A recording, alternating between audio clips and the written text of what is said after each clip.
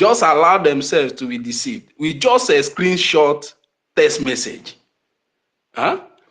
Disregard the charter that people, Biafrans, sacrificed a lot to adopt as a legal document that to usher them into Biafra land. They disregard it, and what they are peddling is a whole lot of lies. You know, I have keep asking if between the Biafran charter and all these lies they are peddling on social media, which one is more authentic? Someone even went further to conduct some kind of online poll, saying that between Ngozi Orabeza and Nkere, who is qualified to lead Biafrans. I was saying that, look, online pool is useless to us at this moment, because as Biafrans, they claim that we have declared Biafra and we are in Biafra land. Are we operating in lawlessness? Are we still operating in by online pool, or should we focus our attention on what the law says that will happen in case of vacuum? Okay, these are the. In fact, I cannot really fathom the kind of mindset some people have. Honestly, I can't really. It really baffles me, honestly. But what can we do? Let's watch them to see where their madness will end. That is only what I have to say. Thank you very much, my brother. We'll be moving your mic. Other people are also have their hands up. I saw Son. Son, your hand was up. Before you open your mic, I just wanted to say one thing, that there's just a recent update in the United States. There's been a lot of, the United States has already voted to sanction the ICC. So basically, due to the ICC issuing arrest warrants to the Israeli president, and our government will need to be in lockstep with the United States government, since if they criminalize the ICC, definitely the United States and the ICC will have no connection. The United States the ICC will have no authority with the United States, and this is it's a point that we really need to be looking at and observing, especially our Ministry of Foreign Affairs will be listening and looking in that direction. Yes. So, Son, your hands have been up. You take it up from here. Yes, thank you. Good evening from my side, fellow Biafrans. Really another pleasant day to be with you all. My Honorable Barawa, Ndewo, and blessings, all of you. I just wanted to chip in one of the memos or agendas that I come across today, which rightly Honorable Ajere had also hinted on, that being this reinstatement of the PAC, this Political Action Committee. I don't really know what to say again. After all the expositions and the also self-indictments made by this woman, that Biafrans, sensible Biafrans, as they used to call us, will still be queuing behind this woman as somebody that is genuine, that is unimaginable. I don't know what to think again after all these revelations and the one that she herself, without being forced or lured, also made available to the whole world. People are still queuing behind her, clapping for her, and that she's doing something right. Then I ask myself, where is then this sense that we used to claim a God bestowed on every Biafran. The sense that they used to say that Biafrans have. Where is it? I can't find any again. This woman comes out again to reinstate a committee dissolved by the Prime Minister. That is one rascality taken too far again. What right has she to reinstate this committee? So does it mean that she don't take order from Prime Minister any longer? That is the only explanation. That means our Prime Minister is no longer her Prime Minister. There is no explanation, no other explanation to that.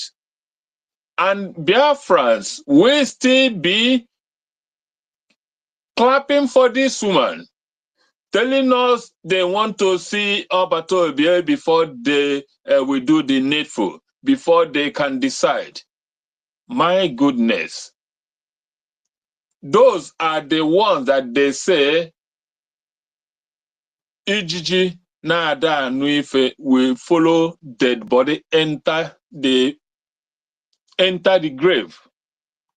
What else do we need to see before we believe? What else do we need to hear before we believe? This woman is not here for Biafran. She is not here for Biafran restoration, for Biafran freedom. If you don't know it, if you still don't believe it, then you are not a Biafran that they know us for. A committee dissolved by the Prime Minister lately, it has not been long, lately, because they became redundant. They were dissolved because they turned out to be something else away from the purpose they were set. That was the reason why the Prime Minister have to dissolve that committee. They became useless, unproductive, and their dissolution was not to be questioned or even argued. This woman woke up one day today to say she have reinstated them back. Started appointing directors to man them, giving out numbers. What right has she got to overrule the decision given by the Prime Minister? Has it gotten to that extent? Biafrans should start asking themselves questions.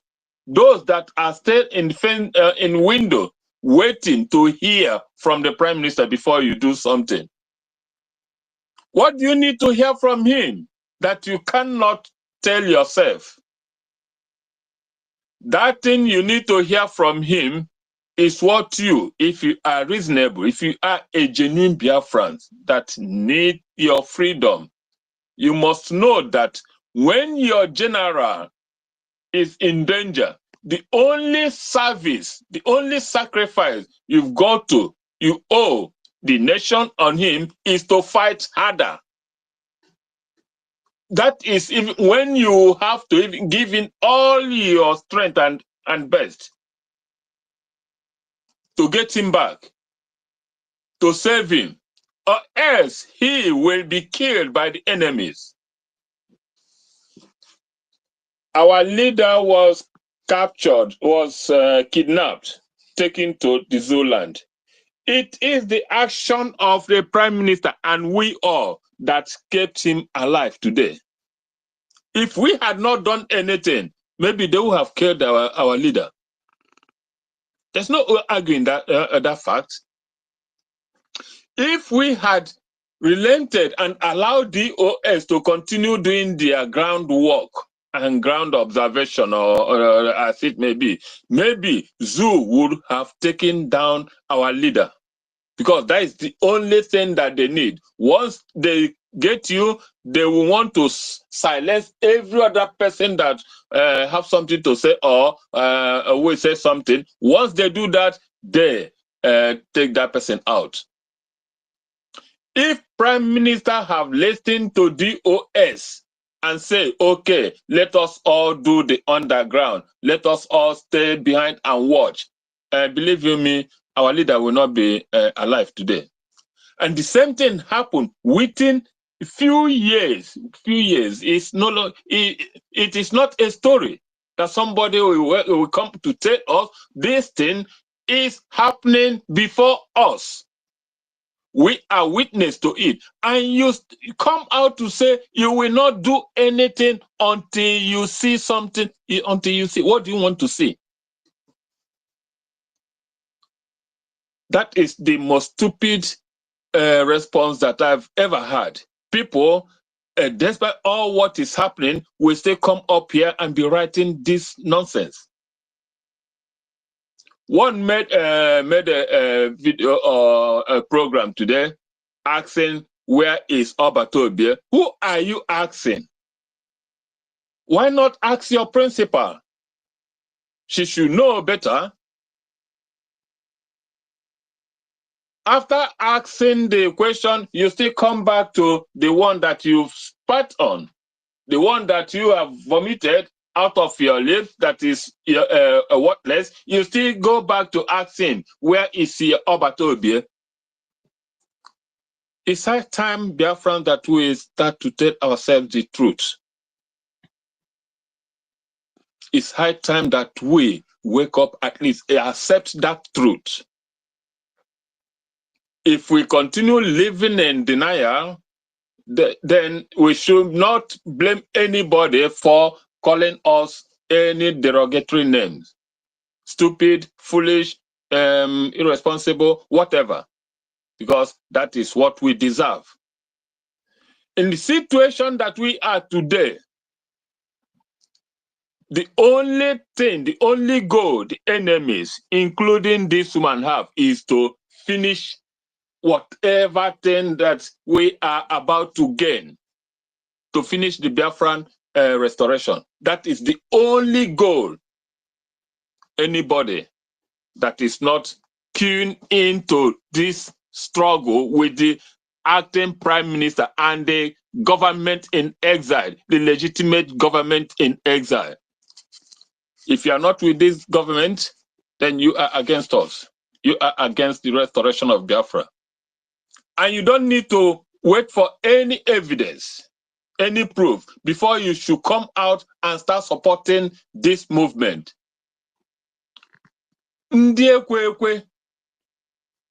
Biafrans, leave this I too know it is counterproductive. Leave this oversense. Sometimes it is counterproductive. Our leader told us some time ago, he said, our problem is just this too much sense. And he said, let us for one time, pretend to be foolish. If every Biafran should just give in, even if it's for 6 months, just pretend as if you are stupid, we will move mountains. But each time, every time, we will all know everything more than those who are even telling us. We will pretend we know all, but at the end, we don't know anything. Let us just try to be stupid sometime. Just give it 6 months. Even if you know a thing, close your eyes, say, it doesn't matter. Let us do that which is necessary. That is bringing out money to fortify this defense. That is what we need now, or else the enemies will overrun us. If we don't fight harder now to save our prime minister, you are not doing him any good. If we don't fight harder now to save our leader, you are not doing him any good. Your silence cannot bring any victory for Biafra. That you stay behind to watch cannot win this battle for us. It cannot. And what do we gain? What do you gain for staying behind, for refusing to do the needful? What do you gain? The tactics of the enemy is to defund us. You must have known it. Every Biafra must know that today, that their tactics has always been to defund us. Once they achieve that, we are gone. Those who are there, who have sacrificed their life, they need our support. They need our support to survive, to fight.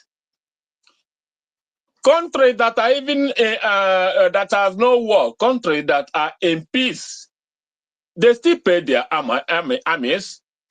They pay their military. All countries that's in the whole world, they don't stop paying their military because they are in peacetime. No country does that.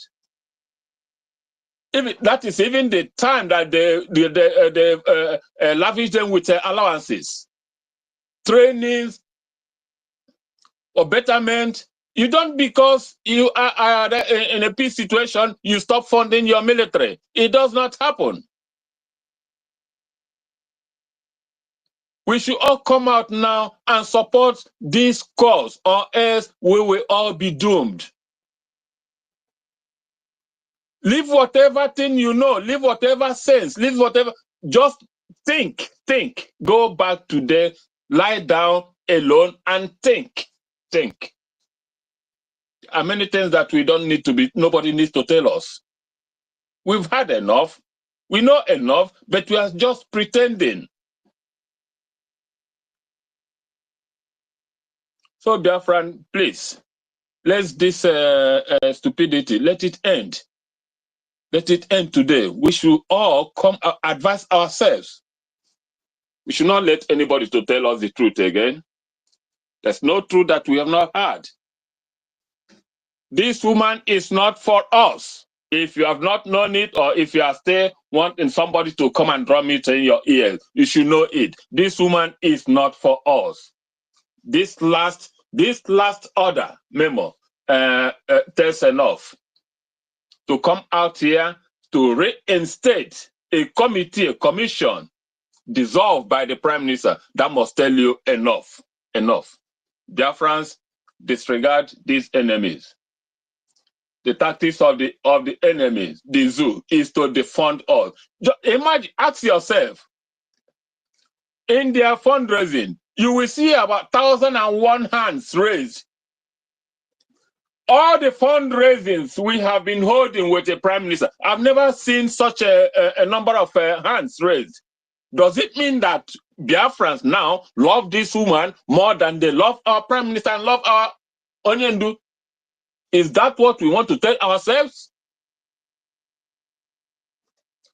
Where are all these hands that these days keep on raising their hands and donating 500, 1,000, 1,000? Where have they been all this while?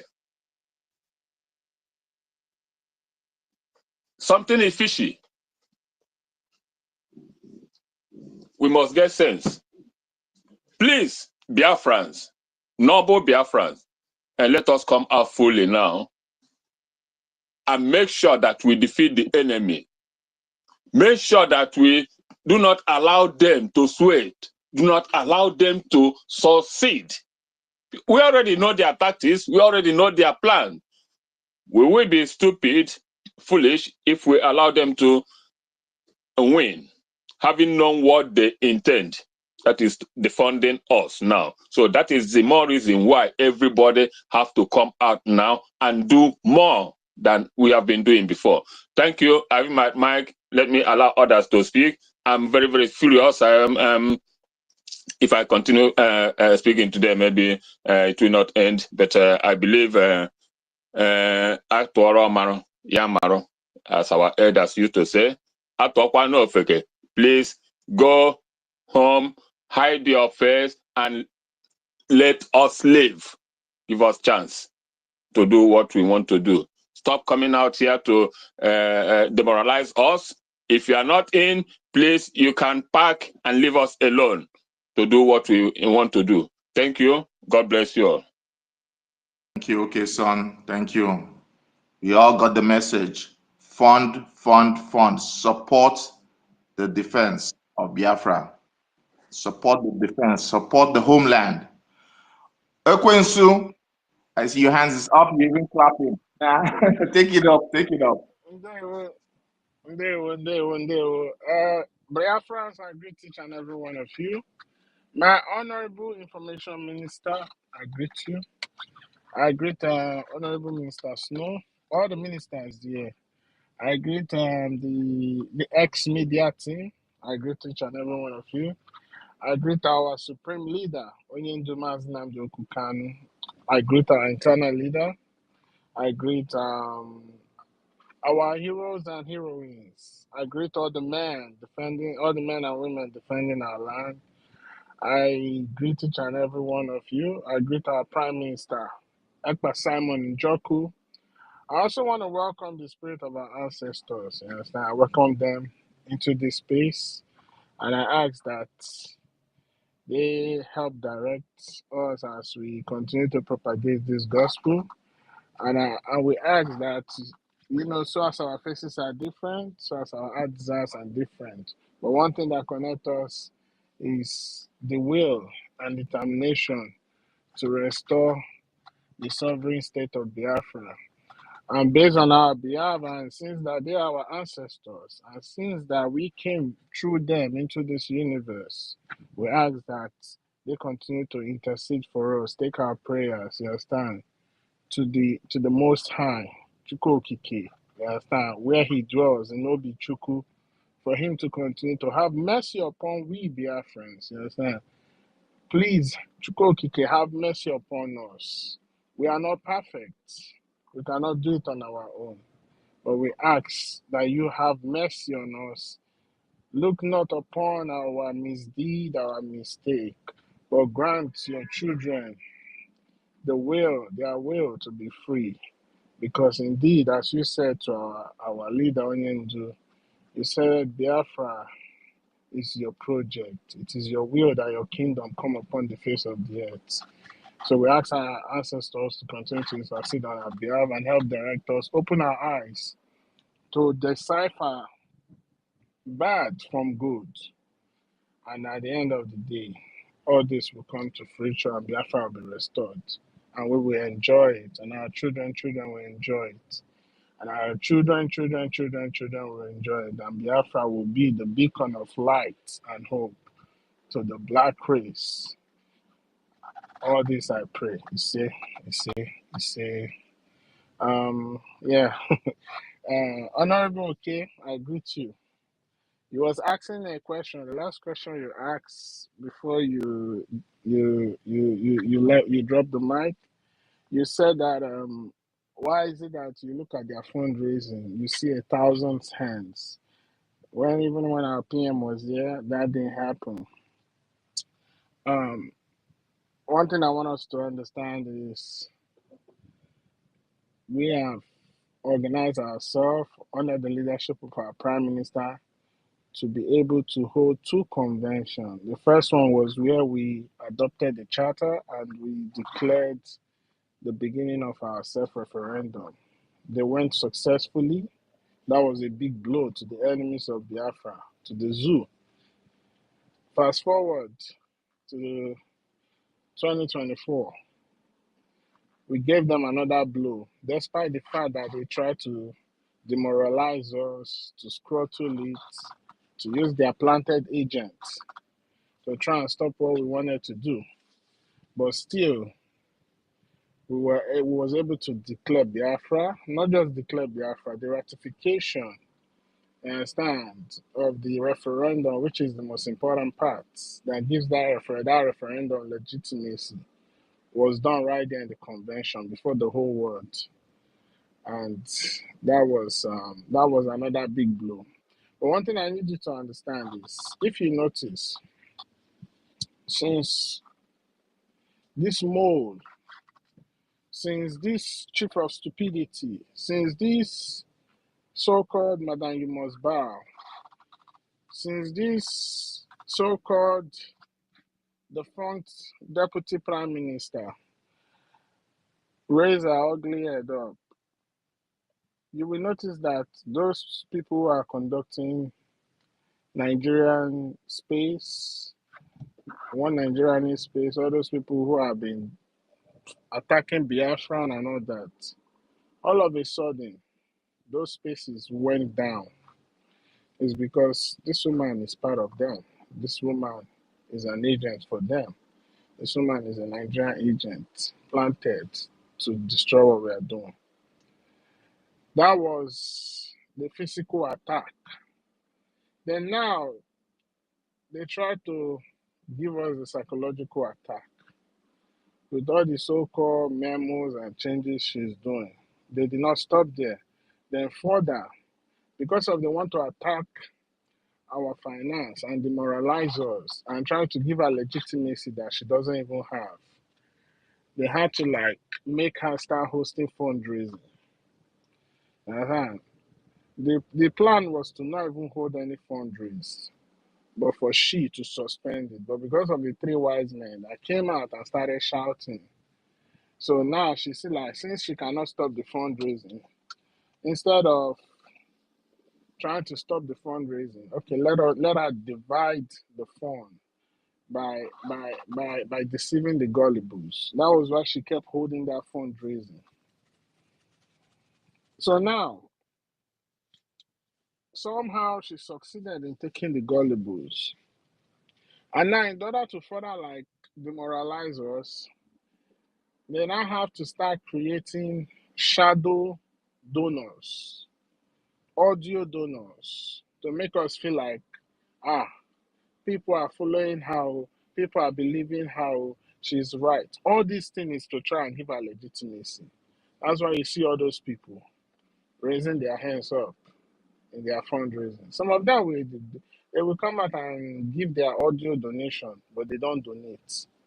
Remember, this woman told us in the convention that we don't need money.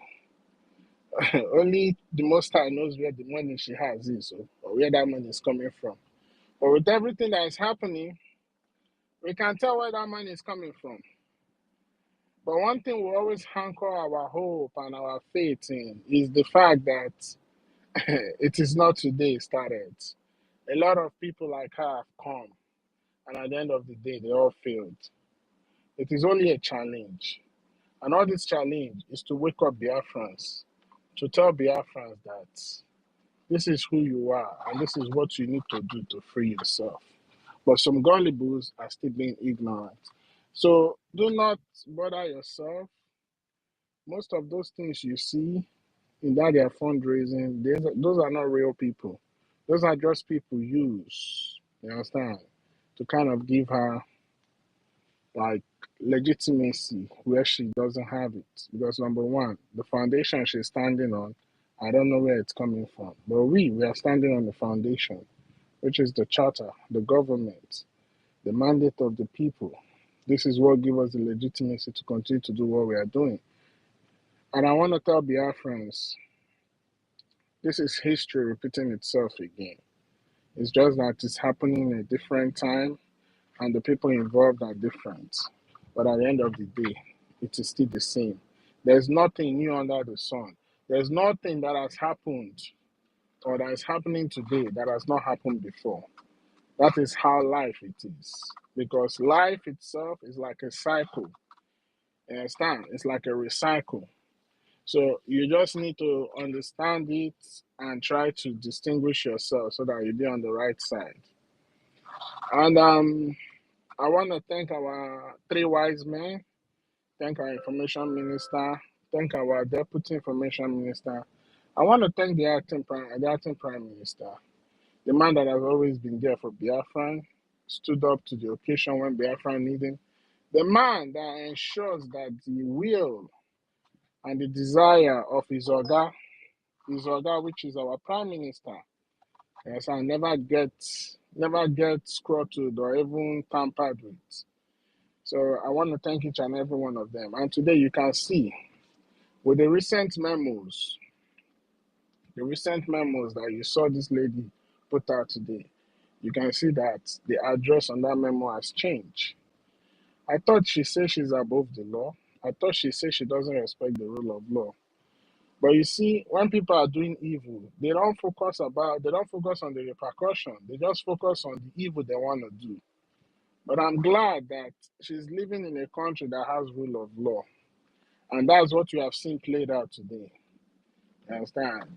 Today, she did not use the Maryland office address. Instead, she put some address there. You understand? Whatever the address is, that's our own business. So that's to tell you that we are the ones standing on the right path. We are the ones that can walk into the Congress House, into Capitol Hill, into DC, and interact with government representatives because we have that legitimacy. The challenge is right now, I kind of feel like, oh man, it's crazy. But one thing I want you all to know that for sure, indeed, there's light at the end of the tunnel. So let us not be broken. Let us not shake. Let us not worry. The only thing I want to ask you is, as much as you say this is your country, are you doing what you're supposed to do for your country? Are you giving your own fair share? Are you donating to the men on ground to continue to defend our land? Because one thing you gotta understand is there's no amount of money that is worth anybody's life here on earth. These men are sacrificing everything. And the least you can do is encourage them by donating so that they can continue to fund our land. You can see what happened today, the killings, the massacre. And I also want to use this opportunity, you understand, to acknowledge the souls of those that were massacred today by the zoo agents. We pray that Chukwokiki accept their soul, you understand, but their soul should not rest now because their soul have to fight, help us fight for that justice. But their soul should rest after Biafra is restored. And I know, being the people that we are, they will reincarnate and come back and enjoy that which Nigeria deprived them of. I also want to pray that the family, Chukwokike, will comfort them. It is a sad event. The community will be comforted. I'm very, very heartbroken. Very, very heartbroken. But all this is the price that we pay for.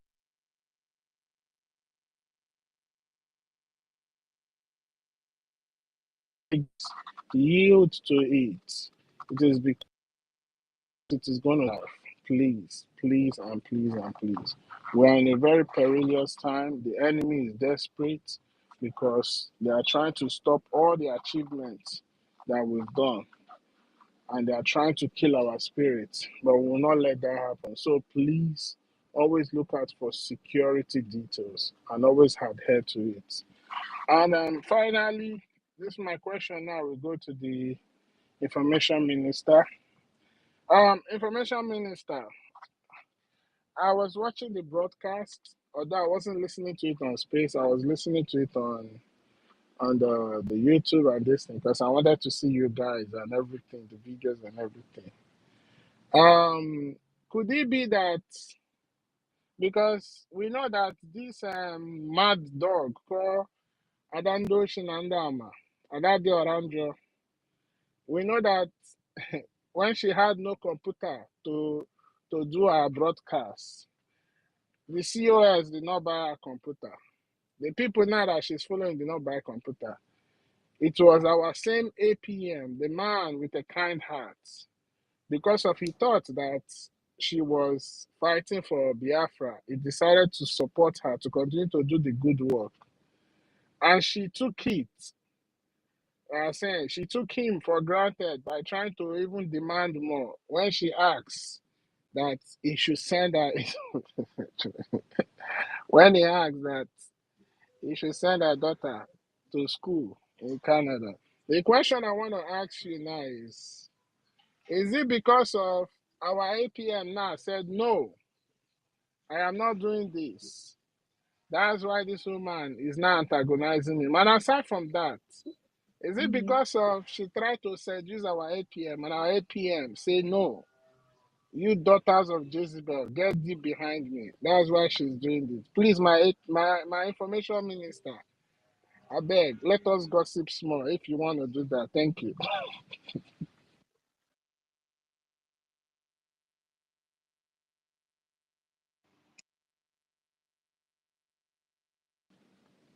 While our information minister is coming up with that, we'll rotate the mic around a little bit for the speakers who want to speak to.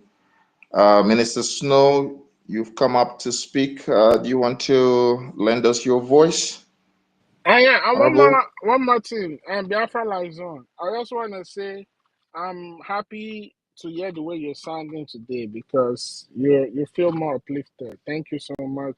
Continue to do what you do for Biafra. You understand? Thank you.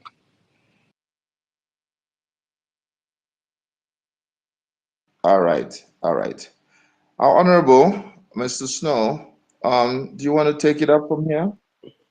Yes, and good evening, everyone.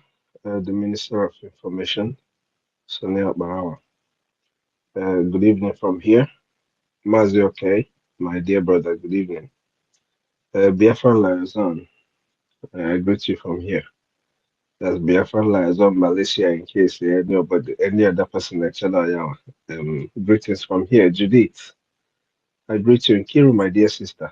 Good evening, sir. Nkiru, I forget to 247. Manabo nke Hello, nke Isiokwa. Because you are on 247. Emeka, greetings, Queen B, Afam, every Biafran here on the space, Dr. Ifani, Ekwensu, my dear brother, greetings from here. Louis John, I greet you all from here. Lane, I'm not going to stay too long, but I just wanted to remind Biafrans something because we tend to forget a lot. A lot has been said today, both about Ngozi and all that she's doing. Before today, I've asked if Ngozi is releasing the meetings of the cabinet members with the PM, who knows whatever other videos or informations with the PM that she's releasing to the enemies. So we have a duty. Our duty is to make sure that we intensify on what we've been doing, even before her madness actually came to limelight, because she's been mad already. Before the madness came to limelight, we should keep doing what we're doing. Now, how do we keep doing that? It's by our contribution. That is going to propel us to do the right thing. Our soldiers are ready. Over 100,000 men and women on ground. They are ready.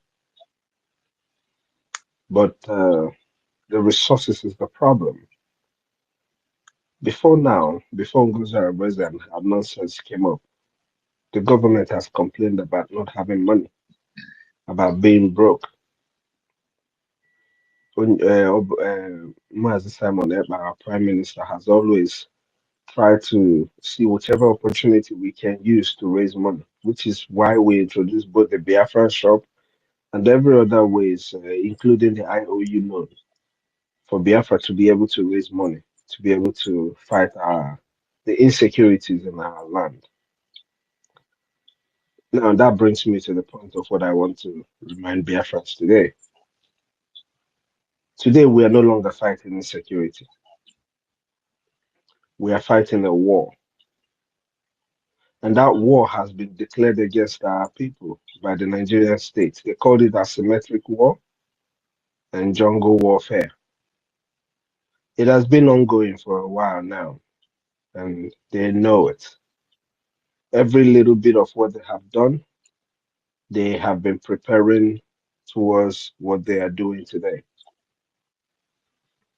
Now, Onyendu has spoken and spoken and spoken for a long time. Our PM came up and spoke for a long time. So that is why I said it's not going to be all about speaking. We need to realize something. The people that we're fighting with, the people that we call our oppressors, the people that we say cause insecurity in our land, they know that we are at war. They know that you are a Biafran. It doesn't matter whether you have an ID or not. It doesn't matter whether you agree or not. They know that you are a Biafran. They are getting battle ready. against our people. So these people have come with a high measure of force.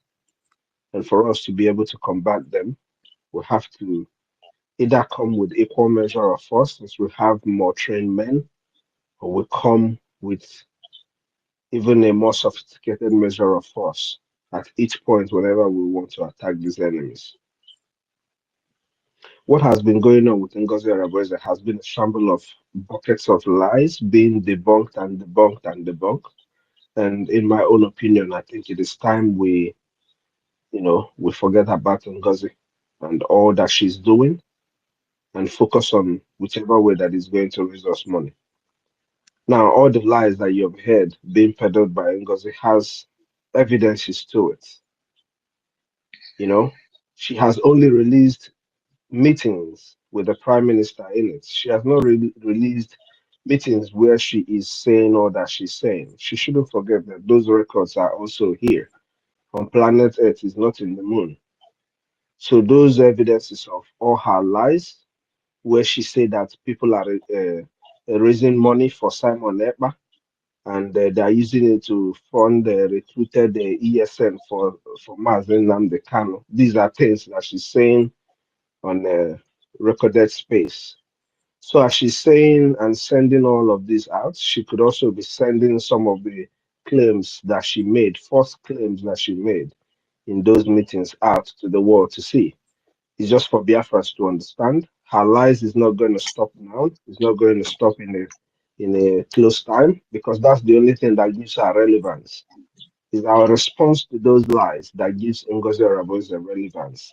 So it is time to cut off anything concerning Ngozi Araboze and focus on anything that is going to give us money.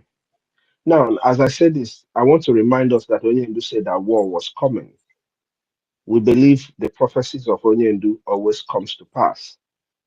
Each and every one of us here can count back to everything that he has said, how it has all come to pass. I want to remind Biafrans today that part of what Onyendu has said is that war is coming, and that if we are not prepared, that war is going to meet us in our doorsteps. Today, that war is here, Biafrans. So I want to call every Biafran in the United States.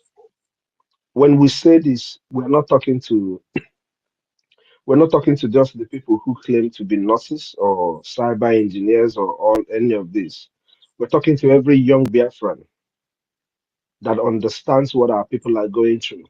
It is time to rise up and make sure you're part of those who are funding this government. We're calling also on 500 people or more. These 500 men and women are going to consider themselves as reserve soldiers. And as a reserve soldier, you are swearing an oath to remain in the fight of this liberation until restoration is fully actualized.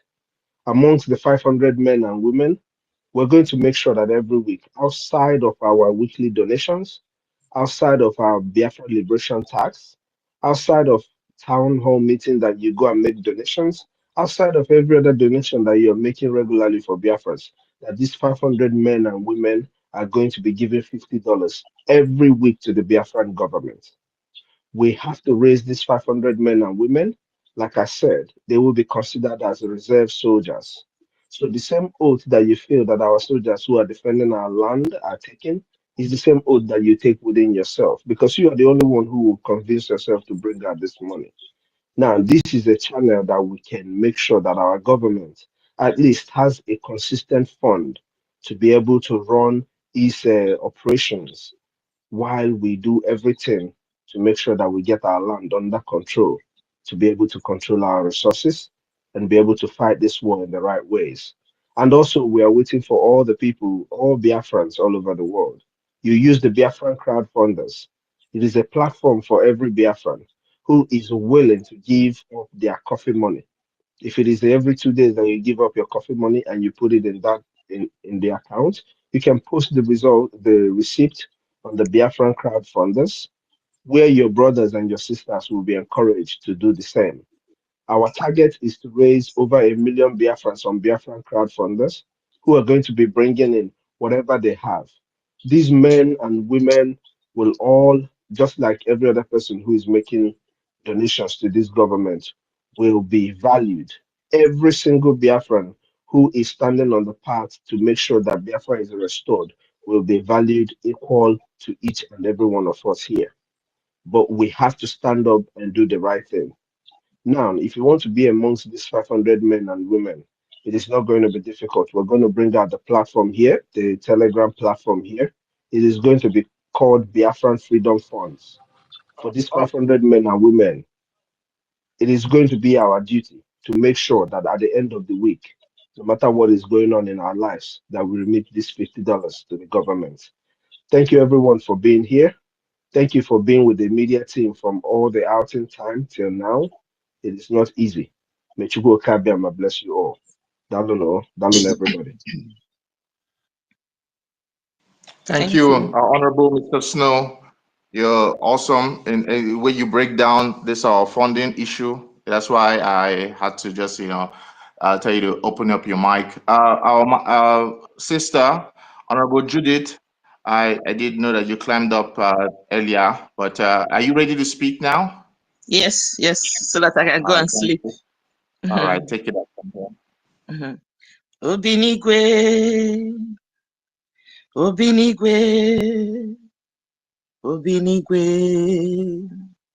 the God of the universe, Chukwu Okike-Abịama, Ọkachamala ihe na-eto gị, the God that have the power to shake the universe, to make things to begin to happen. I am committing all the noble donors that we have in this Biafra restoration, those that have been donating with all their mind, with all their heart. Those are the people I am inviting this night, asking you to touch their hearts. I am using my mother, the one that paid my ticket, the one that paid my hotel, as a point of contact. Mama Nkaja, I want you to touch her the way you are going to use it to touch as many good Biafrans. Chukwu Okike-Abịama. Make them to understand that we are not fighting against flesh and blood. We are fighting against principalities, against power, against every rulers of darkness in high places. Those are the people we are fighting. Chukwu Okike-Abịama. Ekenenge. Thank you, Chukwu Okike-Abịama. My message goes like this. I want us to remember, during the time of kidnapping of Mazi Nnamdi Kanu, the reason why the DOS failed, because they don't have the three wise men that we are having. They don't have cabinet noble members. That is the reason why the DOS failed. In this government, of which I am proud to become a member, I want to tell you that God is the foundation of this noble cabinet. If God is not with us, Ngozi would have been able to bounce and get balance. She was unable to do this because there are people that are really fighting for Biafra. Because I remember the convention that happened in Finland, in Lati, she never wanted it to happen because she felt that that 5 days could have been 2 days. I remember this very well. I want to tell us, Biafrans, that God have won this battle in the spiritual realm. The thing that is remaining now is all of us. God is going to fund this Biafran restoration with 10 kobo. I want to appreciate as many of you that is donating that 5 kobo, that 10 kobo that you are donating in this new platform. Your pockets will be like ocean that never run dry. And I want to appreciate God once again, asking him to provide for me because I'm idle. I'm not doing anything, that I may be able to have somebody to fund a Gemma that is going to be in silver in color, because I cannot do golden color because the golden color have been in Finland, but the silver and the bronze color can be done. Chukwu Okike-Abịama, send me a kind person that can be able to help me to fund it, or make Biafrans to like my post that I might be able to do it. N'aha Chukwu Okike Abiama pụrụ ime ihe niile. I want to appreciate my information minister and all Biafrans worldwide, those ones that are shaking the space. May you never lack. May God protect you. Because you people are our voice. Anytime I come to space, I feel happy because I know there are people of caliber that have voice, that are making things to happen. Please keep on doing what you are doing. The Lord is your strength. You are not fighting a lost battle. You are fighting a battle that has been won in the spiritual realm. They won. I hear my mic. Honorable, Sister Honorable, Judith. Sister you need Judith. to clear. Wait. Sorry, Sister Judith. sorry. Hold on. Sister Judith. I want to wait. Sir? 1 minute. 1 minute. 1 minute. Sir? 1 minute question. Sister Judith, please clarify. You know, the point you made now about the silver and the bronze. Maybe you should clarify it again so it's very clear. So that Okay. yes. I have the stamp of the Gemma, and I have the stamp of the dragon, and I still have the stamp of the coat of arms. The only thing I need now is money to produce it, to take it to fundraising, because I know if we take the Gemma to fundraising, it can be able to give us enough money. If we take the dragon to fundraising, it can give us money. You understand? Because the last dragon, of which the first dragon was sold $13,000, and I think it can go a long way. I am not doing anything now because I don't have possibility of doing anything because I don't have money. I don't have sponsor. But if I see somebody that can sponsor me, I can be able to produce. I can go and begin to work without rest. This is what I'm saying. Thank you, sir. Correct. Okay. So that another auction can be done. Correct. Yes, exactly. All right. Biafrans, you've heard it. Another auction is in place. The dragon that this Madam Ba was taken and kept in her place. We need to do another auction to raise money. So Yes. we need to do another auction. So let's take it from here. Okay, Ekwensu, you wanted to say something. Take it, please. You should check our message. Okay. Afam, you raised up your hand. You brought your hand down, but is your hand still up? Do you still want to ask a question? Yeah, my brother. Good evening. I greet everyone. And my honorable minister, Sonia Barrow, I greet you. Snow, everyone in the house. Okay.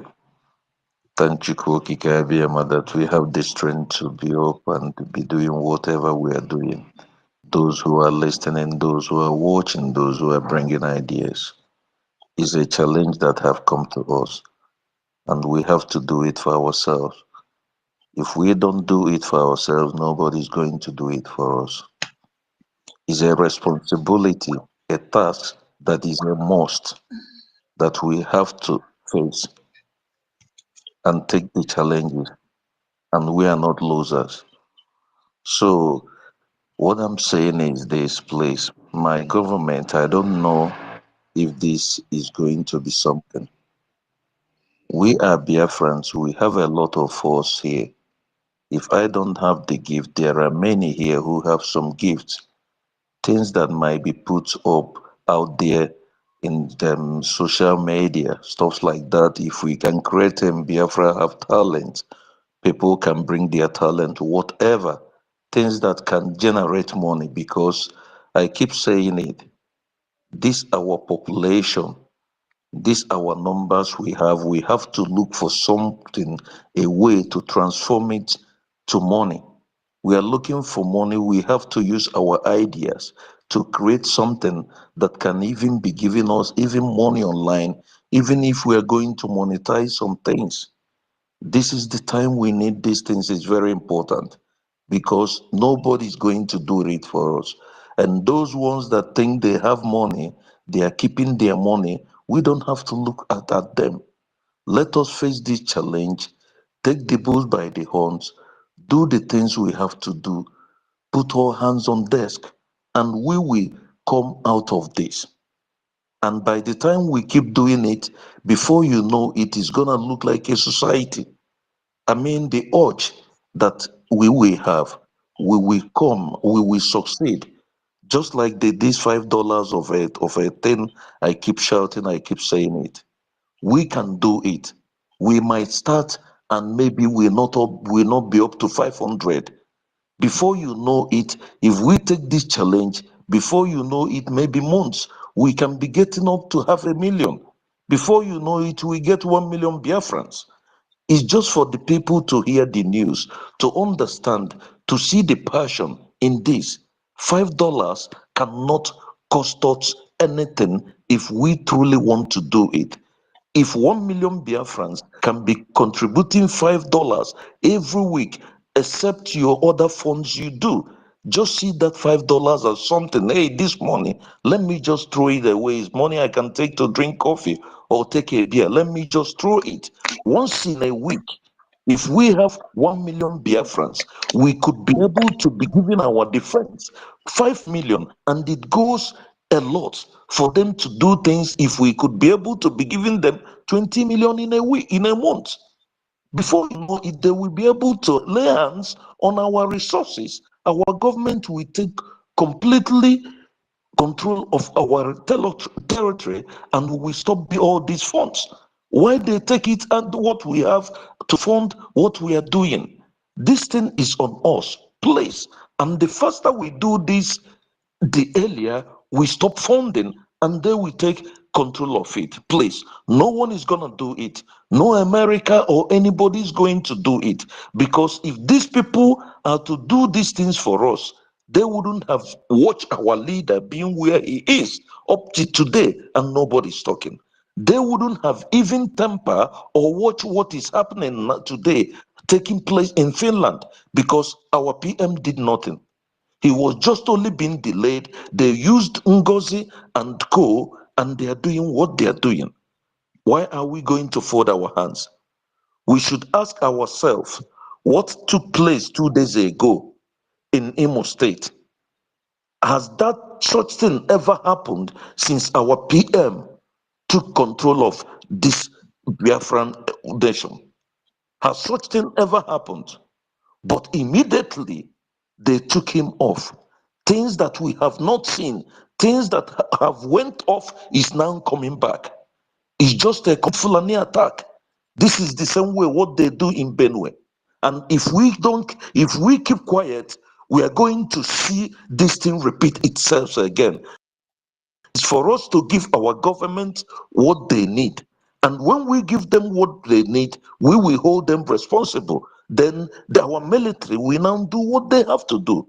I beg everyone, please, whatever we have to do, the ideas, those who can invest their money in the currency, please let us do it. If those who have idea to teach our people how to do this currency of a thing, most of us will move our money into Biafran currency, because the more we move our money there, the more it gets more value.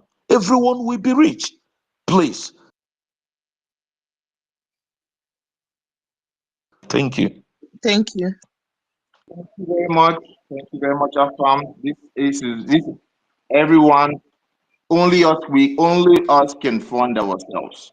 We have to fund ourselves. We have to understand and look for ways to make money. And our honorable sister Judith, I was thinking about this while our brother Afam was speaking. And is it possible that our government can ensure that the artworks that you're creating, instead of waiting for Biafrans to auction or buy these artworks, that we push them in art exhibitions in the United States? You know, during the exhibitions, they do make a lot of money there. Is it possible that maybe it will have been a very good idea, because I have talent. My talent is for Biafra. Because if God keep me alive after kidney transplant, that means God have a purpose for this. I came out of the hospital 2 weeks and a Gemma was born. A month later, the coat of arms was born to tell you that my determination to fund Biafra is too big. But a lot of people are blocking it, and God have already arrested all of them. Because I know, thank God, my page is monetized. What I only need is for people to like and share my videos. So, or somebody to come to my rescue by funding me. That is the only thing I need. I know I can do my best. At least if I can be able to give one dragon every month or one ejema every month, we can be able to make the money we need. Because a lot of Biafra we want to support. Because having a dragon or a gemma is like having a receipt, something that you can sell in future if you want, that we have value, and artwork have value. You understand? Because of the wickedness of the evil ones, they don't want to see value in what I am proposing to Biafrans. Believe me, if it is the will of God, God knows that I'm out to do this. Thank you, sir. Yes, I've seen artworks that are sold for millions in this online. I've seen artworks online in this very high level exhibitions. They go for millions. So I'm sure maybe we can actually push and ensure that the artworks go and be sold in this public juried exhibitions. Maybe just find out what those exhibitions that are in you are in the United States. Check out the jeweled exhibitions, what it entails to feature one of these our Biafran art there, and then bring it to the government and let's see how we can, because once one artwork is sold, I mean, Yes, one that's artwork more can be than sold for even 100,000. yes, One yes. artwork can be sold for 100,000. If not for Biafra restoration, I was even preparing for an exhibition. Because of Biafra restoration, no chance to do an artwork for an exhibition. That was my dream. But because of Biafra restoration is my dream. You understand? Because that name, that is what I am fighting for. So that if I die today, at least I have made an impact as Judith, just the way it is written in the Bible. That is my dream. Thank you, sir. All right, let's move the mic. Mr. Prince. Mr. Prince, I see your hand is up. Take it up. Yeah, my brother, I don't have much to say. The thing I want to say is, like they said, these people are, when you go to their fundraising, a lot of people are raising hand. I just want to say this. This is my opinion. If some people can go there because we get amount they get, that will be the money that Mr.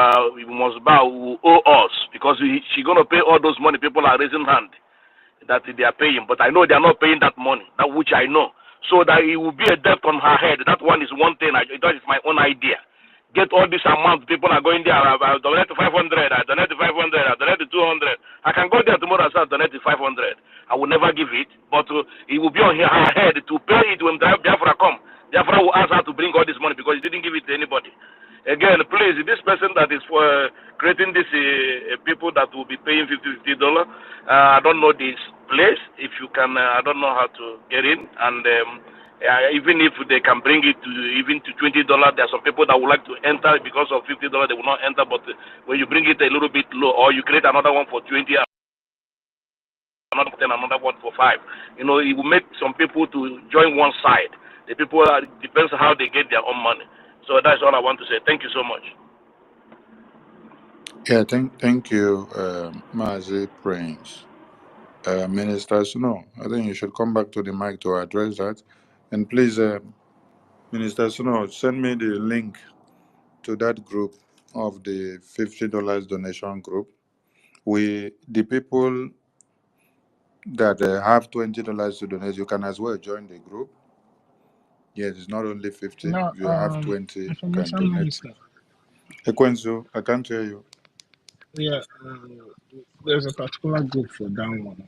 Ah, This okay, one there's a is particular just, group for that one. yes. Okay, okay. Don't So worry, you please, get the link. You yeah, get the link. send me the link so that I can post it out so that all your friends that want to join, they can join. We need more groups of people that wants to make donation. The 1,000 men group was introduced in 2021, and that has existed from that time till now.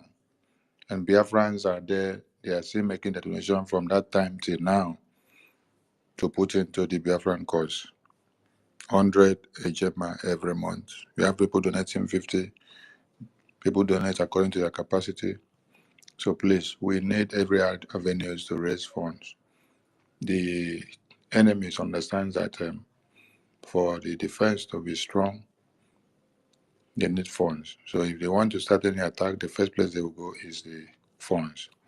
That's why you see that this evil woman is going to the funds. And one other thing, 95% of the people that they say they are raising hands in their charade, they're not raising hands to make donations. They're raising hands to ask questions because they know that when they go there, the psychiatric woman will talk for over 1 hour. So the floor is open for questioning and answers because every question they ask her, they know she will shoot herself on the leg. So DOS members are going there, IPOB Nigeria are going there, Obedient are going there to ask her questions so that she can continue to shoot herself on the leg. Every time she opens her mouth is to shoot herself on the leg. So your friends should not be worried about this one. Just continue to make sure you gather everyone to make sure our defense is fully intensified. Thank you so much. Thank you, our honorable minister. That your voice done, you've talked for hours, so drink water. Your voice done weak. Okay. Our people who wants to speak, Prince, have you finished what you were saying? Yeah, but as our information minister said this, what I'm saying is not that we care about what they're doing, but let's put that debit on her head that he's taking all this money, because I know some people that donate there is not giving that money. So if that debt will be on her head, after Biafra comes, she will pay that money. Whether she receive it or not, she will pay that money. That's what I want to say. Thank you. Yes, Yeah, yes. sure. What you're saying, For sure. And Biafra is in Malaysia. Be checking the request room because when many people request the mic, you need to bring them up to the speaker. Yes, Yeah, I'm keeping an eye on that. okay, thank you. We have our Caribbean rep, Dr. Art Obadike. So you can welcome her to the mic.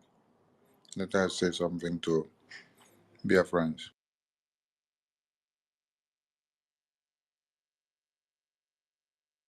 All right, Dr. Art, can you on mic open your mic? Okay. Welcome, honorable. Thank you. Oh, that's just good evening, everyone. And good evening, Minister Sonny. I like your title. Like I'm a minister without portfolio, but it's okay. Good evening, the host and everyone, and special regards to all the listeners here on this space. And I have gone through the YouTube, and I was with them all along. I have basically something to say. One is that we spoke about the PAC group on the YouTube. I was a member of the PAC group. And how I became a member of the PAC group was that Ngozi was in town sometime in October or September, and she said that they are recruiting for the PAC group, and someone asked me if I was interested, I could sign up. So I sent letters to her. I sent a letter saying that I would be interested. She never responded until finally she sent one day. I got a phone, an email saying that she was going to be in New York for some meeting, and she would like to meet with the PAC group. Who would like to meet with people who want to be a part of the PAC group. So I dropped everything that I was doing, and I went to New York, about a couple hours from where I'm living. And to my surprise, she didn't know me. She didn't know who to expect. But I kept on asking her in the little meeting that we had with a few other people. I kept on asking her, who is the head of the SPAC group? And she said there was someone she was looking for, but it obviously was not me. And she go ahead, and I asked her a couple good questions. I said, what is the essence of the PAC group? What is the PAC group going to do for the Biafran government? So because of my research involvement with which I'm doing for Biafra on a whole, she said she didn't give me a straight answer. She didn't give me a straight answer, for she herself didn't know what it was about. And after a while, we left that meeting dissatisfied, because our only concern was in that meeting that we had in New York was how she was going to put all the monies are scattered together. The monies are scattered all over, and she want to put all the monies together. And she was down upon the our New York rep, you know, and she was explaining how she does her stuff. And obviously she wasn't pleased that she didn't have any input in there. So I was keep on saying to myself, why is she so interested in how the money has been spent and how the money, whatever? So I then now, which is my next point, come up. I said to her, well, we have a group, which is the Biafra, the Brgie community awareness, Brgie awareness, you know, radical group, which we are creating awareness. And here in my area where I live, create awareness about Biafra. And a lot of people pretend like they don't know about Biafra. So I wanted to start at the grassroots level in my area. And I was looking information, like typed up information to say, yes, we are a country, we are in exile, and we're looking to redeclare our independence from this contraction called Nigeria, which led me to the research on Nigeria and its contraction, which is a lie. That's another story for another day. And so I started with the libraries, I started with the colleges, I started with the schools, and to make sure people are aware of who Biafra is. And then I actually went to the government here in upstate New York, to their legislative, and we were that radical group. We were creating awareness for people in ID camp, for, you know, we could provide some palliatives and stuff like that, you know, because the needs for the palliative is very strong, and it's still strong here. And so I said I will take on that, and I will go to different institutions, let them know who is Biafra, what is Biafra, if they know about Biafra, did they know about the Biafran war, educate them a lot. I've gone through the newspaper here, many of the newspapers and the radio stations, to find out, did they know about Biafra? Did you know about the genocidal war? These are the pointers that I was trying to, you know, educate these people upstate New York about. And so we have a GoFundMe, and this is where we would do. We go into the supermarket parking lots. They had parades up here in upstate New York, different parades, and I was targeting the Black History Month, where this awareness, because people forget a lot, and even the government here upstate, Rockefeller himself was one of the guy who actually did close his ears about the plight of Biafra. But from my research, I have found out that many of the schools and colleges in the 1960s, 67s, and 1970, and a very strong group from New York and New Jersey was contributing to the plight of Biafra, because I found out all this information. And so I was contacting these people. This is what is happening now. We need your assistance. The Red Cross, we need your assistance, and on all these organizations. So I was going there just with word of mouth. So when our able professor came up with this thing that we were going to meet with the legislative office here in New York and inform the legislators, this is what we need, this is what we are, taxpayers, we want all this to happen, we want this to create this awareness so that everybody would know about Biafra and the Biafra genocide. And then we use the pictures of the war, which to say and to tip in the NGOs. The NGOs went into the war basically just to make money off the Biafran plight. So I said to them, I'm showing you this. This is what happened. And we are still here today, a remnant of us, and we're trying to redeclare our country. What can you do? What can you donate? What can you do? So we got some money, and it was given to the Biafran government because I really didn't know how to get it across. So it was given to the Biafran government for the fundraising and for the men on ground to use. So I say this to say that these are ways in which we can focus and create this awareness. The GoFundMe, is still open.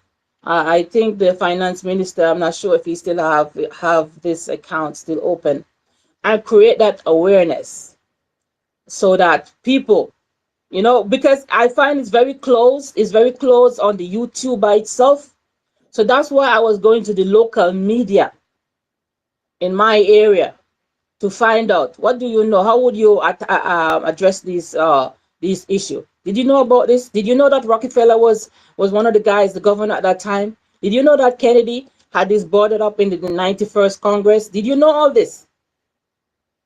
Did you know that your government in New York did pay a deaf ears, but we have individuals who actually was helping us in Biafra? Some of them pretended that they didn't know, and some of them said, okay, this is who you can talk with. And so we get in touch with the blacks, the African Americans around, and inform them, and they're willing to us, to start to help us. So all those things, I was saying, okay, this maybe what we can do is to start reaching out. Because when we come on the fundraising, it's just closed. I think it's a closed way, only a few people that is coming up week after week and week after week.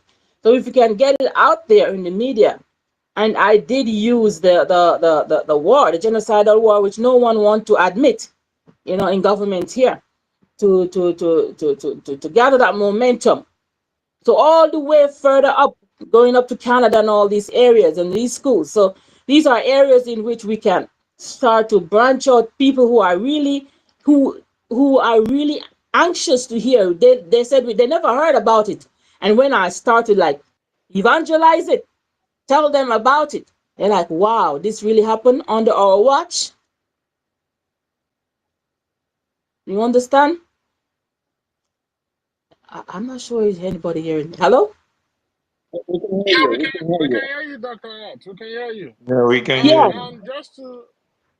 Just to say, whatever she's saying, I'm seconding it.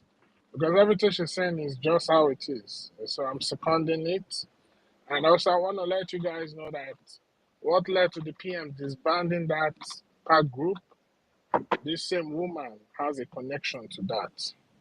So it's a lot, but I will just leave it like that. But whatever our Caribbean rep is saying, she's been very, very honest about everything. Yeah. And Sister Judith, I send you a message. Please check your message.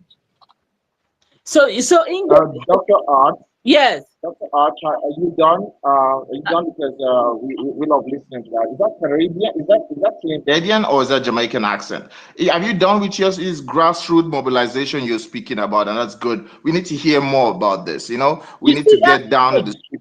That's the thing, because when I went this grassroots mobilization, I was trying to get the Jamaican the rest of the Caribbean online on with me, and to try to establish contact and stuff like that, because Minister Sonny just threw that on me, and I don't know how to actually, get into, I knew how I can go about, like, going to visiting the other Caribbean countries and create awareness, especially the Barbados minister, the Barbados prime minister. And she is very, very radical, just like myself, in terms of all these issues. If you see her at the UN, you know, these are people that we need. The other groups, or the Biafran needs to be, getting in touch with our people on our side who have a voice out there already. So this is what I was saying. But I'm just being told that I'm the Caribbean rep, so I don't, I That's guess what someone. that's what you've been. The last meeting, that was what they addressed you. You didn't know that? Dr. Art, you did not know that?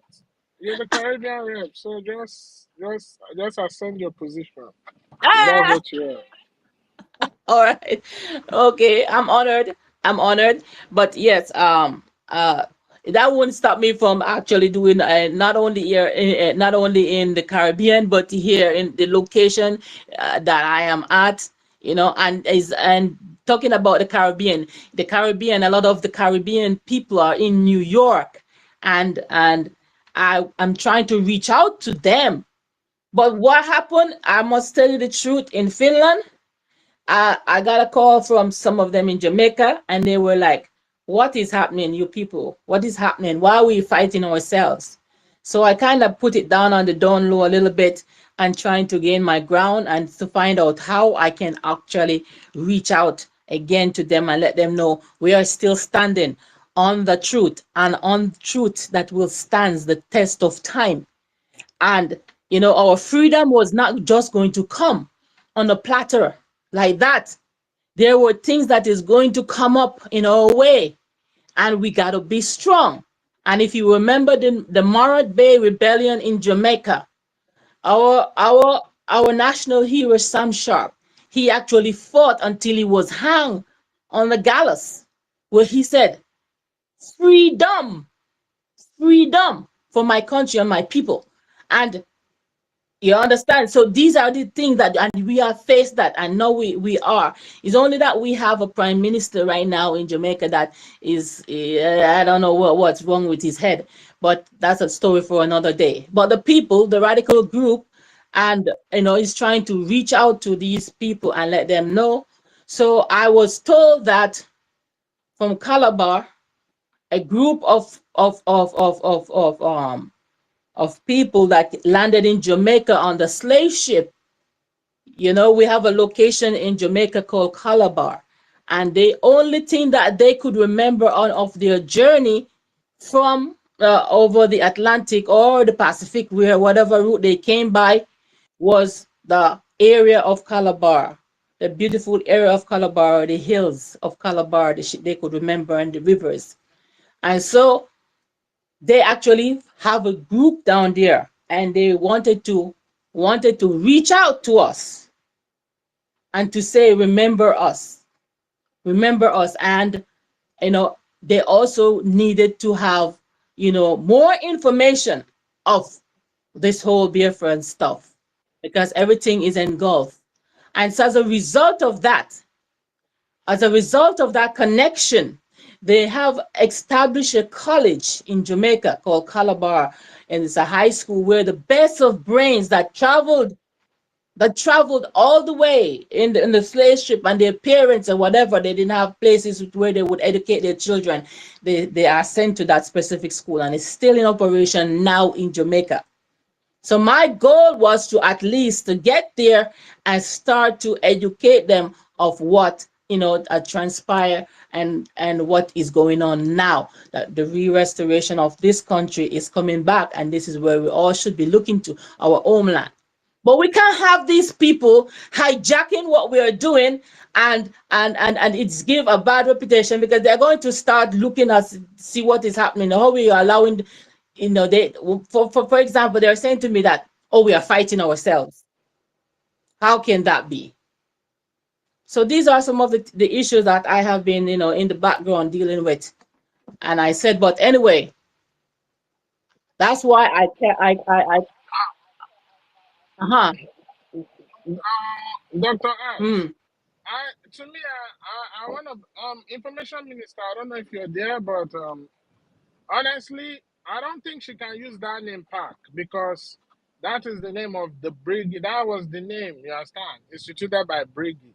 So if she want to form her own action group, she should call it another name, but not Park, because that Park is the name of it's not Park.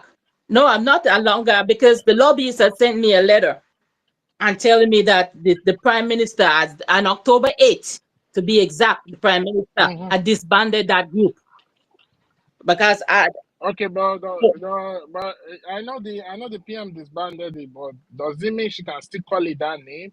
Because she's already changing her logos because she's not part of us. She's in her own breakaway group, so she cannot be using the names that were instituted by Brigi under the leadership of Prime Minister. That's what I'm trying to say.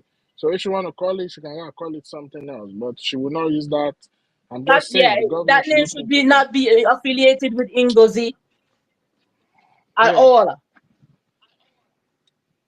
So she can Honorable use. Dr. Art, since you're in the States, you can try to reach out with the NFAC coalition. I did understand that their leader at one time is actually facing some issues with legal issues, but they are quite a group that previously when they were active, we did have some communication with them. And then, but that was way before the legal issues with Grandmaster Jay, the guy who their leader. Actually, now he's been incarcerated, but they are quite a group that really their aims and objectives actually resonates with Biafra. And if it's something that you could reach out with them and see if you can have some communication again with them, that would be good. And once you reach out with them, if you don't know about them, check them out, and you will see why what I'm saying. You will see what I'm saying. Yes. What's the name of the group? What do you call them? NFA what? NFAC. They are based in the United States. It's a black teamed organization. You might call them radical, but at first they were looking for a lot of black empowerment. Then they went to black liberation, even tried to get a state inside the United States. They wanted to see if the state of Texas could be carved out and be very pro black, like so they can have African Americans can have their own state in the United States. Then later on they started moving to. Excuse me, sir, please. I don't think we want to associate with that, please. Let's talk about something else, please. Well, you Please. don't I'm know just going to. you don't know about these people. You just heard about them in 1 second, and you're already determined for the government. It's not about knowing about them. There's a reason why I tell you so. You understand? So please, let's talk about something else. Forget about those people. Okay. Please. Please, sir, you said you sent me a message, but I don't know how to check the message, sir. Can you send me on Messenger on Facebook? No, don't do Facebook. Wait, I sent you a message now. Go on your message in X. Just minimize the thing, the bottom right. You will see like a box, like an envelope. Yeah, just click on it and you see the message. Okay, sir. Thank you, sir. God bless you. I want to go and pray now because the time here is 3 o'clock. Continue doing the good work you people are doing. God bless you all.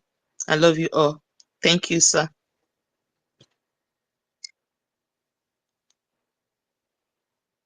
All right, we're going to be rotating the mic.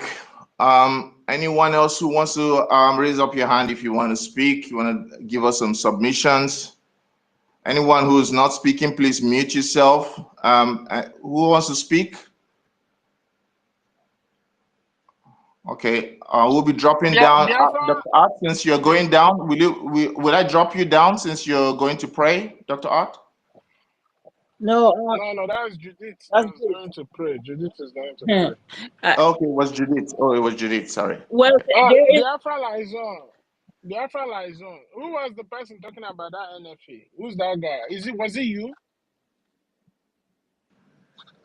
NFA, yes, I was the one who brought up the NFA-SC. Okay. Oh, okay. Can I say something, please? Because I feel like I jumbled up everything. This is basically what I wanted to say.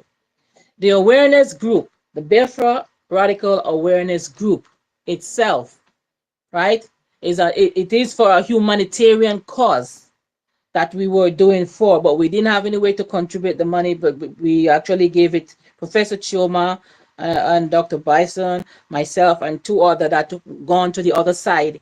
We were collecting, and I was going out there monitoring this thing too, you know, and we were asking the public per se for this, and I still want that to go on, because the money can be either for humanitarian cause, and it can be for funding the men on ground, because the men on ground do have family. And I GoFundMe too, you know, because a lot of people has been calling me from homeland, and you know, and it is really difficult for them down there to even feed. And this is one of the things that I was asking all of you that on this space and stuff like that. I know I am not taking away from the security on ground and all these things like that, but there is a need for us to pay some attention, because it's a godly thing to do to the humanitarian cause of some of our people, as really, especially the elderly and children that are not in school, and they have been doing a lot by sitting at home, especially on a Monday. And you know, we really need to actually see if we can start paying small attention to that. So that is the main reason that I came up with that. And you know, we would split the money, whatever we can get, because we are still supporting the Biafra cause.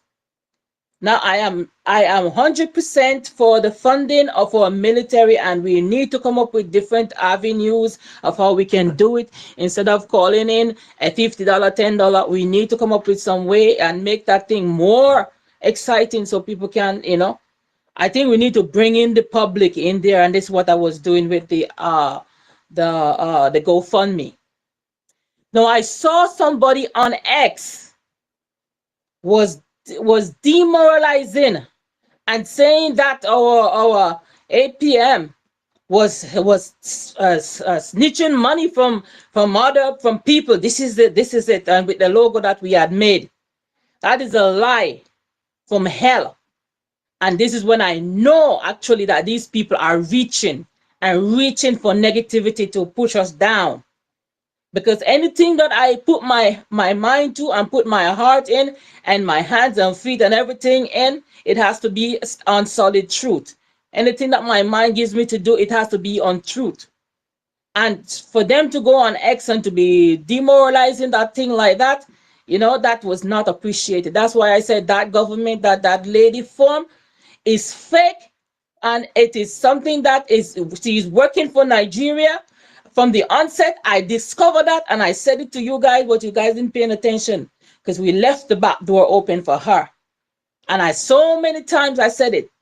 But anyone that is trying to put down our finance minister, and call him all kind of names and do all kind of lie, I'm telling you, I have the clarion call that I have been doing since in December. And it has been going on where we read the Psalms, like what Mazi Nnamdi Kanu said. And it has so much power in it. That's why you see right now they are flittering, because every night from 12 to 2 o'clock, between those hours of prayer time, I actually, because I felt so all alone doing it, reading the Psalms, and the Most High has something for the enemies. It is not going to be good. So watch out. There are going to be more revelation that's going down the line. We are at Psalms 39, and it's not you cannot fight against the project of Chukwu Ekeke Abiyama. You cannot. Biafra is a spirit. You cannot fight it. It must come. This is destined to come. This is the rise of a nation, a rise of righteousness. That's why it's called the land of the rising sun. No enemy can form against Biafra and prosper. This is what I want to say. I mute my mic.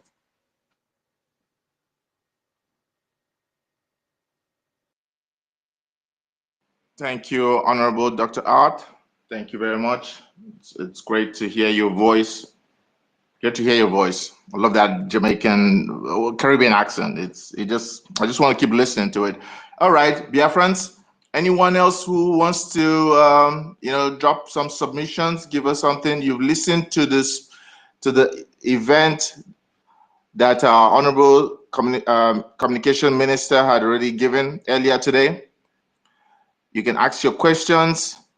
Our Honorable Minister is in the background. You can get your questions and answer for you. Or if you want to drop a submission, please raise up your hand, grab the mic. Grab the mic. Okay. As of now, no one wants to speak. Ekwensu, do you want to, keep giving us something? Ekwensu. I like that name. Nothing really for now. The only thing I'm gonna say is so the guy that was talking about the funding thing. So there are different groups, but this one is solely to those who want to be part of donation of $50 every week to the government, and because the goal and target is to able to give the government a budget they can work with every week. So this has nothing to do with your regular donation. It's just like a sacrifice you want to do, understand, and a commitment. So for those who want to give 20 less than, you have the Biafra crowdfunding. So you can join that. So yeah, please, that's just it. Yeah, I think we have a speaker. Let them go ahead. All right. Thank you very much, Ekwensu. Dr. Ifeanyi, you've grabbed the mic. Do you want to drop something? You can on-mic yourself. Yes. Good morning. Can you hear me? Am I coming out clear? Yes, you're coming out clear. Good morning. Good morning, Biafra lawyers in Malaysia. Good morning, our Honorable Minister of Information, Minister Barawa. Good morning, Ekwensu. Ekwensu, good morning. You are doing a lot. I greet you personally, my brother. It's not easy. Good morning. Good morning, Okesin, Afamo, and Dr. Art. Good morning. Ancestral Warrior, good morning, my beautiful, beautiful people. Good morning, everybody. It's 2:53 in the morning here in Biafra land, and I'm listening. In fact, I'm so happy listening to you all because you are bringing solutions to our problems here in the homeland, and it's not an easy thing to leave your job, leave whatever you are doing, and come for our rescue. Because Chukwu Kabiama will continue to bless all of you. Email are left, email are left, right. Money will come into your hands, all of you. Anything you touch your hands will be fruitful. In the name of Chukwu Kabiama. Anything you people put your hands in order to come and save us. Try. It's not easy to save people. In fact, it is like Igbo people is very, very difficult because if you are saving them from one hand, they will use the other hand to sabotage you. But you people,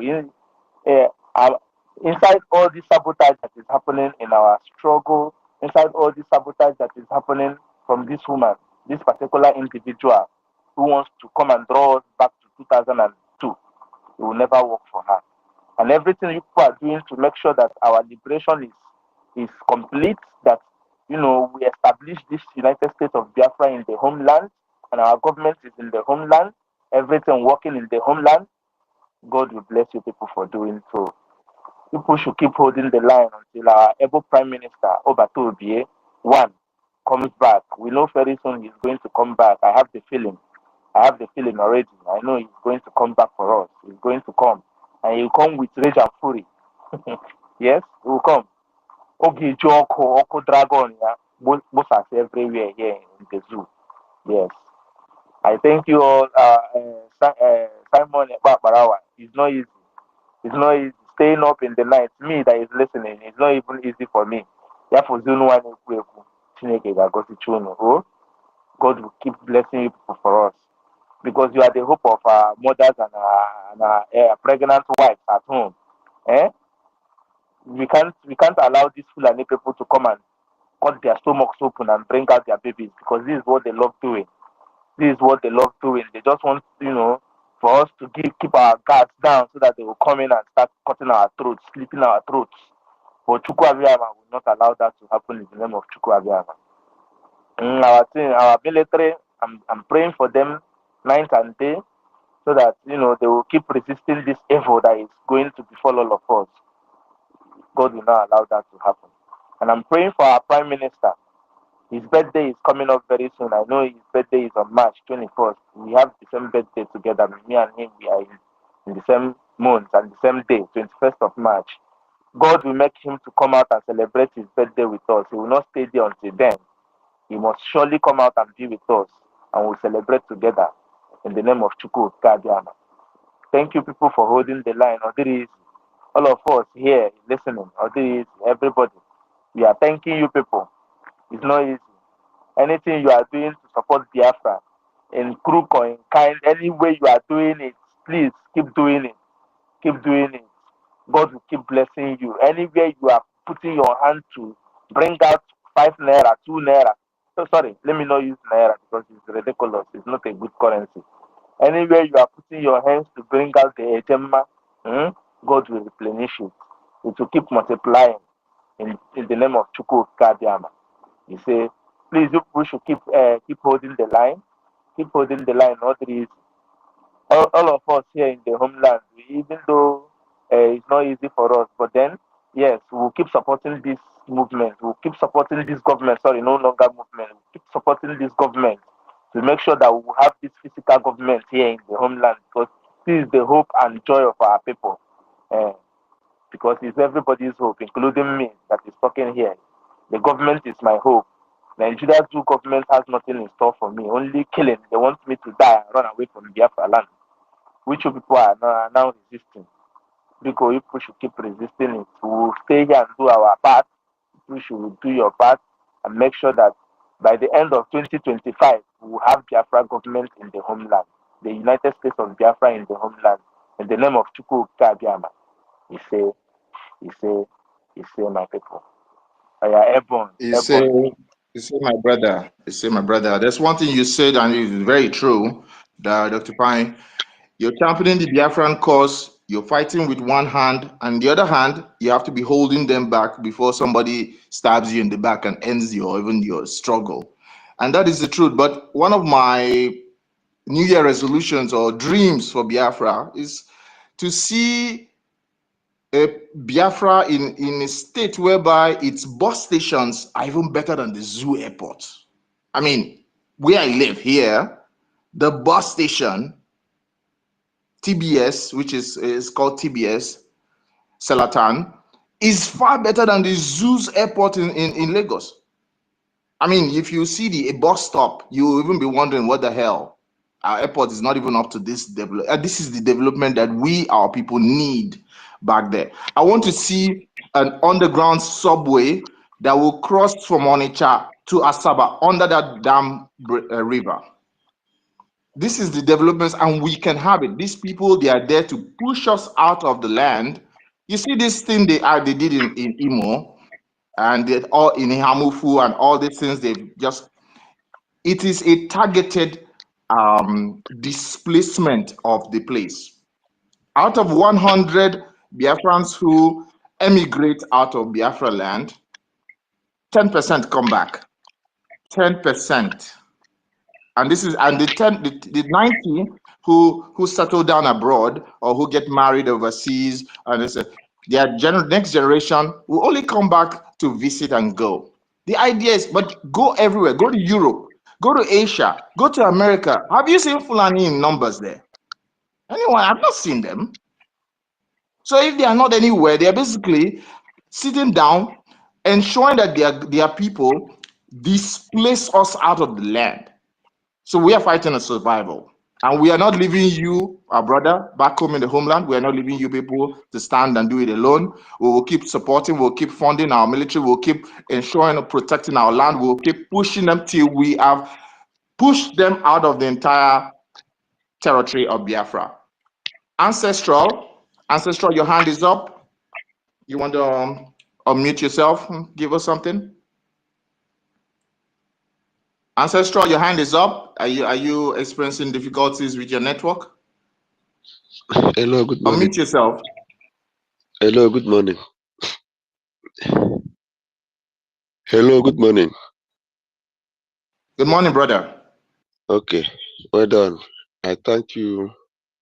I thank everybody. I thank our Minister of Information and the Deputy Minister, Pastor Van Fanfam. I don't know whether he stayed there.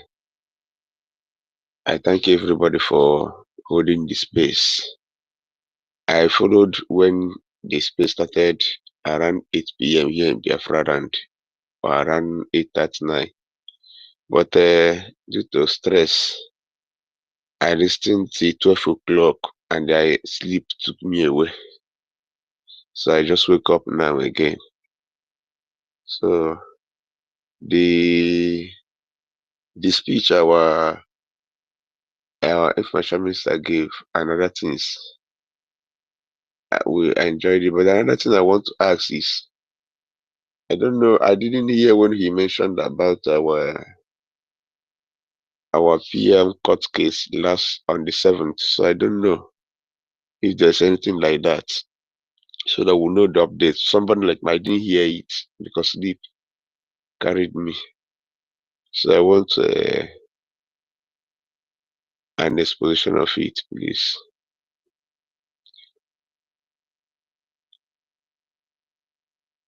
Okay. I think our communications minister is still in the background, and this space, people come in, go. Okay, is good. Even if you didn't hear it, our communication minister will still give us a briefing. He has heard your question, and he'll come back to that point. But you can drop your submission in the meantime, or before he gets on the mic to answer those questions again that you've just raised. Okay. Okay. So another thing I want to say, based on what everybody is saying, Dr. Ngozi, our sister, who is trying to make herself to be an scapegoat, to be a medium in which Biafran struggle will be sabotaged. She has failed and failed woefully. This time around, there's nobody that can destroy Biafra. Ojukwu said it. Many people said it. A time when I was growing up, I do hear about this. I've forgotten the name of that man. One a prophet, either from America, who said that the Biafra will rise. A nation will rise from the east, and many countries will try to suppress him, but at the end, he will become a crown king. Yes, a nation is coming from the trigger of a gun, which is Africa. So I've forgotten the name of that the man. So no matter whatever the Western world and other people are doing, they cannot stop us. They cannot stop Biafra. The only thing, they will delay it. And even according to Bible and according to other this thing, this time we are in the era of knowledge. Nogam, we are in the era of knowledge, enlightenment.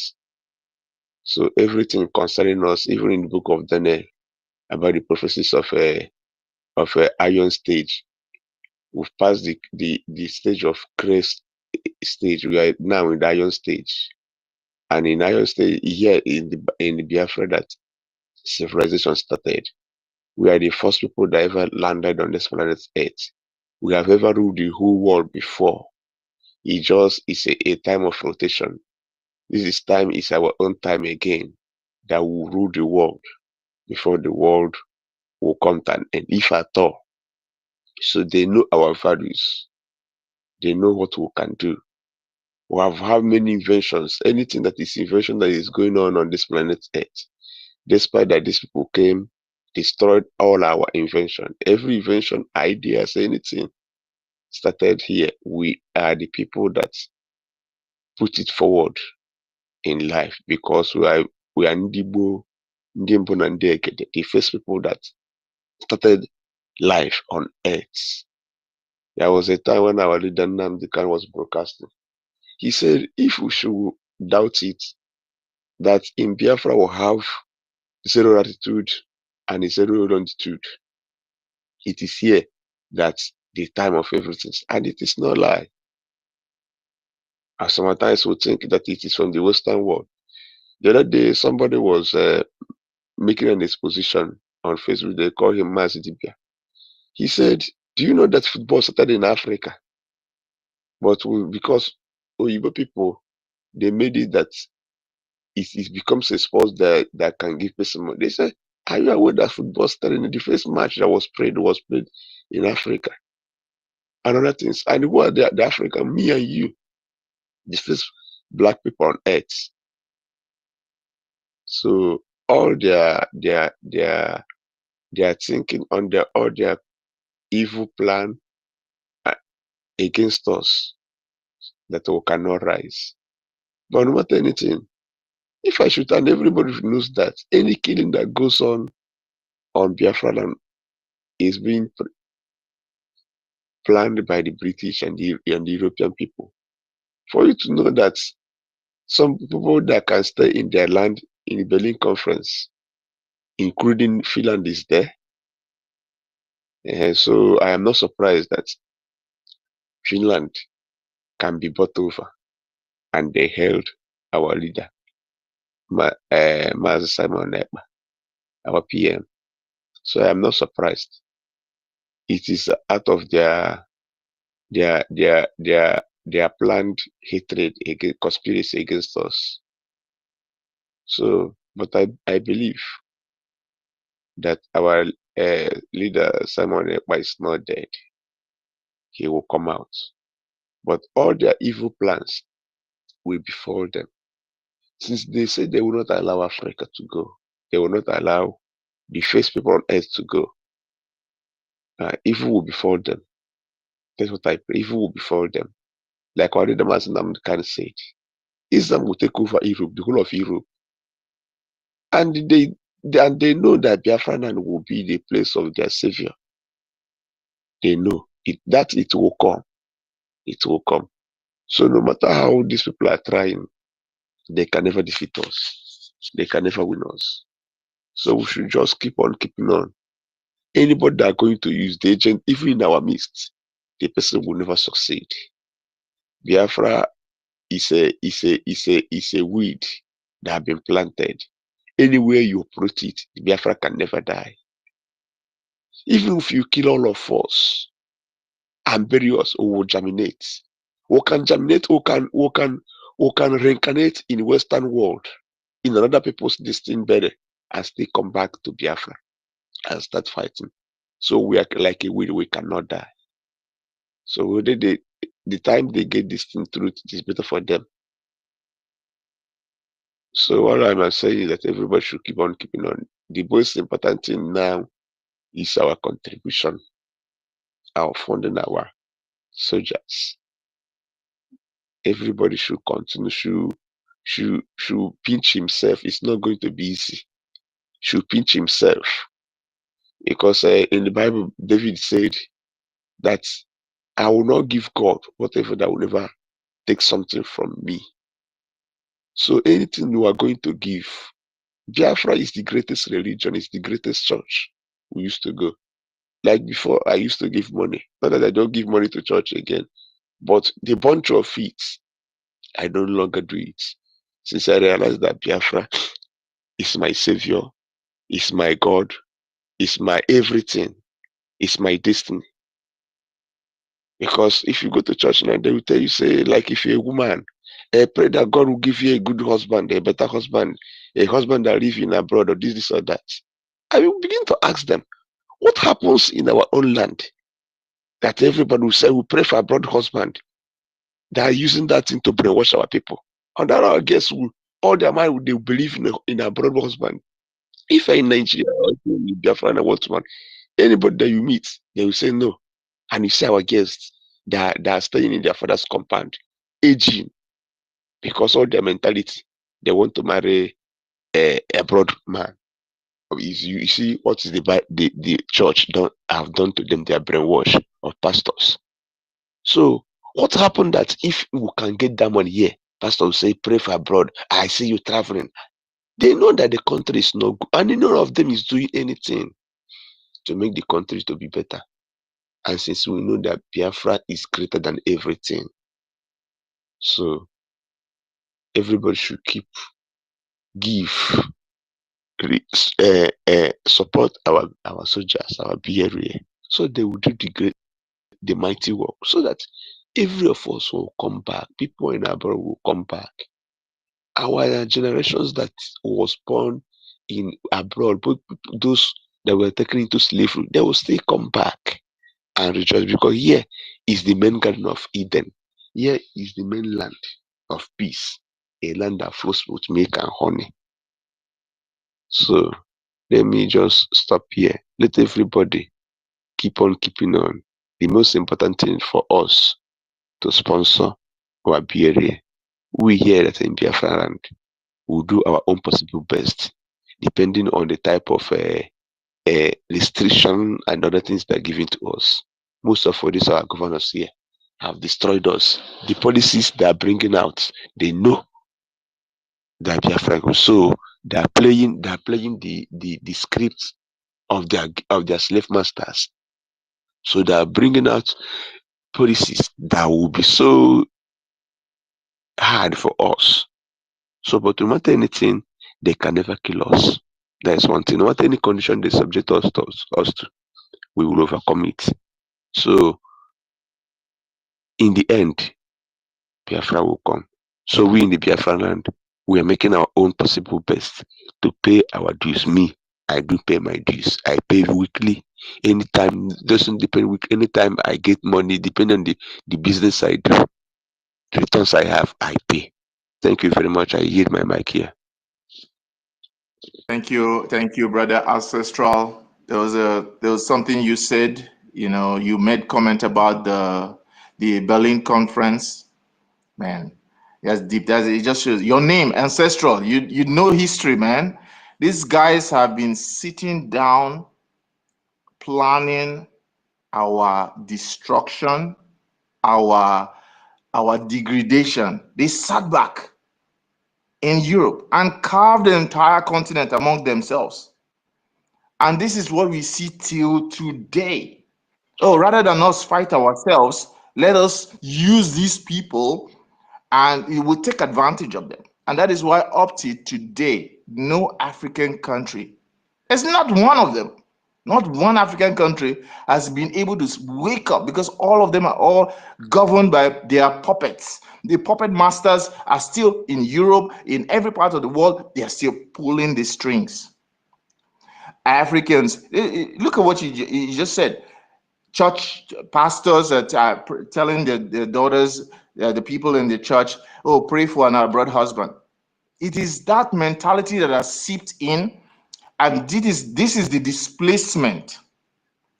Believe you me, if you check, if the statistics are made, apart from the over 400 years when they forcefully came in and took us all the way to the Caribbeans and the Americans, apart from that time, up to today, they are using a different way now. It's not by bringing a ship and packing these people up.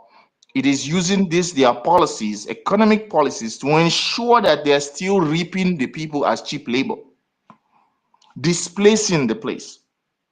These are Biafrans who are blessed people, who it's very easy for us to come together and become the Amsterdam, the Dubai, the Singapore of Africa. But look at us, we've sat down for 50 years. After this, they have no victor, no vanquished war that they think they won. We sat down and said, oh yeah, okay, you guys want to handle it, or you handle it. Up to today, the country is a shithole, basically.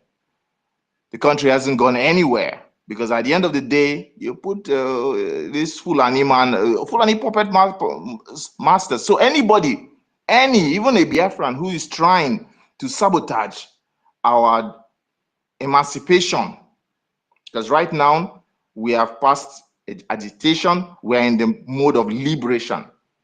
We want to liberate our country from whatever control that the zoo has, and we will not stop. We're not going to stop because we know their agenda. We know what they plan, what they want to do is to keep killing us, keep displacing us. If our Prime Minister Simon Ekpa was not around, was not, that IDP camp that they wanted to put will have already been put. And from there, they will, from that IDP camp that is defended by the Zoom uniform, terrorists in uniforms, they will start moving in. This thing that happened in Imo will be a child's play. Basically, we will be in the state of Borno or Zamfara or Nasarawa or any of those places. We will be in their situation right now. But thank God, thank Chukwukike, for all the people, Biafrans, you and I, and all the people who have stepped up and said, no, not on my watch, not on my watch. This won't happen. And we're all contributing. We're finding ways to ensure that our government is funded, that our government is empowered to sit on the table with international governments. I'm surprised the way Finland has gone. But I'll let it go like that because as of now, I was expecting that Finland will be one of the first countries to have recognized Biafra. But you know, you were right about the Berlin conference. When you said it, it touched something in the back of my head again.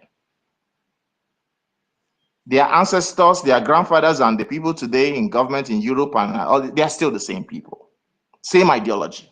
Might be camouflaged a little bit because of modern times, but it's still the same thing. Anyways, Dr. Ifeanyi, your hand is up. Let me rotate the mic to you again. You want to say something? Yeah. Unmute yourself. Thank you, my brother. Thank you. I want to quickly add something to what Ancestral Warrior said here. You know, most of the time, some of us in the homeland, it's not easy for us. It's not really easy, but it's not what I'm here to talk about. I want to say that some of us in the homeland, because we can do something too. What our brothers in the outside, in abroad or in diaspora is doing, we too, we can do something.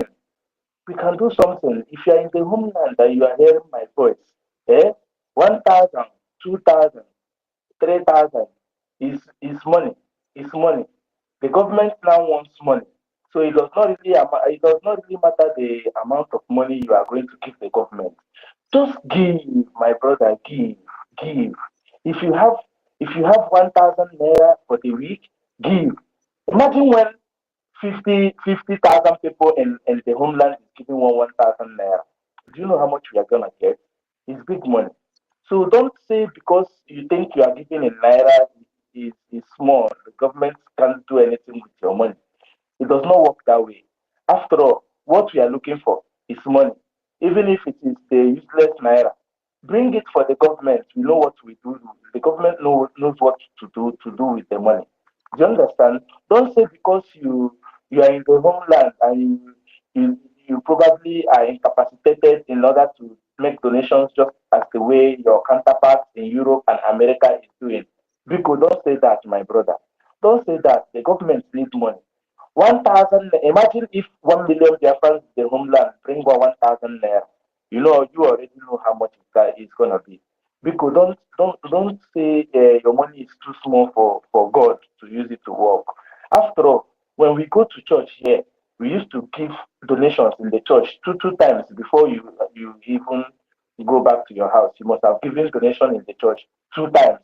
So if you give Biafra donations, your weekly donation, just like you give in the church 2 times a week, if it is 1,000 naira per time per donation, 2,000 naira, 1 million people donate 2,000 naira in a week. You know how much the government is having to protect us. All this security issue we are facing in our land. Look at Imo State. I cannot, me in particular, I cannot just wake up in the morning and start going to Imo State. No, it does not work that way.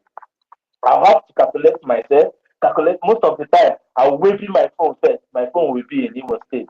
Then me, I will be going there without any phone. Because if I travel on the way, this is how they will be searching us. This security issue, we have to spend money, give the money the money you would have used to give bandits for ransom. We put out the money, bring it out, 1,000 naira every week, give it to the government. Give it to the government. Me, I want somebody here, maybe I want our information minister. Maybe we should have a homeland, create this homeland group too, where people in the homeland can contribute our kobo, our pardon. We will bring it there to the government. Yes, even if it is a 500 men group that will donate 1,000 naira in the homeland, it's something. It's something. Yes, because people in the homeland is hungry to even give, because yes, they know how much people have been given and how much work we have used the money to achieve what we have achieved with all those money. So they are hungry enough. They've seen that actually the government is working. They are hungry to give. They want to give. But we have to really follow the proper channels, not this touch bank this woman is bringing out, telling us to use POS to put money inside. Because don't put your money there. Don't put your money there. If there is a way our finance minister and couple with our information minister, we can, have all the 1,000 man group here in the homeland too, or the 500. However, just like Ekwesu described it here, I was listening when he talked about the 1,000 group, and let's have it in the homeland too. So many people in the homeland, they are willing to come and give. Yes, I know what I'm saying, because me too, I will give. Yes, so that we will support our government. Yes, these two people are regrouping, even though they are not finding their ground, but they are regrouping. They are regrouping and finding a way to, penetrate us. Because, thank you. This is what I have to say, because ancestral warrior really makes sense. When some of us in the homeland are saying that we want to give, because you are outside the homeland, come and bring your money to the government, so that the government will use it to protect our mothers in the village of Hakamumpa. Because some of us in the city, Anyakwadogo, yes, Anyakwadogo, any young man that is in the homeland that has not prepared himself, you are really a loser, because when these people meet you, they will cut you. Yes, they will cut you. If they meet you, they will cut you. So don't stay unaware. Don't say you did not know. We are at war. You should know. If you are in the time, you know how to do yourself. But don't make it. Yes, have some things at home to protect your family. Go. Before 1 or 2 go cross, they go don't collect. Chop. Yes. Normal.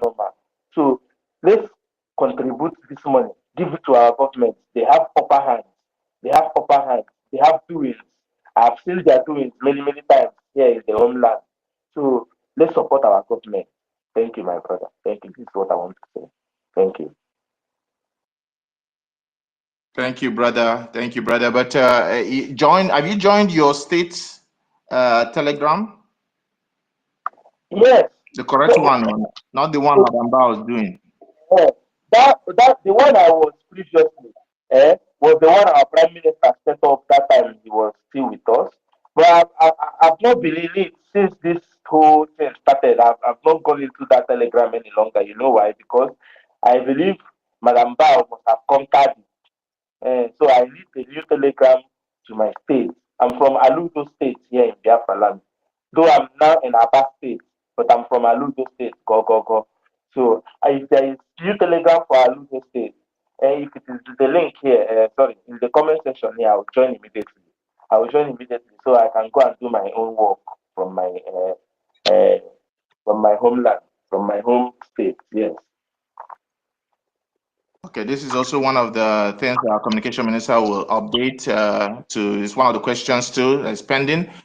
Telegrams of all the states in the homeland, so that people in the homeland can go and join the proper channel, not the channels that will be, bringing their morale down and putting them in harm's way. So, but I want to say something. Yes, Biafrans in the homeland, you want to support, but even though Nigeria wakes up today and say, okay, go on your own, you are a country your own today, every Biafran in the diaspora will not immediately pack up and come down. It is still left to you in the homeland to join your government. The development starts in the grassroots. So make sure you are in your counties, make sure you are in your states, you're in your districts. These things need to be populated by human beings. The development that needs to come, it's not China or American companies that will come down and start building your roads, building your buildings, building your sewage systems. Yes, these things will come in. The government will bring in these policies and they have their template that they will follow. But you in the homeland, we need bodies. We need people, not just soldiers who will come to fight, but people who will run the country, right down to the local government, call it county government, call it district government, call it states. We have 40 states in Biafra. So make sure you're on the homeland, get in touch with the right person. Use Telegram, not WhatsApp. WhatsApp is a security problem. Telegram, make sure your number is not shown.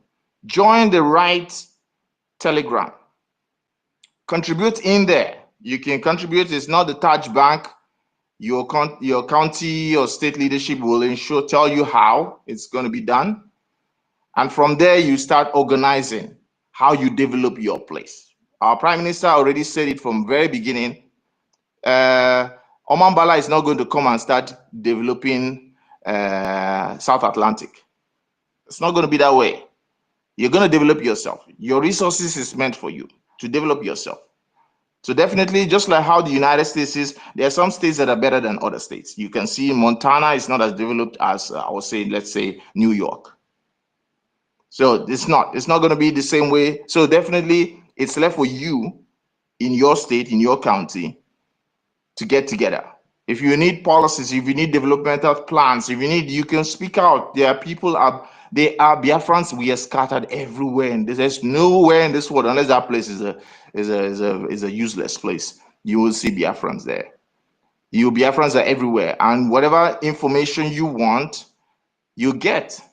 You will access the right thing. The government will give you those tools, knowledge, connections that you require to develop your place. And as Biafrans start to come back to Biafra land, at least the development starts. But development starts in the grassroots. It starts in the grassroots. So as you're hearing our voices, as we are making submissions today, join your county. So you know who is in your county. You may be living in the zoo, not in the homeland. You're still in the diaspora anyways. You're still in diaspora. If you're living in Abuja, you're in diaspora. But yes, you're not in the homeland. Homeland is only when you are inside any of the 40 states of Biafra.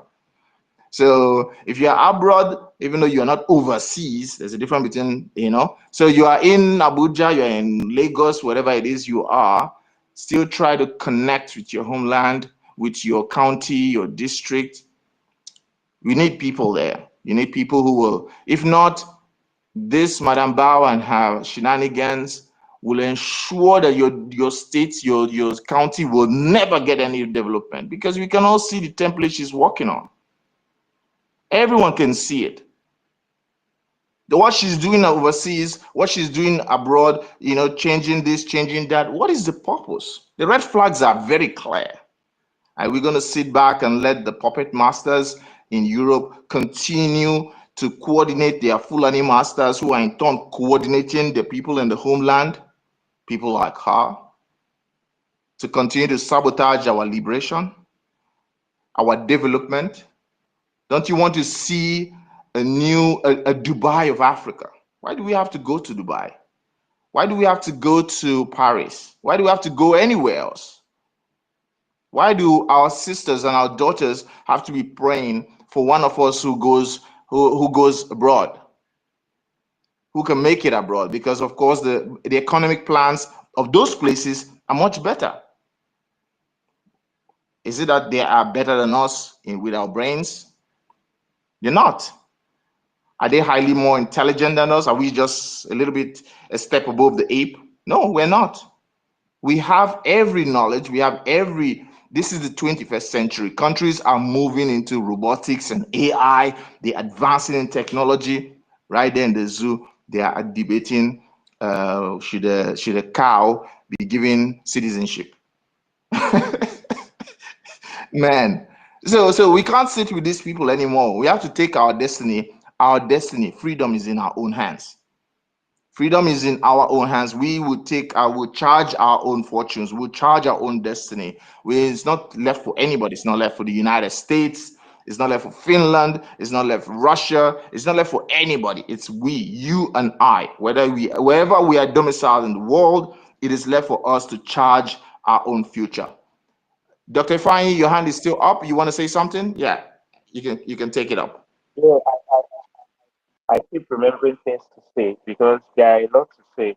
You know, I'm the type of person that, whenever I lay my head to rest, I'll start manifesting the kind of Biafra I want to be in. I'll start, fantasizing it in my brain, start, seeing Biafra in my dreams. Like I see it clear, the kind of Biafra I want to live in. It's a very peaceful place. It's a very peaceful Biafra that I dream of. I dream of a Biafra where the transportation system, where the everything is working. Where if you go to the hospital, you'll be able to, get yourself treated without people holding you back, asking you to pay first. All those things. We don't really, we've grown to the point where in our race, as an Igbo person or as a Biafran, we've reached the point where we should, really have all these things working for us in the homeland. This is the kind of Biafra I want to live in. I want to live in a Biafra where everybody will be prosperous. The law would be, supreme, where everybody follow the rule of law, not a lawless Biafra. I want to live in a Biafra where, when I go to work, I can still go back to my village the same day and, eat with my family in the village. This is the kind of Biafra I want to live in.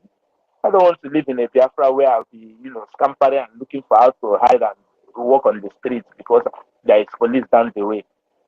No, I want to live in a Biafra where, if I'm traveling, I can do road trip. I can decide to drive from here to anywhere in Biafra, on the road without fearing anybody to, come and steal my things or rob me. We have the most beautiful places are in Biafra land. But you can't go and see those places. You know why? Because of insecurity.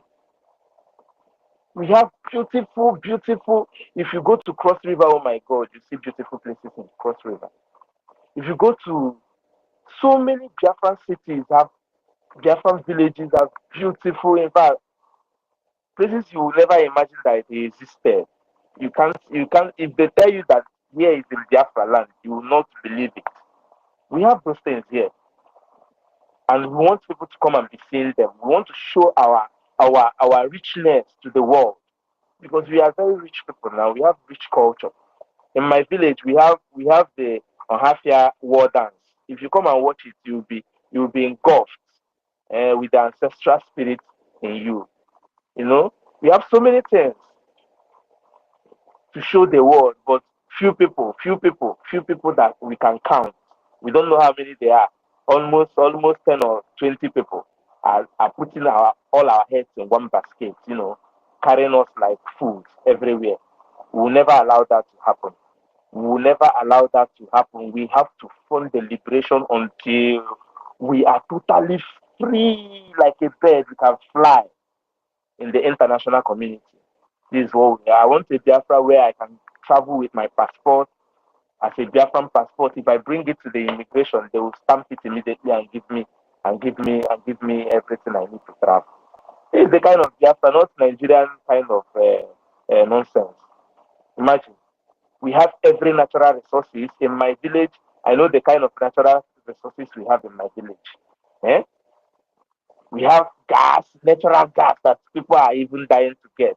We have it in abundance. We have coal. We have the best weather in the world. The best weather in the world. Eh? Biafra, where by this time you can still go to the market. Let me tell you the time now. The time now is 3:35 a.m. in the morning. You can still go to the market and buy anything you want. This is the type of Biafra we want. The type of Biafra where our children can still be playing outside by this time if they really want. Yes, now, because you will not be afraid of people coming to kidnap them. This is the Biafra of my dreams. I don't know the Biafra of your dream. If you are dreaming of having a Biafra where on your fugapata, PPM, how from where to where? How did you land there? How did you get there? How? From which part of the law did you get there? Eh? Nigerian mentality politics they want to bring us to the Biafra of Nigerian politics. God will never allow that to happen in the name of Chukwu. It will never happen. With all of us cannot be in this movement, in this struggle, in this struggle of liberation, and this kind of thing will happen. It will never happen. It will never happen. We are intelligent people. This is why we now have to, allow the crazy psycho woman. Let her go and do her thing. Let's focus on how to get money and get Biafra recognition and liberate ourselves so that we will not be military people here. Because today, they have really, really, really killed us. This is how they are kidnapping people on checkpoints. Steady. People, your neighbor no go come back. You go see a play. You no go come back 1 month, 2 months, 3 months, 4 months. You no go see your neighbor again. Where your neighbor say, no. So I beg, all of us are grown up. I need to preach about freedom or how to fight for freedom. We already know that we are about to be our prime minister. Akajimba one on him has already shown us the way. We already see the way. We are confirmed that this is the real way. So let's do these things once and for all, my people, so that our people abroad can come home and see and enjoy Biafra with us. Because me, I'm here. It's not like it's very, but I'm enjoying Biafra. I can go to any restaurant and eat fufu, very good fufu up and the But some of you can't even enjoy these things. I can eat pounded yam, very good EFIK-IBIBIO soup or any kind of soup I want. I can prepare it, cook it myself, or ask my girlfriend to do it. My brother, here. Brother, let me just chip in something. Let me chip in something while you are still saying what you're saying. I just want to say to the people who are listening to us, this country here, Malaysia, for example, their tourism revenue, tourism alone was $16 billion in 2023. Tourism alone, not any other income. Tourism revenue for 2023 was 16 billion US dollars. Now imagine Biafra. Your brother, you said something about Calabar, those the hills, the beautiful beaches of Biafra land. My God, the tourism potential of Biafra alone, the tourism potential alone, the food, the location. You said something about a masquerade, the arts and culture, the traditions, the tourism potential of Biafra alone is massive. But look at the zoo handlers who have been controlling our country for this long. Moronic people who have no knowledge, who have no idea of development.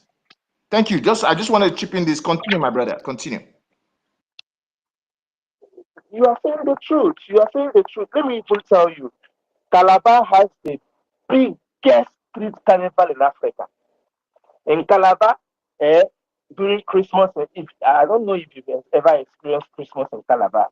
Christmas in Calabar is different from every other Christmas in Nigeria. Christmas in Calabar is a carnival. There is mapped out fun for every day of the Christmas until December is run down. Every day there is fun in Calabar from I think it's 15th December or so till the 31st December. Fun. People go to Calabar to have fun. This is the biggest street carnival in Africa. Start googling it too as I'm speaking this thing. Calabar has the biggest street carnival in the whole of Africa. Calabar has it.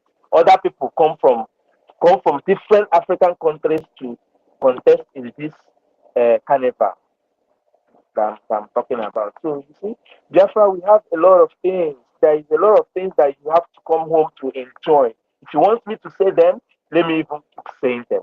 We have you been to Obudu Cattle Ranch? Obudu. You need to go and see Obudu. Obudu is like Europe in Biafra. Obudu is like somebody like me, I can't stay in Obudu for 2 days. Cold will kill me there. It's very, very chill, like cold, very chill. The environment Obudu has heat. I don't know. Start typing in Google. Start look for Obudu Cattle Ranch, see how beautiful that place is. There are so many locations like that in Biafra. I mean, so many places you can go to with your family and chill. You know, that say, yeah, now your own. Now you get time. No be person go they tell you say, yeah, no be your own. Tell you how to behave, how to do, what not to do. Here is your own country, your nation. You enjoy everything in it. You go to your village stream and stream. Well, my village stream is very. See, in Old Bend, we have streams crisscrossing the whole villages in the Old Bend. I swear, very beautiful streams where you can go, and these are living streams, though not be ponds with the Yoruba land. These are living streams.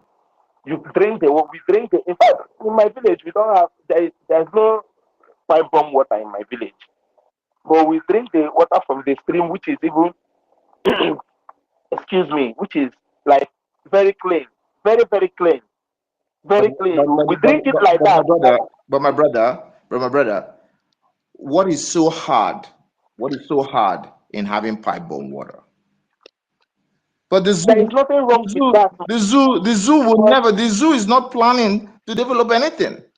So, dear friends, we are going to take charge of our destiny. We need. This is just the simplest social amenities. The simplest piping water into your houses. Simple. Okay, now let me tell you, brother. Let me tell you. I wrote a comprehensive plan on how to set up my village to be able to function properly. My village is a rural village. It's a very rural village that old people are really they can't do nothing. There is no job in the village because there is no industry in the village. There is nobody doing anything. They are just subsistence farmers, farming for food and to eat. There is no big business place there is no bank in the village too, So I wrote the comprehensive plan and gave it to my my mom's sister works for the deputy governor of Abia State. Then I gave it to her. I told her, give this man this comprehensive plan. Let him look at it. He said, they don't really have time to talk. Oh. They may talk, they may not talk, but let me give her so that she will show the man.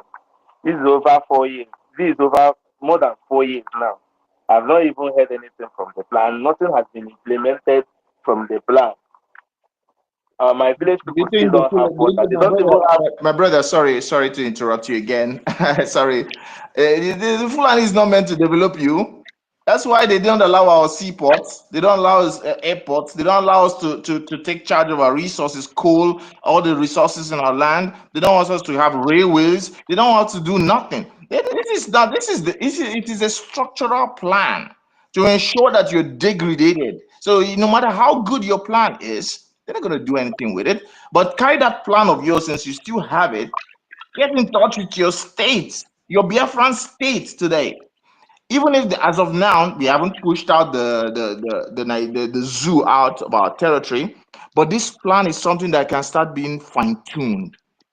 Your county, you can start being fine-tuning it. For example, I don't know what the plan is, but if your plan entails I social think there's a amenities. department. I think there's a department in the government that is like the planning committee of how Biafra will look like. So that plan is something you can, Really? yeah, you can bring it up when it's time. The thing is, man, you speaking of all these things. I know you're talking about Malaysia. You say Malaysia they made $16 billion in 2000 and you say it's 2023, right? From tourism, right? Yeah, 2023, $16 billion in tourism alone And generated. I Added and to I their know gross your domestic system. and I know your their largest revenue is palm oil, right? Yeah, it's palm oil. Palm Okay, oil. where did they get the first palm seed that they planted there? Hmm? Do you know? Well, Hmm? some people see From Biafra. they got, some people say they got it from Nigeria way back, but you see, those ones There's that they brought from a Nigeria, I'm sorry, those ones they brought from Nigeria, those palms they have using technology. I mean, in 6 months, their palm trees don't even grow tall anymore. In 6 months, they have developed different hybrids of that palm, and now in 6 months, it doesn't grow tall anymore. It's already flourishing, and they are top with Indonesia in the world now for palm oil. yeah. Okay, so let me just give you a brief history. Before Malaysia started producing palm oil, yeah, so back in like I think it's like was it either like early 60s before the war. So we during the time of Michael Obama, that was before the war, yeah. So countries like Malaysia, Japan, South Korea, they were still coming up. Biafra then had like because it was still regional system. Biafra had like 40% GDP growth every year, and this GDP growth was faster than South Korea, Japan, even America. And this was one of the things that make the British get scared. And this was one of the reasons why they made sure that genocidal war took place. Because they knew at some point, with the way we was growing, they were at some point we were gonna want to be on our own because first of all we never agreed to Nigeria. And even countries like Finland, Finnish citizens were coming to work in Biafra land. And the first few palm seed that Malaysia used in starting their palm plantation now that has made them become the number 3 in the world now in palm production. Because we in Biafra land, we have the best of all best seedlings. Yeah, so we have the best. Our palm fruit is next to none. Yeah, so it's the best. So they came, got those seeds, and today now you can see how much revenue they are making from palm oil. So we have everything. Yeah, so we have everything. Even some things that we're still going to discover. Everywhere you go in Biafra land, there's something there. There's something there. And that's why one of the reasons there are certain places in Biafra land that your geologists, yeah, fine, they cannot even go and excavate. Before they excavate, they have to take permission. They did it that way because they don't want you to know what's in your land. I remember those days, yeah, when I was in when I was in Hope. That's right. Because I lived in Abia and I lived in Old Abia State. I live in Old Imo State. That's right. That's basically where I was like born and brought up and all that. So remember those days when we go to the stream, like you will climb the hills, then you got to go down the hills to go to where you go fetch water from the stream. As in when you are like climbing up the hills, you can see how beautiful and how green the land is. You go fetch the water from the stream. This is the water coming under the tree. that water never stops. It's the water that when you go there and you drink it, you cannot get no disease. This is water. You don't need no treatment. You don't need none of this. But today now, everybody is drinking water with some sort of purifying agent, chlorine, all those things. This chlorine says that they put in your water to help purify your water to drink. It has side effects. It affects one of the most important things. You understand? Most especially in Omundibos. You understand? It affects a particular thing in us that can affect us from even. Well, it's not something I would want to say because it's a huge secret. So we need to go back. When Mazina is trying to say go back, we're gonna go back to the way we are because all the natures and all the natural things that our ancestors used to use. You understand? We are gonna bring them back. We're not gonna even have to be eating all this processed food. Everything is gonna be natural, organic. That was what made them live long. We're gonna live like real humans. You know? And when you come to our land, there are so many things. Like Biafra is gonna be so rich, so rich. Every community has a very beautiful and rich culture that can attract tourism. Calabar will be our beach, this thing. 'Cause they have the water there. Yeah.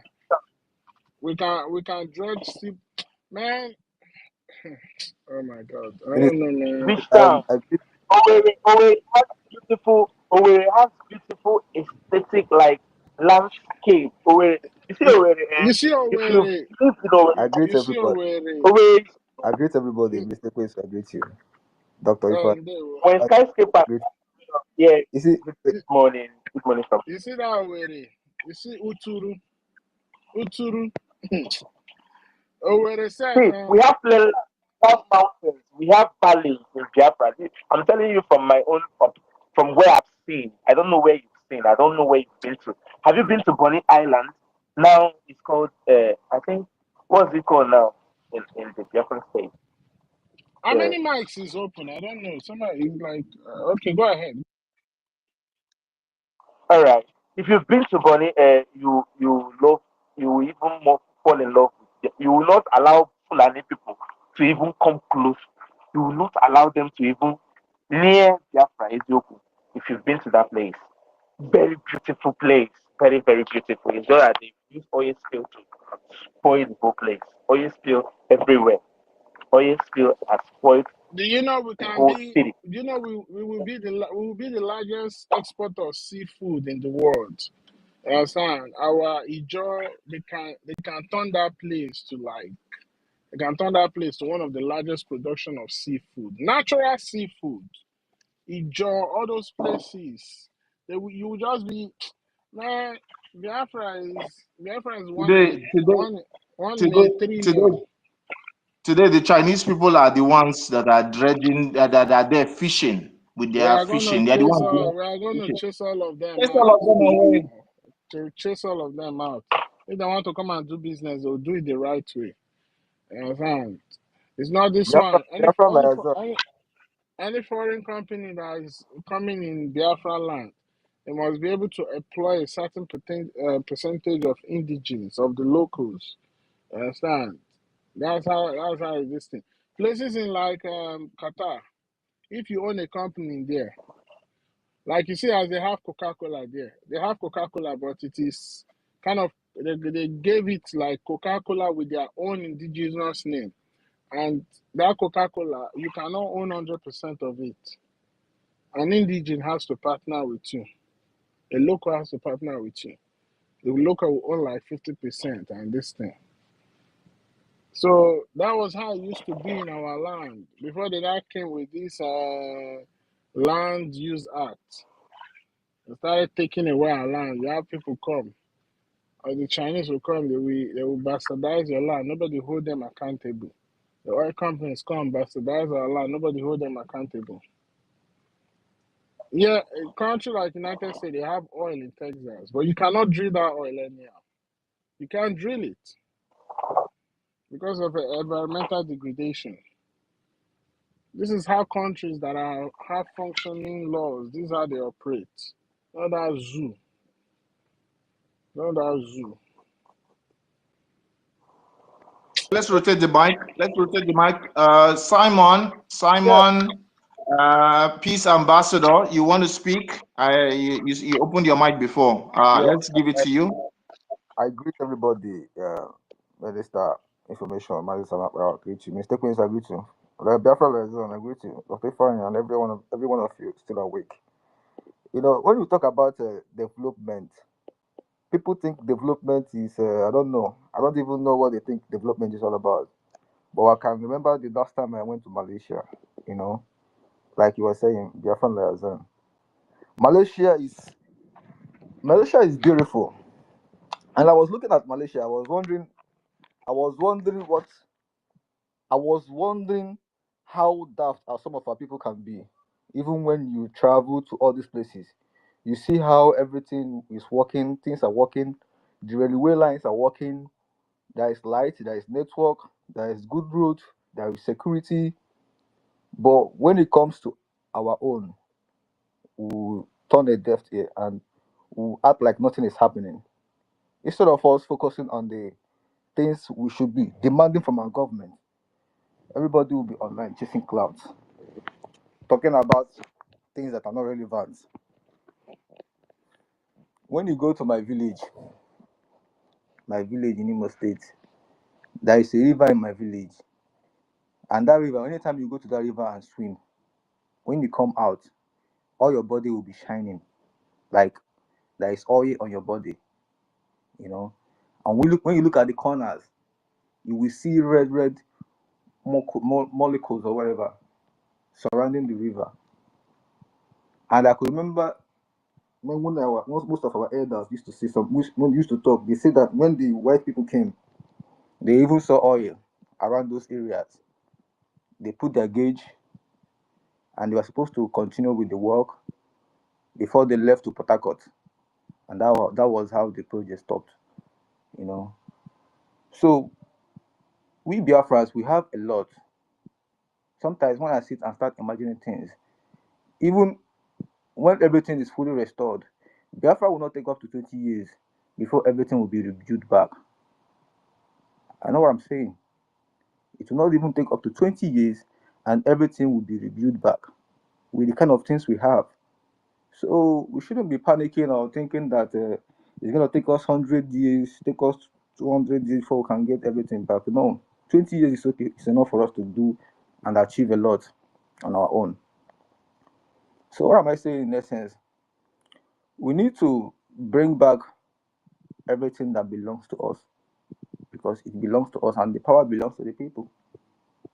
People who are fighting for power should go ahead and be fighting for power. I believe at the end, justice will prevail and the law will take its course, you know. So all I can say is that let us keep supporting our government, support them because our military is the power. If we don't have military, if we don't have the resources to sustain our military, I don't know how we are going to achieve what we are fighting for, you know. So if we are equipped our military well, support them the way we can and the way they are supposed to operate, and they operate very well, and we gain our ground back, everybody will go back home and relax. Over here, people go out, play two. I go out 2, 3. I even come back anytime I want. So who's gonna question me? Or who's gonna go back and ask me where are you coming from? Where are you? What are you doing outside by this time? No, nobody does that. You work on your own. As long as you are crime free, you know, nobody worries nobody. Nobody worries nobody. So we need that in our own land. We need our children to be free. You know, all this killing every morning. When you wake up in the morning, you will hear that somebody has been killed in so and so place. When you wake up in the morning, you hear somebody has been killed in so place. That is not what we want. People are losing lives every day. Children are dying, both big and small. Everybody is dying. We are losing a lot of blood. People are dying, and we can't continue this way. You know, people need to live to enjoy this life and to enjoy the Biafra we're bringing to them. Thank you, my brothers and sisters. I give the mic.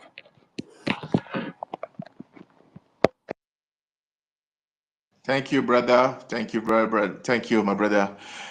They say that the time the black man will start to get his respect in the world is when one black nation stands up and develop itself at par to the rest of the world.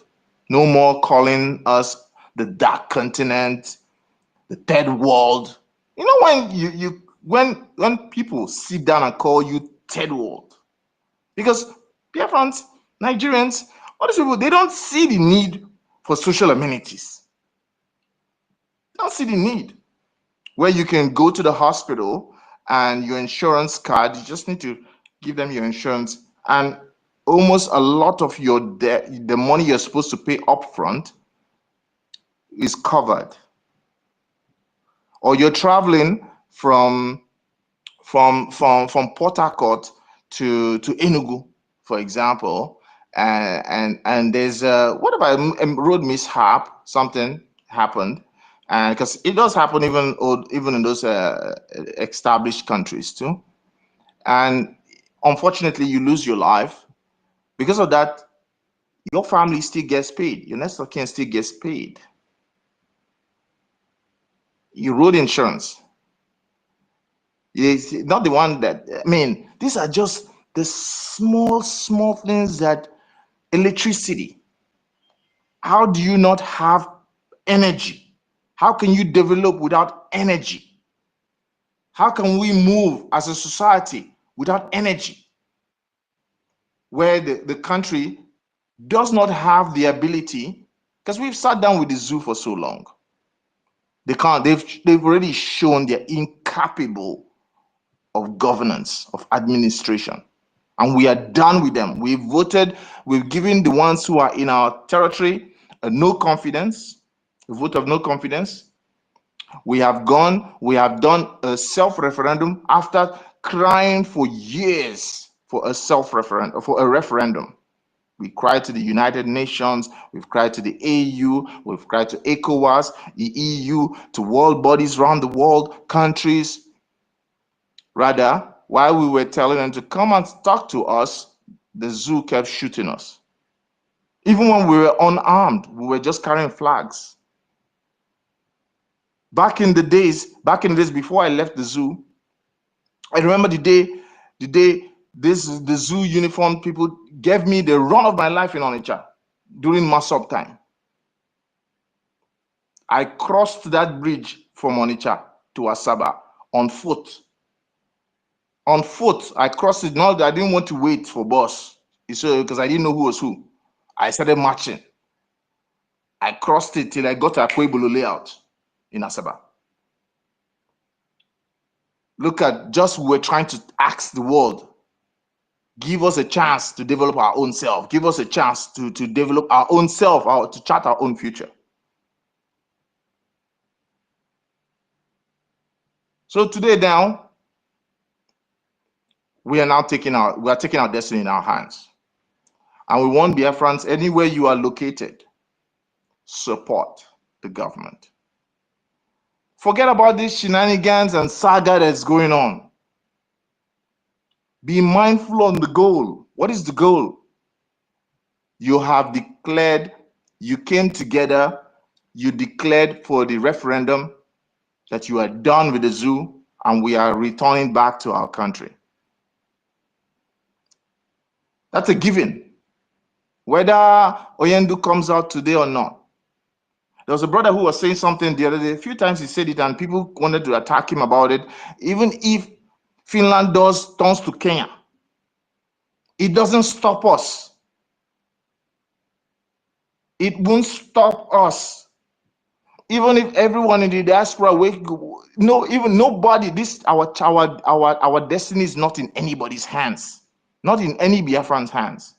That thing must get into every one of us, our psychic. Support, support, support. Get together, fund.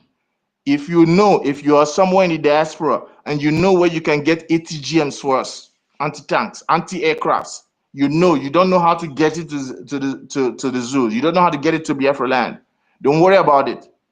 Organize it. The government will have it taken from your hand. Don't worry. We will push these people out. We will push them out. They are already in their last steps anyways. You can see what the ISIS is. ISIS 2 days ago, ISIS blew up a school in Abuja. The Zoo media is trying to downplay it. They couldn't downplay the one that happened in Borno, but they downplayed the one that happened in Abuja because it was in the outskirts of Abuja. But it happened. Tomorrow now, it will be a bigger one. One day, that zoo will transfer itself. The way that it happened in Afghanistan is what they are. That is their template. The way Afghan was transferred over control of the Taliban, this is what will play out in the zoo. And the Nigerians, Biafrans who are sitting there quiet, watching, there's nothing they could do at the end. The Afghanistans who didn't want the Taliban, there's nothing they could do. As of now, the Taliban is in control of Afghanistan. And the whole world who fought the Taliban for so many years, quietly, as of last year, one of the United Nations institution has invited the Taliban as a recognized government of Afghanistan. So don't put your hope in any white man.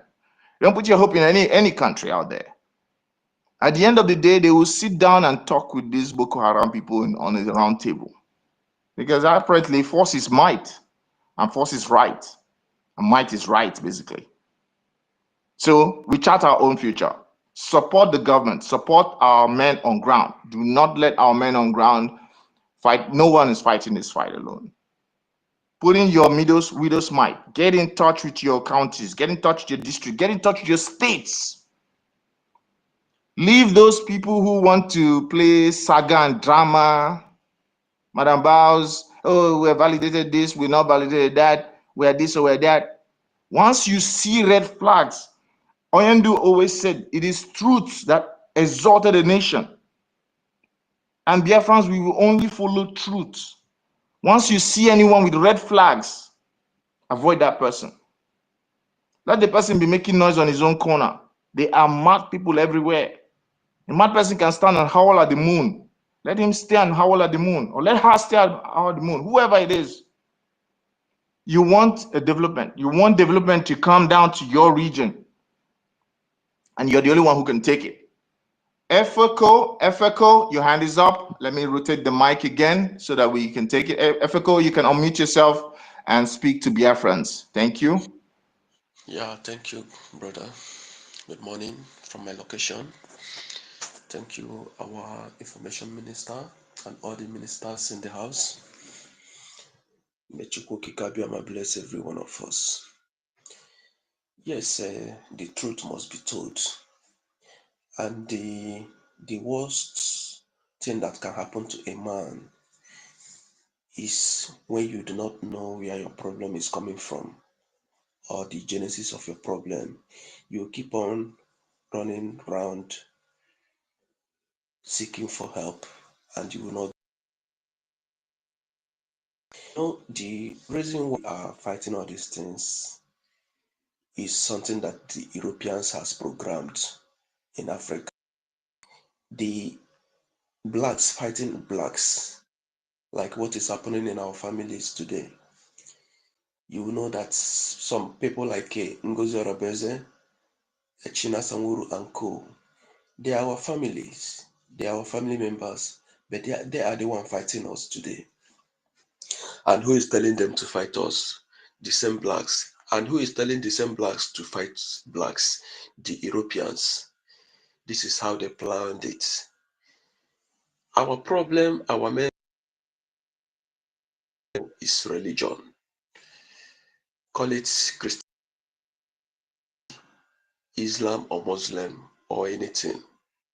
As far as it's a religion, that is the genesis of our problem. We were not born, our great-grandfathers were not born religious people. We are traditional worshippers. That is who we are. We are not religious people. The Europeans, when they came into our land, they destroyed our land, they destroyed us just to lay hold to our minerals. Our forefathers, they fought to win the war, but they couldn't because of the love they have to each other. Because we are not the ones that discriminate. We love our people. We don't set boundaries. We believe that our brothers is our blood. But the people who came far away from Europe to our land, they have another motive aside what we practice. That is how they destroyed us. Do you know that the Iron Age, when you are hearing our Iron Age, today's religion, Christianity, will tell you that our forefathers are evil. Do you know that the Iron Age we are hearing was discovered in Igbo land, in Enugu, presently Benue State, because they carved the location to Benue, call it the Middle Belt. That is where the Iron Age started. But when you ask history today, they will tell you that Iron Age started in Egypt. It is a typical and a pure lies. We are great people. When you come to Igbo land, from location to location, you will see all those things that Europeans are using to make money. We have it in abundance. Are you talking of Imo State? You go to Uguta, you will see the wonders of Chukwu EKID. You move down to Ebonyi, you see the wonders. You go to Ndibe Bridge in Afikpo in Ebonyi State, or where this same salt that we are talking about, where it's being produced in Ebonyi. You will see the wonders there. This is the gift that all of us have. I heard one of us saying, going to Obudu. Those places, when you go there, you see the wonders where tourism should be taking place or something like that, that will be generating money for Biafrans. But the Europeans will not let this to happen because they have their special plans, and they cannot allow us to have our way. Mark this word, they cannot allow us to have our way.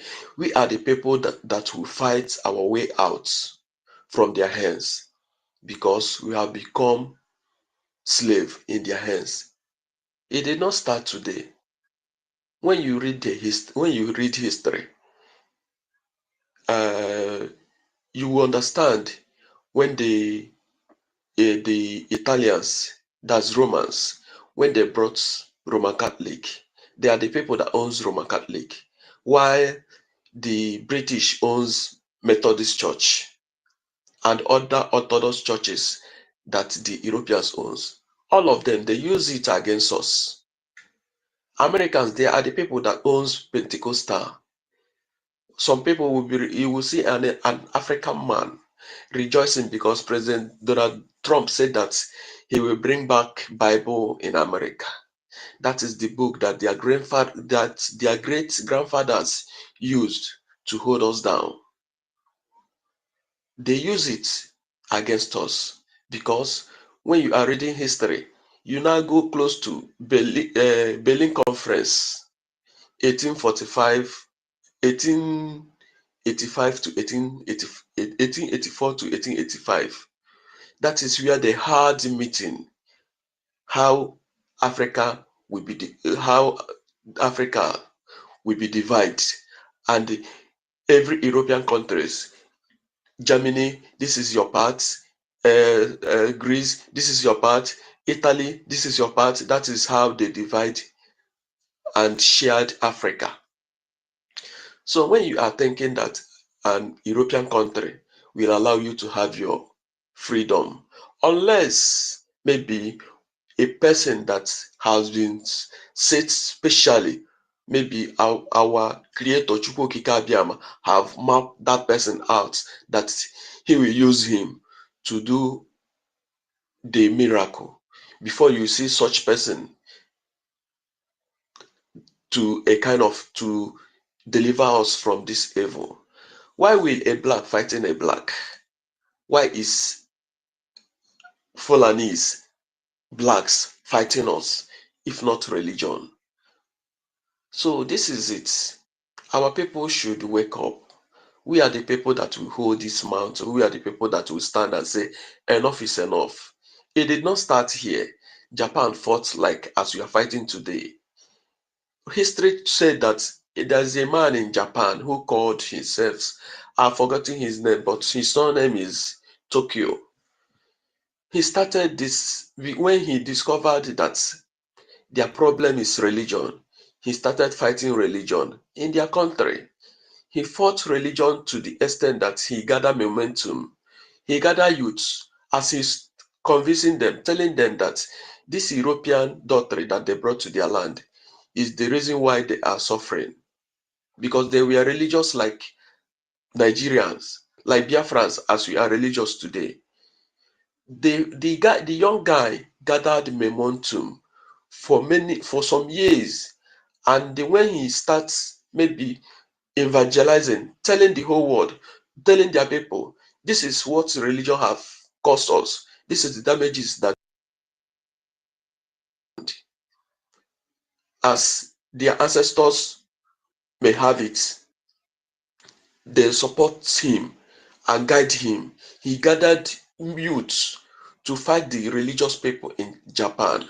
He fought them to the extent that the church in Japan, till it gets out of control, that government could not control the uproar until they succeed by bringing every church down. In Japan today, you cannot open church. I don't know how many of you have traveled to Japan secretly. Not only Japan, other Asian countries, because that is where their problem is from. You can't just be fighting for your freedom while your enemy, what they used to hold you down, is still there. Look at this man, Toran, the one that overthrew the French in their country. He has escaped a teen assassination. They want to kill him. France want to kill him and still hold them down, because they have seen that that young guy is their problem. That boy has become their nightmare. That young guy has become that boy wants to change the writing of their ancestors, and they don't want it to happen. That is why they are fighting him, to kill him and hold back the country and hold them down. So Africans should wake up. Africans, when you see a black man, see him as your brother. Let us unite ourselves and fight these people once and for all. Without us, they cannot survive in this world. Without Africa, no European country will survive. And they knew it. That is why their ancestors came after us to hold us down. How many of our ancestors that they killed? If you don't accept what they said, either they kill you or they steal you and send you to any part of their country. When you hear Liverpool today, we are rejoicing Liverpool, Liverpool, Liverpool. That club called Liverpool was a club. It was money sold by it was money that they recovered from selling our ancestors. They used it and opened that club, Liverpool. So that is it. Religion, Christianity came into our land 1842. After 1842, they now had Berlin Conference 1884 to 1885, just to make sure that they hold us down. So my brothers, my sisters, wherever you find yourself, contribute, put money in our defense pocket, so that we will fight these people. Because as we are fighting ourselves today, We will fight ourselves. It is like when the South Africans are fighting apartheid, blacks fighting blacks to make sure that they regain. But when you go to South Africa, you still you will still see that the Europeans are still controlling South Africa. So we have to wake up. Let us contribute this money. Even if it is ₦1, it will go a very long way. Thank you, and you will be blessed, and whatever you lay your hands shall prosper in Chukwu Okike-Abịama. I said, I hit my mic. One edge, or one ejema. Leave that dirty naira. Simon, your hand is up. You want to say something? Take it up. Yeah, Any other speaker, please? Anybody who wants to join the speaker section, please request the mic. We'll bring you up. Simon, take it up. I just want to throw more light in what he just said. My brother, what you said, you're right. Religion has been our problem. Most of these Asian countries, when you go to their places, you don't see them doing all these things we're doing, all these praise and worships. They focus on their religion. The thing their forefather gave to them. That is what they do. They do it. Go to their shops. You see them putting up all their, what is it called? Their gods. You will see them in all their shops, all their shops when you go to buy something. So you see these people are not playing. They don't care about you. They don't even know what is Jesus. They don't know.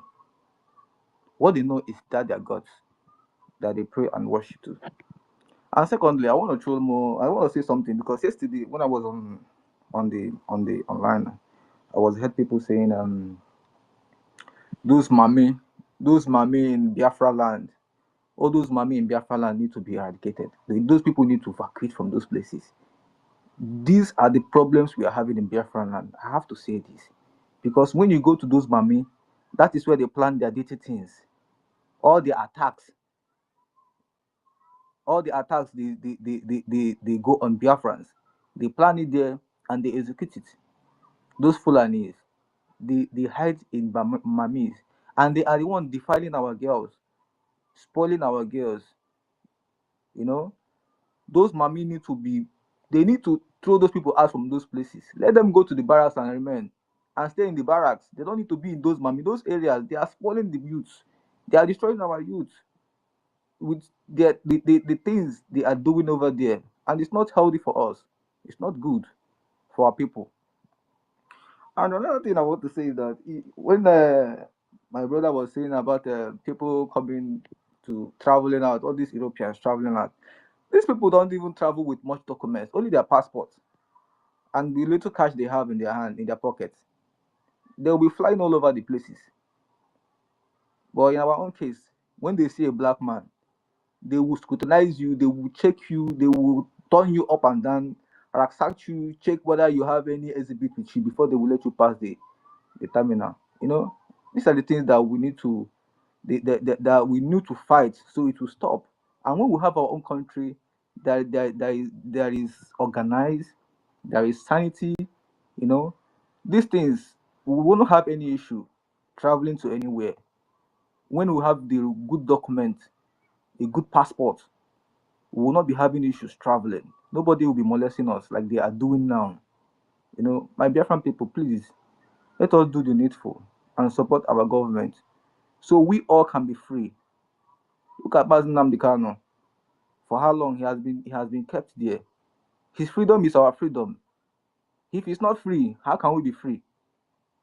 Tomorrow it can happen to anybody. It could be me, it could be you. Who is next? Now it's Mazi Samonipa. Who is going to be next? But I know that Chukwu Okike-Abịama is at work, and he's not going to let his children be put to shame.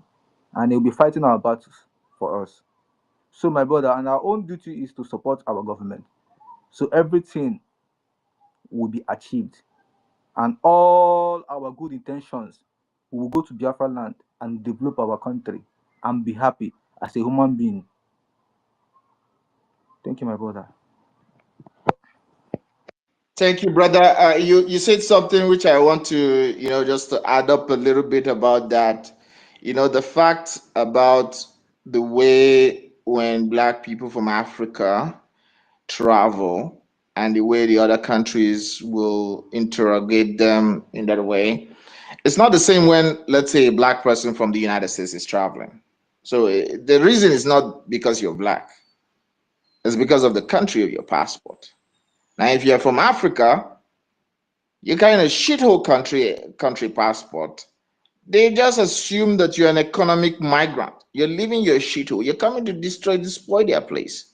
But imagine if Biafra is like Canada in development, or Australia, or the United States, or Britain, or Finland, or anything, any of these first world countries in Africa.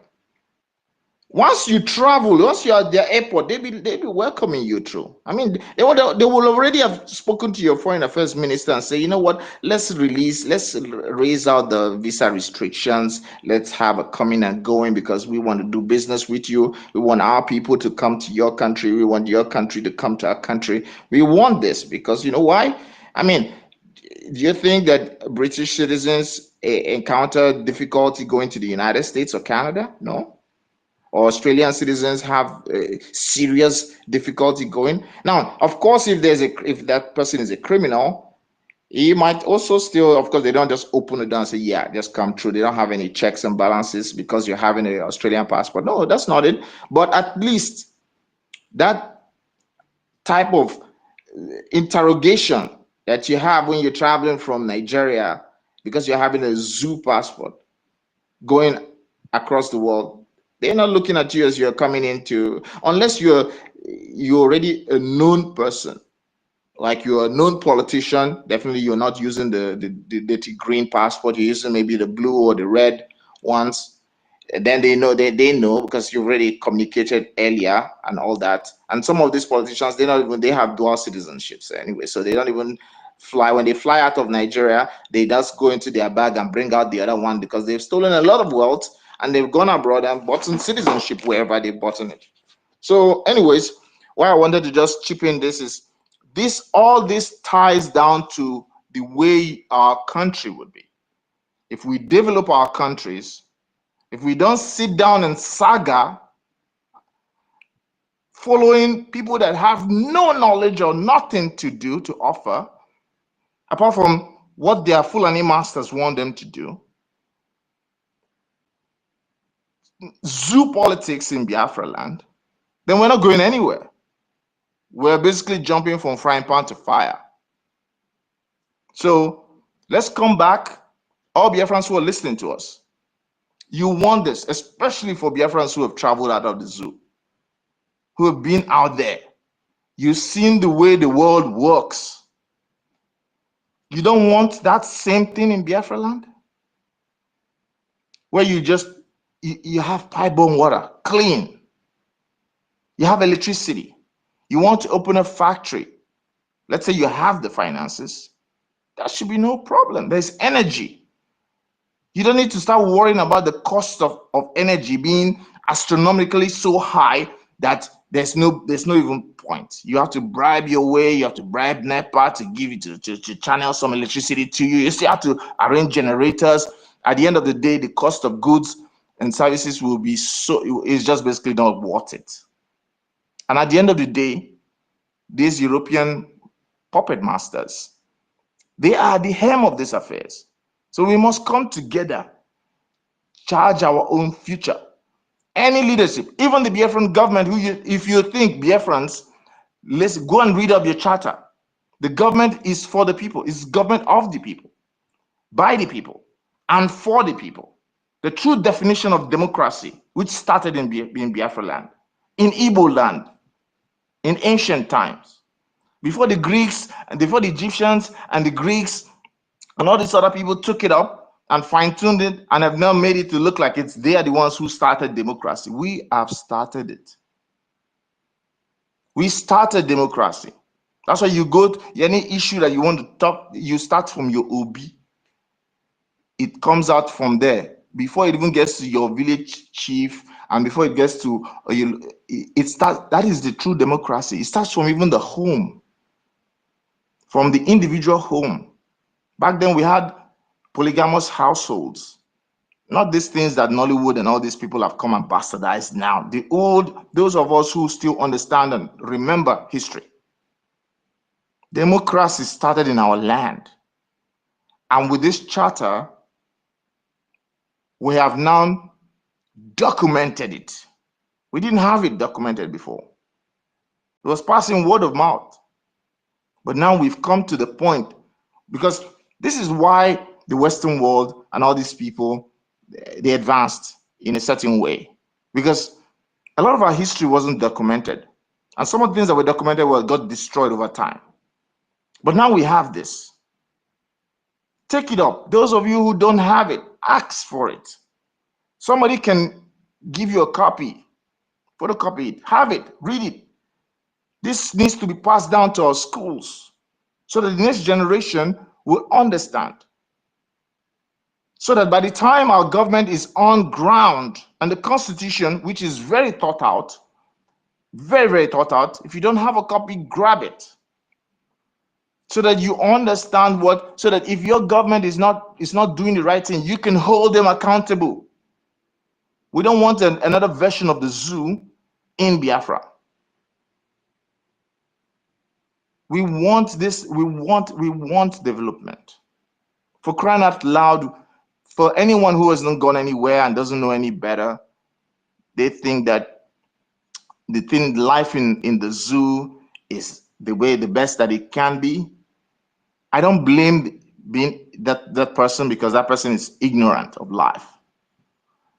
But for those who have actually been out there, who understand, and actually even that ignorance is not an excuse, because now with the internet, you can sit in your house, in your village, in your phone, and access the internet these days, even though data might be hard and expensive. You get knowledge is easy. Grab knowledge. We want the same thing these people want. They're not better than us. Asia, yes, I understand the brothers who are saying about religion. Well, I'm not a religious person, so I won't be able to dab into that aspect so much. People just believing in some fancy thing out there. I'm not a religious personally, but that's a personal thing with me. Those of us who still believe in the supreme creators, what you want to believe, thank God our Biafran government has come up with the 3 official religions that will be based in Biafra land. You can take one of them, the traditional, the Christian, the Jewish.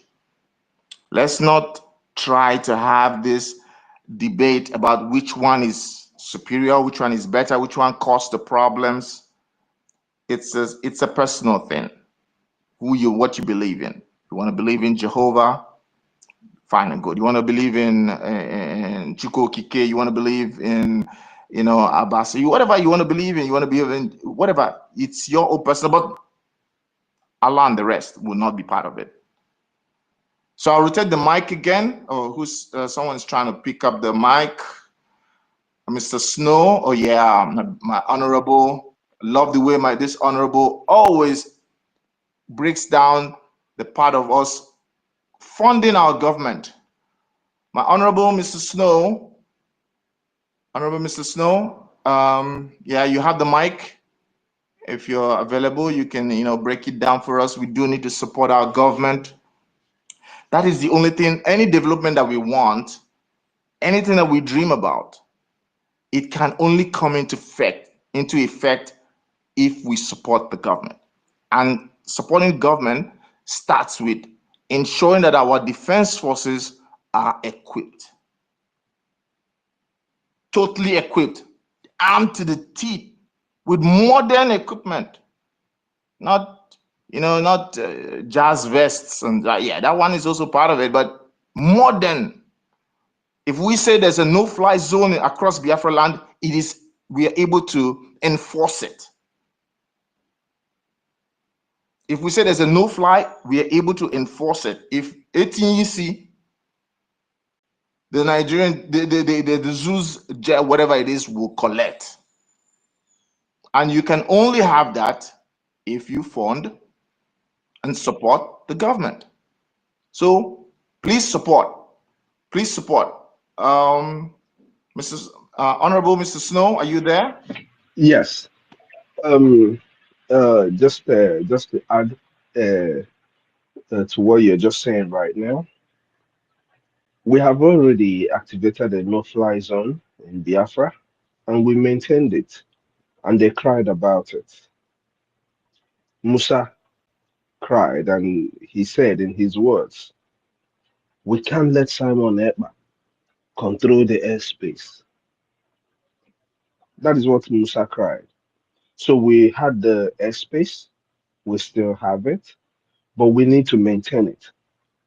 You know, when we talk about this funding, there's something funny about it that that makes it look crazy when it is what we're speaking about all the time. Now, a lot of us here live in the United States. A lot do not live here in the United States, but they make money wherever they are. Now, for those of us who are making our donations frequently, for those of us who live in the United States, you know that when it comes to the statistics of say 25 to 35 years old Biafrans living in the United States, we have over 1.5 million of them. And I'm sure that out of that 1.5 million, 1 million of them came from back home. It's not like they were born here and they don't know much about back home. So they know they have a pre-knowledge about what our people is going through. Now that our place is at war, like the other places in the world when they fought their war, like when for those who call the God of Israel, before the Israelis defended their place, there were some of them in the United States. So guess what they did? Those who could not fund, even some of those who were still funding, went home to fight as men and women. These are facts that you can look up and find out. So when we're talking about this money, I want to get back to the statistics that I pointed out earlier. Do you know that this 20 million or this 1 million Biafrans who are within the age range of 25 to 35 can comfortably, because they understand what is going on back home, and because I can assure you, I know those who live in the United States here know. Equensu, you know what I'm talking about. Honorable Emeka, you know what I'm talking about. Those who live here in the United States, you know that most of these people I'm talking about, none of them makes less than $500 a week. It doesn't matter whether you have your papers and you're working or you're working without papers. Even if call it the warehouse, the job I reserve for our neighbors. I'm not going to call their names here because I don't want to get people offended. But those who refuse to fight for their freedom within our region, they are going to work in our warehouses, and it's okay because we have to keep our economy going. We have to bring in mullahs who are going to mull our lawns. We're going to keep our economy going. So, what am I saying?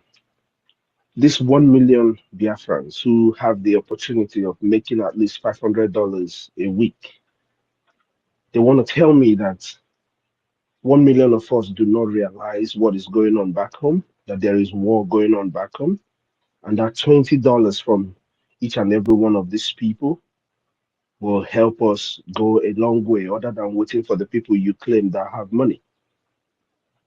We're not thinking about it that way.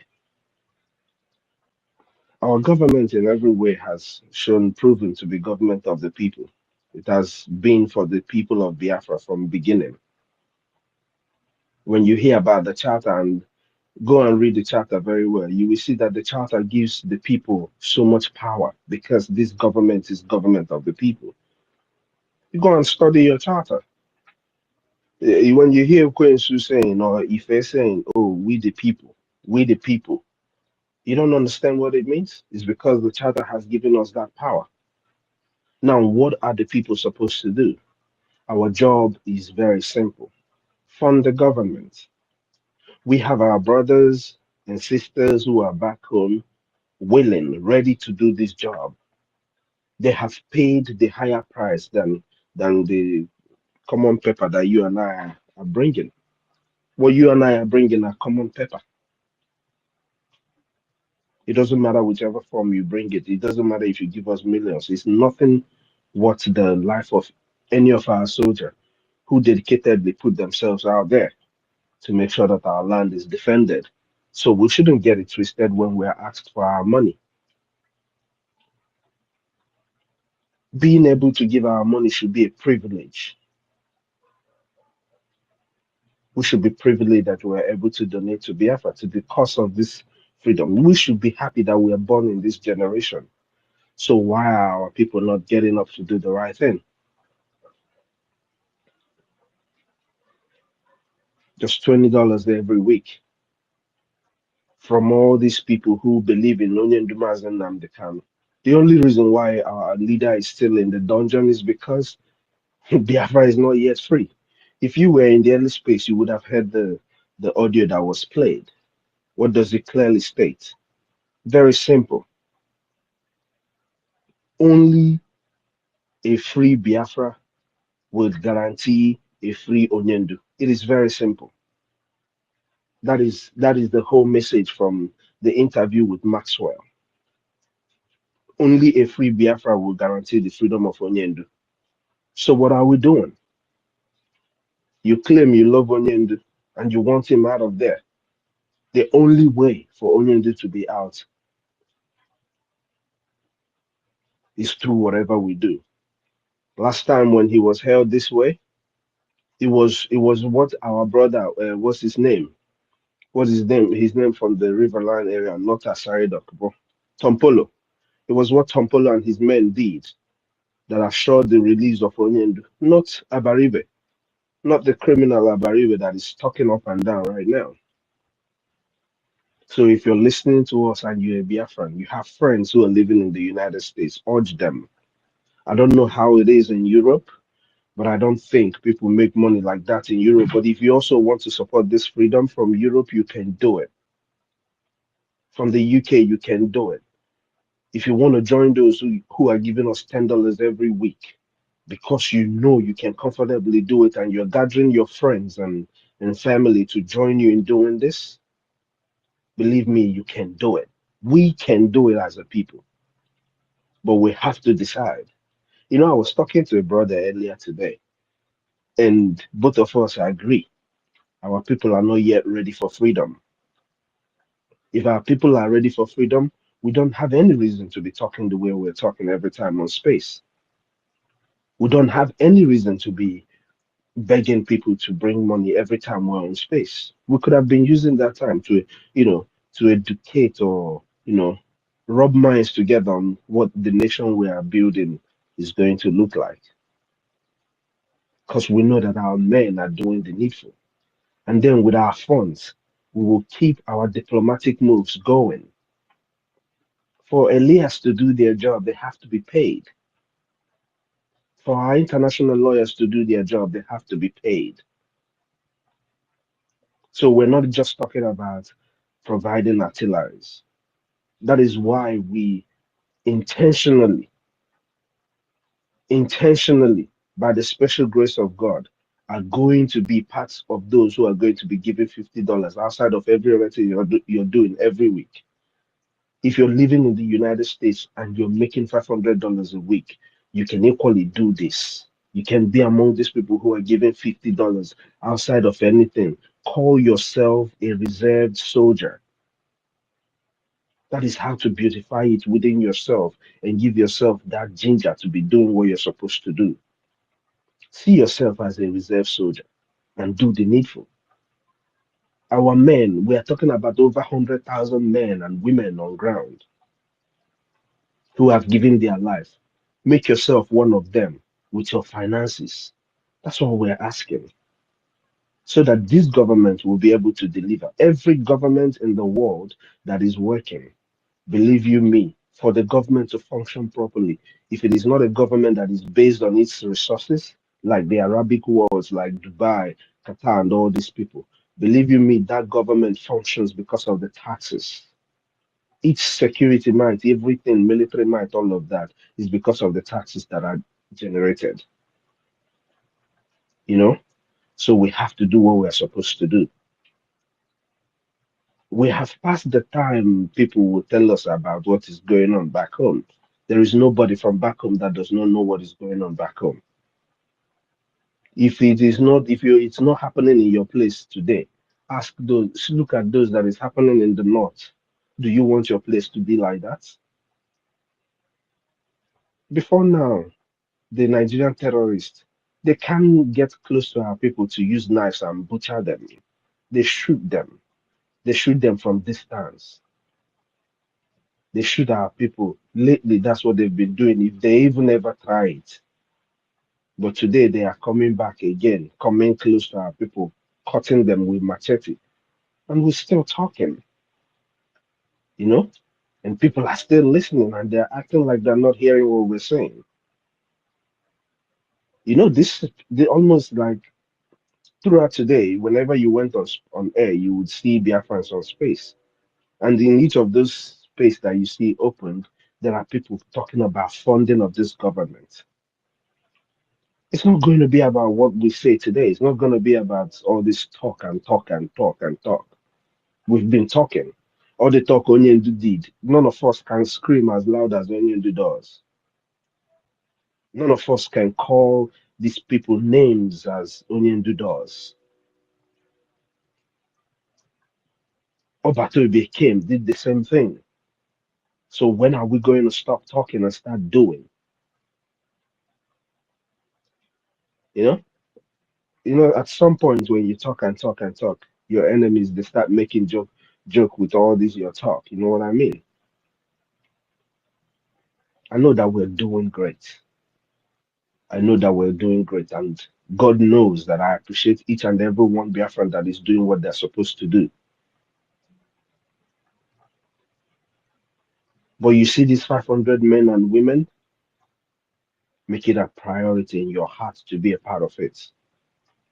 Be a part of these men and women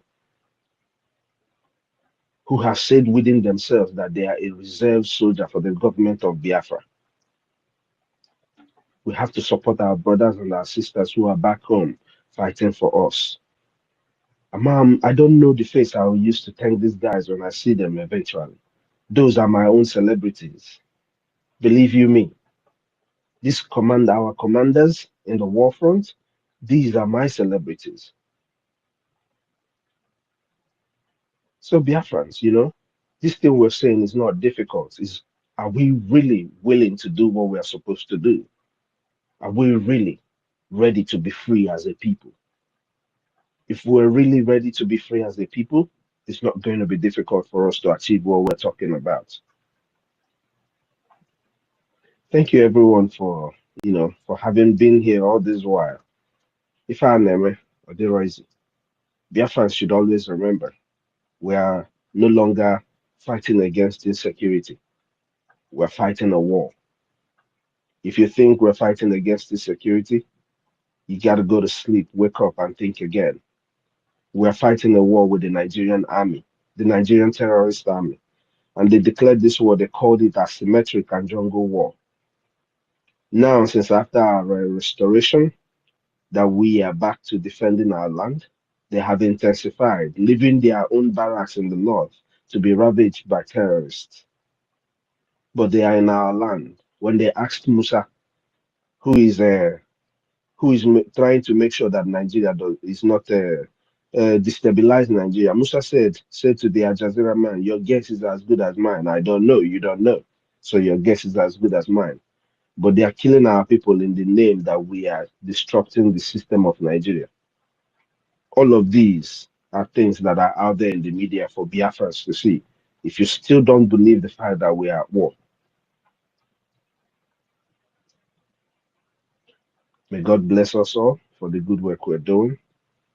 May God bless our dear Onyendu, give him strength to keep enduring as we wake up to do the needful. May God empower our Obatobe, the finisher, with more wisdom to deal with our enemy. Like I said some time ago, he's the best man to be in there to answer any questions if there is any need for anybody to answer any question.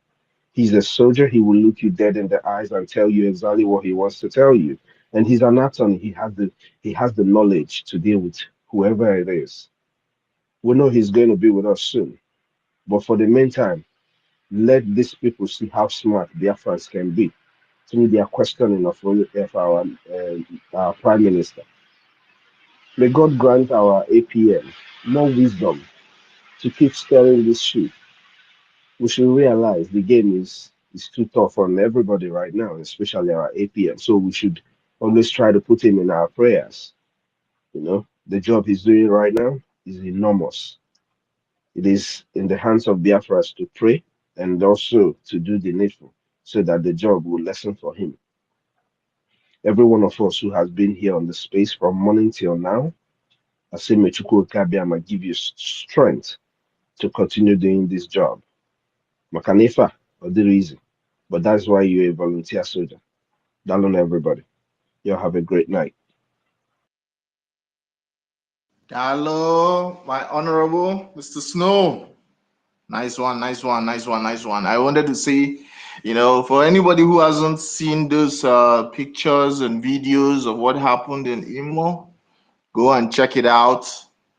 If you haven't, if you don't believe that something is happening, go and check it out. You'll find that a lot of the people that were murdered by the Fulani militias were killed by machete cuts.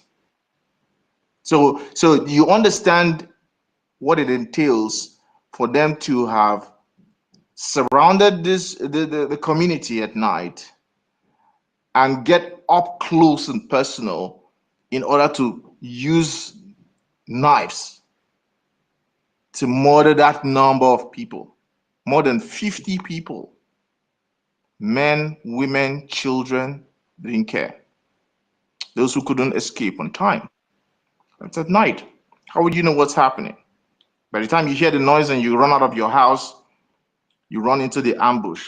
Because they've already set up the ambush before it started happening. This is a planned. So, I mean, it's different when they maybe shot people, but this is callous. The barbarity of it. Yeah. Do you know why they Yes. were able to come out in mass in that way to attack our people? Because they came wearing the military regalia. When they passed the people, they were all wearing the military regalia. And at night, they turned to terrorists that they are and came and slaughtered our people. That is why they were able to do that. It's not because we had terrorists hanging. When Obatobio was here, all those monkeys, they were gone. They came in as military in the daytime, and at night they turned into their real form, which is terrorists. That is why they were able to get up close to our people like that. But you know, because they are all terrorists, they can avoid using knives to cut people, and they wanted to do it without making so much noise. Do you understand? So that is why they massacred our people. If you look at it, most of the people that were killed, they killed them outside. They were people who were sitting out in the evening, like our normal life that we live, because our place is a safe place. That is why they were able to walk up to them and slaughter them in that form. They didn't want to shoot the gun to awake people. You get what I mean? But we already know their style anyway. Yeah, man, it's crazy. This thing is crazy. Yes, yes. You see, because if they had made a lot of shots, the sounds of the gunfire will alert people who are far away, and they will start maybe taking precautions. So you see, you can tell with this, it's a targeted attack. It's an ambush. You just ambush a community, and you use knives to ensure that you create a maximum damage on the people, and without alerting them, without making the noise go so far. Because once there's so much gunfire, even the next village will be alerted. So you see, this thing, these people keep, and because they're wearing uniforms, zoo military uniforms, they are not different. There is no difference between a normal zoo uniformed soldier and these people, that these Boko Haram members that they have incorporated into their midst. They are all the same thing, and we are fighting each and every one of them. Oh my God. Senator, are you a real senator? Senator Endless Leroy, you've picked up the mic. Do you want to speak and give us your submission? All right, if you're not ready, we'll give a Quincy's hands is up. You can pick it up. Yeah, thank you. I just want to second what Honorable was saying.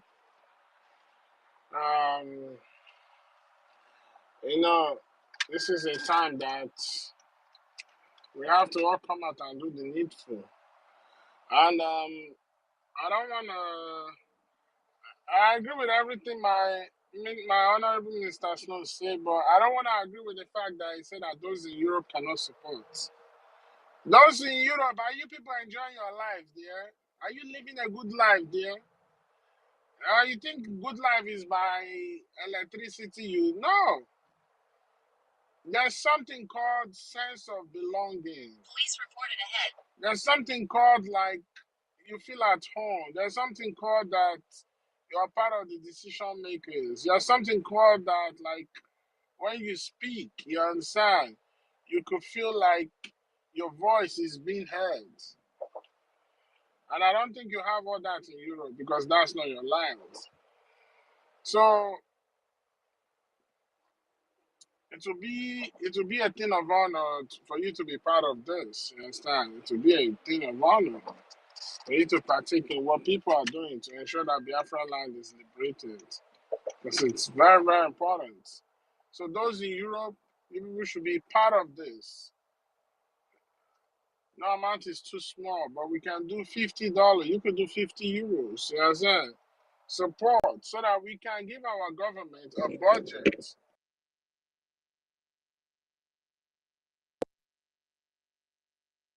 They say better soup na money kill am. Better soup na money kill am. So if you, you want a good government, you gotta fund the government Hey, so that Chukwumeze, they can organize I'm not all the saying, projects they have.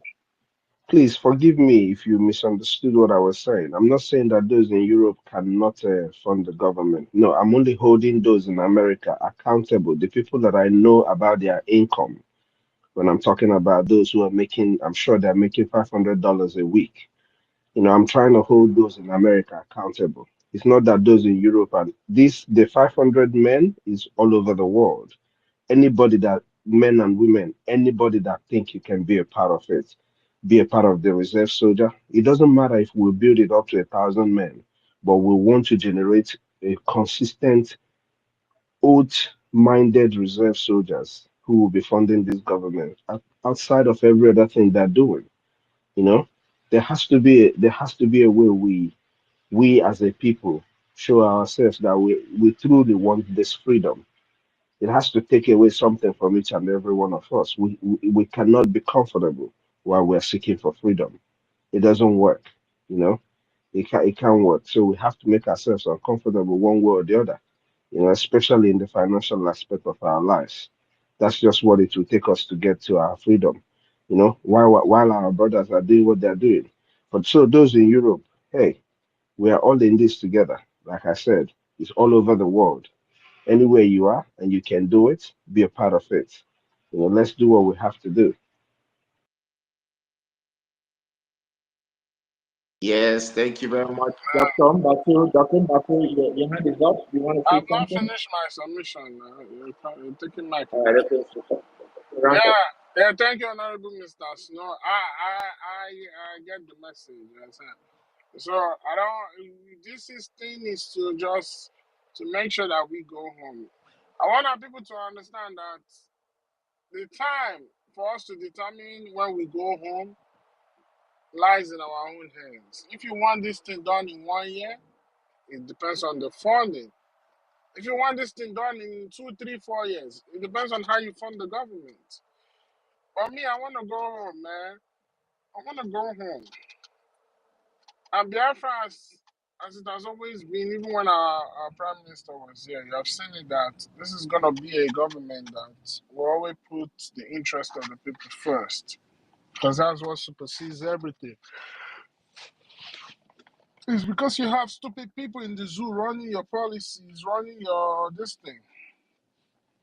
That's why you as a Zoogerian, you cannot be respected anywhere. It's only in the zoo that you are seeing politicians showing off watches, showing off shoes. They have politicians, they They have politicians that is wanna be musical celebrities. Zuiz Zuiz a mess. You see, politicians are supposed to be thinking of how to improve his constituency or serve the people. He's in Dubai. If he's eating, he will show it to you on social media. If he's brushing his teeth in the bathroom, he'll show it to you on social media. He'll be showing you his watches. Like, what a mess. That just shows you that that's not a country, man. That thing is just a business.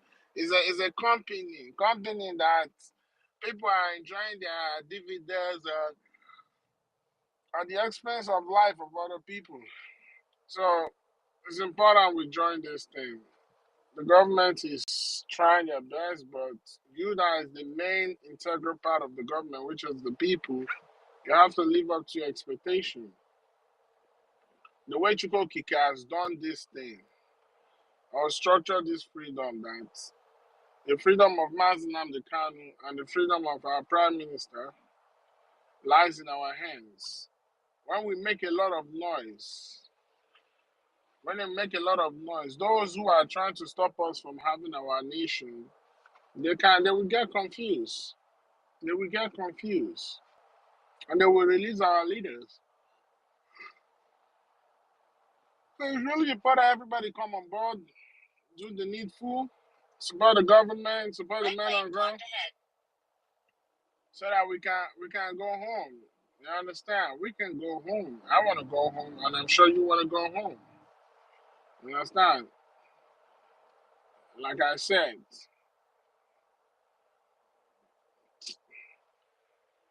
nothing is free.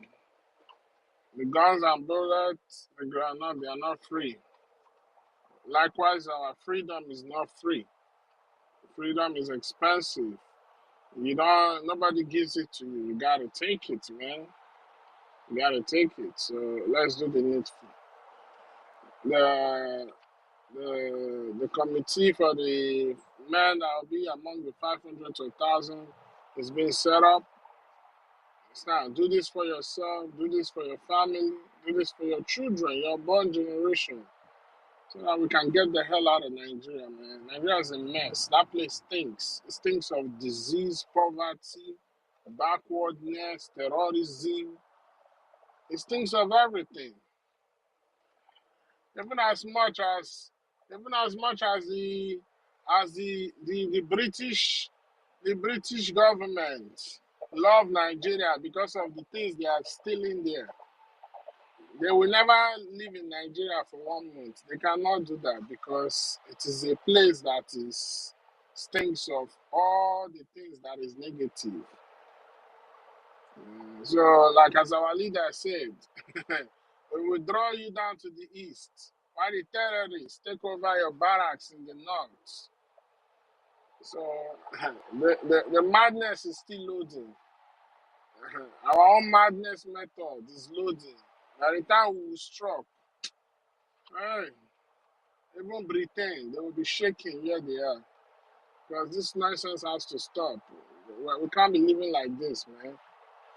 We can't be living like this. After they do the things that make you poor and live like peasants, they will come and tell you, oh, let us give Africa aid.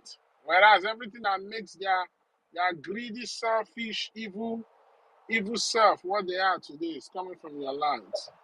Enough of this nonsense, man. You cannot be helping you and be marrying your old ladies. Enough of that bullshit.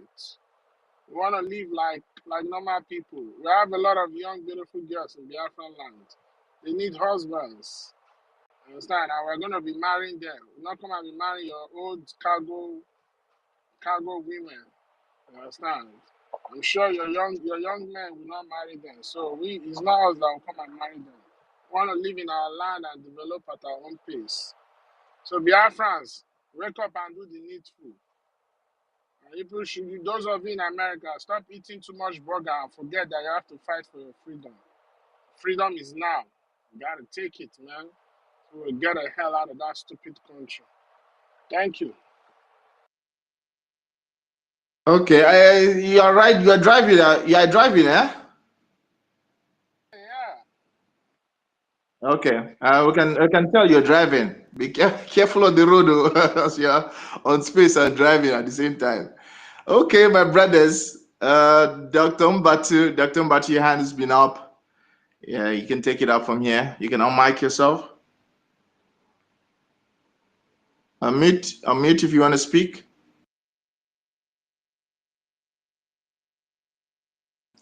Okay, Dr. Mbatu is still readying himself. Senator Let Leroy. me say something. All of a sudden now, all the people standing on the part of truth are answering doctor because you know why? They wanna show madam you must buy that you don't have to go to the so-called school that she went and she didn't learn anything. End up becoming a doctor of stupidity. So that's why everybody is having doctor. You have Dr. Efine, Dr. Mbatu. So like as our leader said, he said engineers, doctors, nurses, DBS, you understand? Professors, we are born right from our mother's womb. So we self, we are doctor. We don't need somebody to give us a paper or certificate before we can claim doctor. So Dr. Biafra Lizo Malisha, go ahead.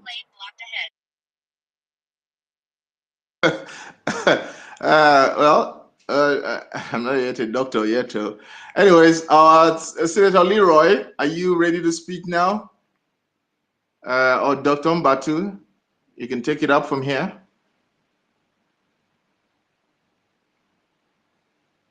You're still fighting with your mic. Mimi's Venture, you've asked for the mic. You come up. You want to speak? Yes, of course, I want to do that. I just want to speak now. Good morning, everyone. Am I coming out? Am I being Yeah. heard? Yes. Everybody has made a very good submission since yesterday night, and it's good the way the government is going, the right direction. We're just trying to separate the chaff from the weeds, and we are moving nicely till pending the time our prime minister comes out, and that's the expectation of many of us in the homeland. And you know what? Since the inception of this trouble, wahala, going booze here and there, we in the whole land have not been having that rest of mind and see this infiltrating happening, killing here and there, even in my own community. So coming from somewhere else, killing, and even the terrorists in the uniform doing their own parts because nobody is stopping them.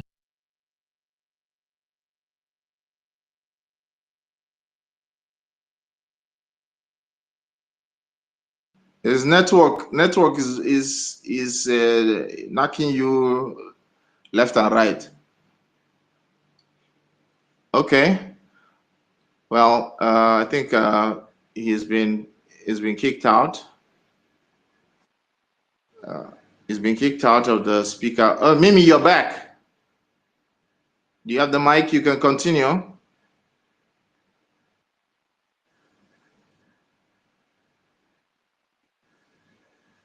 Can't hear you. Can't hear you. Okay, we'll rotate the mic until you get your network in order. Afunwa, you asked for the mic. Yeah.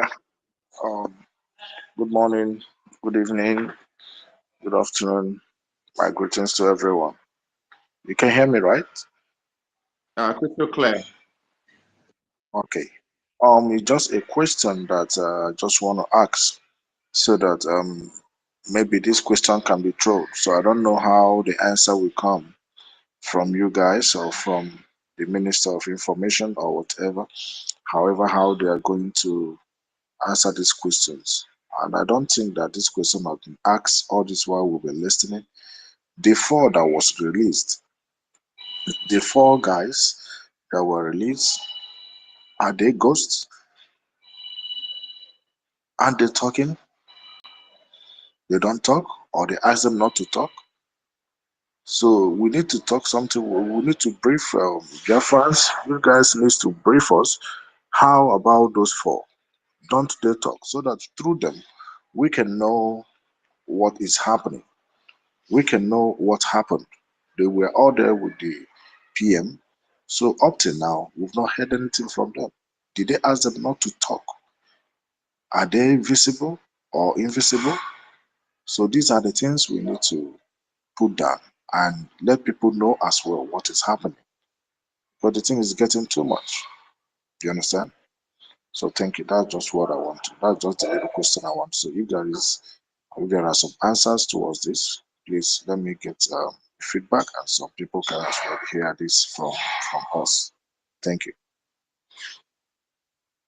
That's a valid question you asked. From the knowledge, those are executives from the Finland and Liaison office, the four of them, but they haven't spoken out. I haven't seen any broadcasts from them. Maybe they're out on bail and asked not to speak to the public, but I don't have that information. Our Minister of Communication is still on space. He's a host here. He may be able to provide further information on that. As we go on, I'll just be noting down some of the questions that I can ask so that you can answer that. Let me throw something to what you just said. So the thing is, like if you listen to what our minister said earlier, our information minister, when somebody asks who is in charge of the legal team for our PM, the man in charge for the legal team of our PM is the acting prime minister. He's in communication with them. Yes, even before those four men were released, he was aware of it, and they broke the news to BIAFRANS. So whatever update he has, he's gonna come and tell us. But one thing you gotta understand is, yes, our four brothers were released, but a case like this, such a high-profile case like this, I will say from my own point of view that when they released them, they would have maybe given them some kind of like bail conditions. You understand? Not to speak or something like that. So, which is most likely. So what's gonna happen is just follow the acting PM. He's always gonna be coming out on space, on X to give updates. So before the court hearing of our PM, he gave updates. After the court hearing, he gave updates. So they're still playing the same game. Yeah, they're still playing the same game. So let's not don't be worried about that. Let's continue doing what we're doing. The most important thing now is funding. Let's fund our men on ground so that we can go on. Yeah. But I'm sure when there's an update, he will come and update us. So let's not drag into that. Let's concentrate on funding the men. Fund the men. Funding the men will make the men give the zoo woto. It will make those that are holding our PM understand that whether you hold him or not, this thing we are doing is not going to stop. So I think that should be our focal point now. While we let the lawyers do what they need to do to get him out.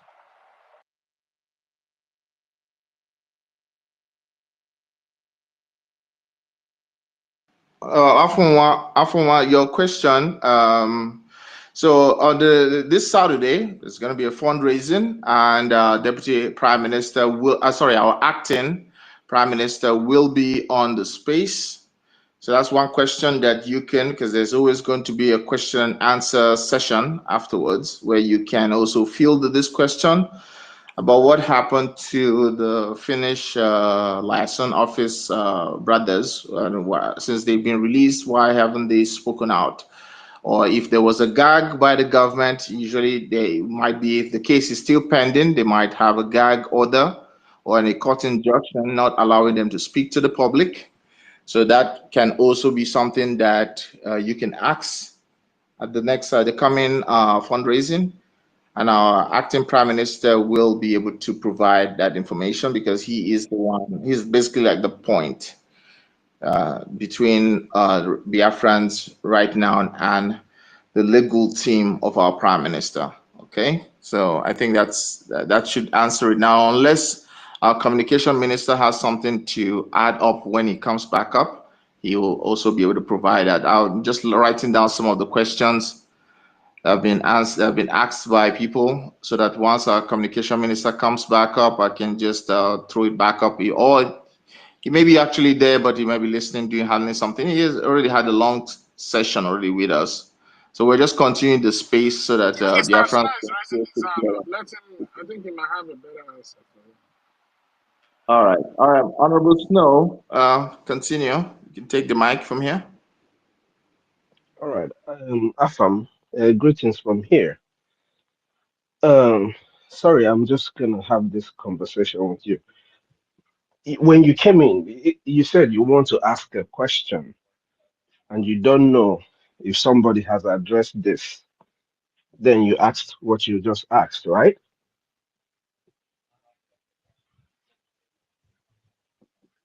Was that what happened?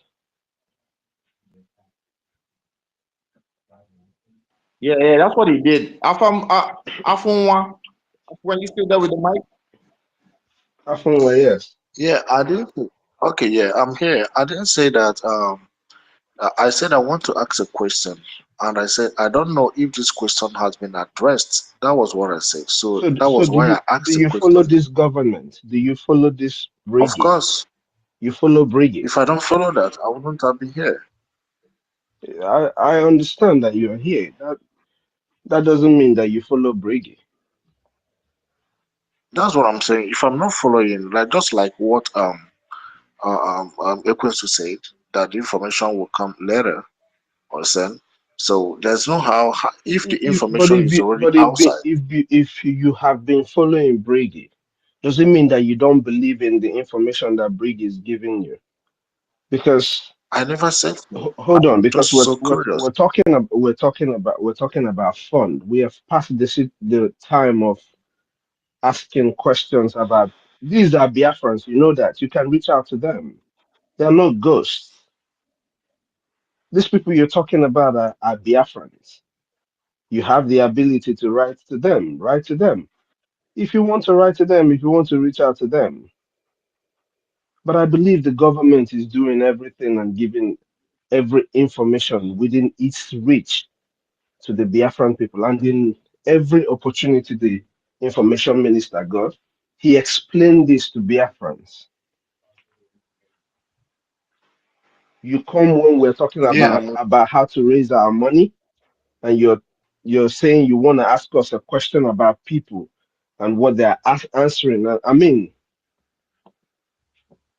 if you really are following Brady, before if I asked you're really the question, following Brady, if you're really following I Brady, was so I was so curious about that. You just skipped something. I don't think that that question had been asked, and that was why I said, please, I want to ask a question. I never jumped into the Your matter to question close the matter. I said, please, I want to Your ask a question.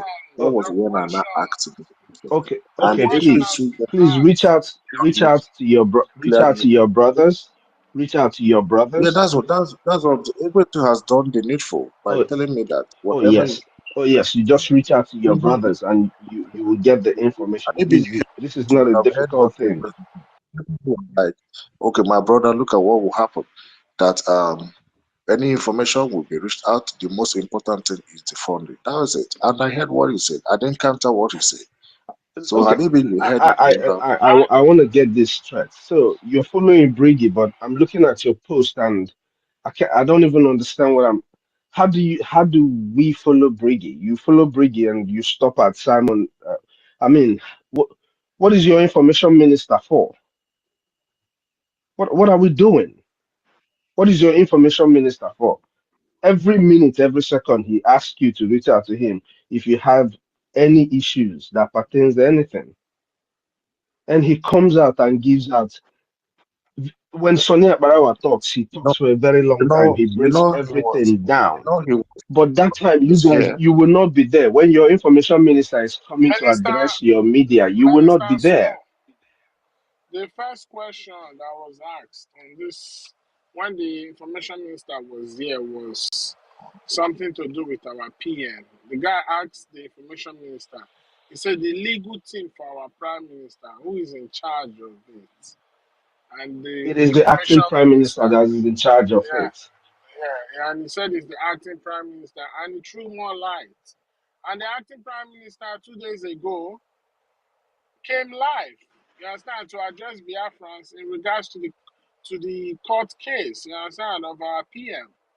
They even informed us that I was going to go to court before that day. So the information is there, but like I tell you, it's a high-profile case, and I don't know why. If you say you are following, you understand, you should get this information. I don't know why you don't have the information. That's Despite you exactly saying what that I'm you are following. saying. Yeah. That's So I exactly don't what know. I'm saying. You can't say you're following and you're asking us a question that is throwing us back while we're here trying to gather funds. And then I go through your post, I don't see any evidence that shows that you're following Brgie. It's just that I want us to be accountable to whatever we're saying that we're doing about Biafra. We should hold ourselves accountable to it. If you want to give us your time, if you really want to do something for Biafra, you have to have the information too. When the information minister is coming on air, you come and get information about what is going on in your government, in your land. It's a responsibility. You make it intentional.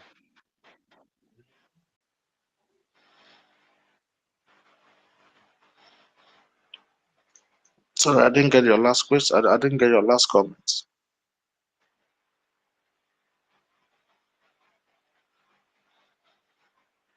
No, Mr. Snow, I didn't get your He last said comment. that before you No, can. not that one. I got that one. The last thing he said something intentional or something like So that. I for didn't get you it I to very said, well. I What is said, that's what I'm trying to say. whatever you're going to do for Biafra, you have to make it intentional. You have to want to okay, do okay, it. okay, You have to want to do okay. it. That's the only way you can do it. If you don't convince Definitely. yourself you want to do it, you're not going to do it. There is no pretense in what we're doing. And then a lot of the people here might even be taking little naps and waking up and it's still in their ears. So if you really are following Biafra like you claim, and you ask us this kind of questions, I mean, for us to come down from what we're talking about and start answering you and drawing back and recounting what the lawyer, these are things that the information minister just addressed, not even quite long. So we can't be doing that as Biafrans. A lot of people, this is already their Minister lifeline. Snow, wait, let's answer this question. It's all right. Let me ask I got what you said. sir, I let got me what ask you you a said. So question. there's no problem with that. Okay. So There's no misunderstanding let me ask you a question, what we're sir. doing. Sir, It's okay. with the memo that the lobbyists dropped, like on the 31st of December, what did they say in that memo?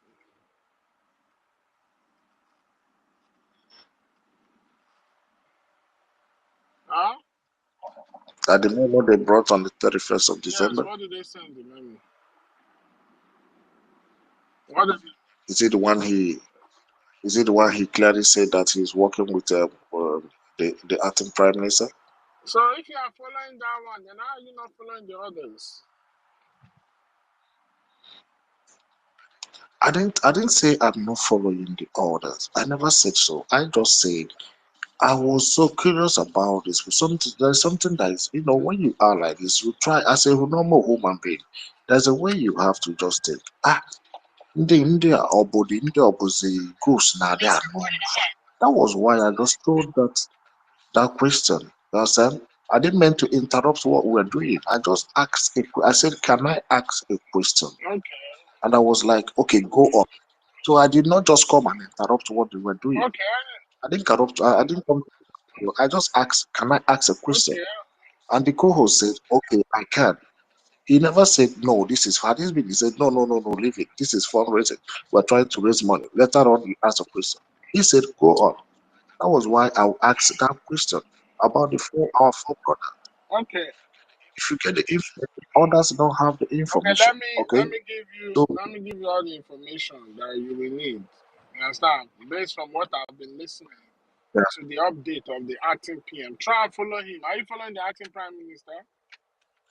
of course, Yeah, so of course. you should make it a point of duty to go on his page every day because he's posting updates. He posted a memo, and that memo is important because it's something that affects Biafra. So you go on his page and you look for updates there. Follow the information minister too. Follow the deputy information minister. I follow Yeah, him. yeah. So, I follow my so brother. the court case of our PM takes place every fortnight, every 2 weeks. And according to what our acting prime minister said, he's in constant communication with the legal team. And he said he will be coming to give us updates before Every morning. every morning, yes, okay, yes. And also anytime there's a court hearing, he will come and give us updates. So he said Finland are still their investigation is still ongoing, they are still questioning, you understand? And all that. So They are so-called yes, questioning. so So for you to know that I'm following yeah, up. okay, yeah. So you're following up. Are you following up? We have a group for the $50 weekly fundraising and 500 men. Do you want to be part of that group? I will get in touch with you on that. Okay, please think about it because we need to fund our men on ground. All right, thank you so much. You understand? Thank you. That's okay. That's okay. Yeah. Nice one, nice one, nice one. I like how you guys did the small back and forth, and at the end of the day, it was all polite, no toxicity, and everybody's all good. Let's rotate the mic. Afunwa, if you still have a submission, still hang on to the speaker, to the mic. Senator Leroy, you're here again. You've asked for the mic. You're back. You want to say something? If you don't want to say something, I'm going to take you down and just leave the space open for another person because you keep asking, but you're not saying anything. Apparently, maybe you're trying to, bring down our space, but it's not going to work. So, Afunwa, if you still have something to say, if you still want to drop a submission, you can still drop one. We want to hear Please Biafran don't speak. conclude like that always. I'm driving, that is why I don't have time. That is why I have not spoken. Okay, thank you. All right. Okay, but you drive safe. Okay. Afunwa, you still want to say something? Drop a submission. You've asked your question; it has been answered, but you need to say some other things, especially with regards to funding our government and other things that are pertinent questions.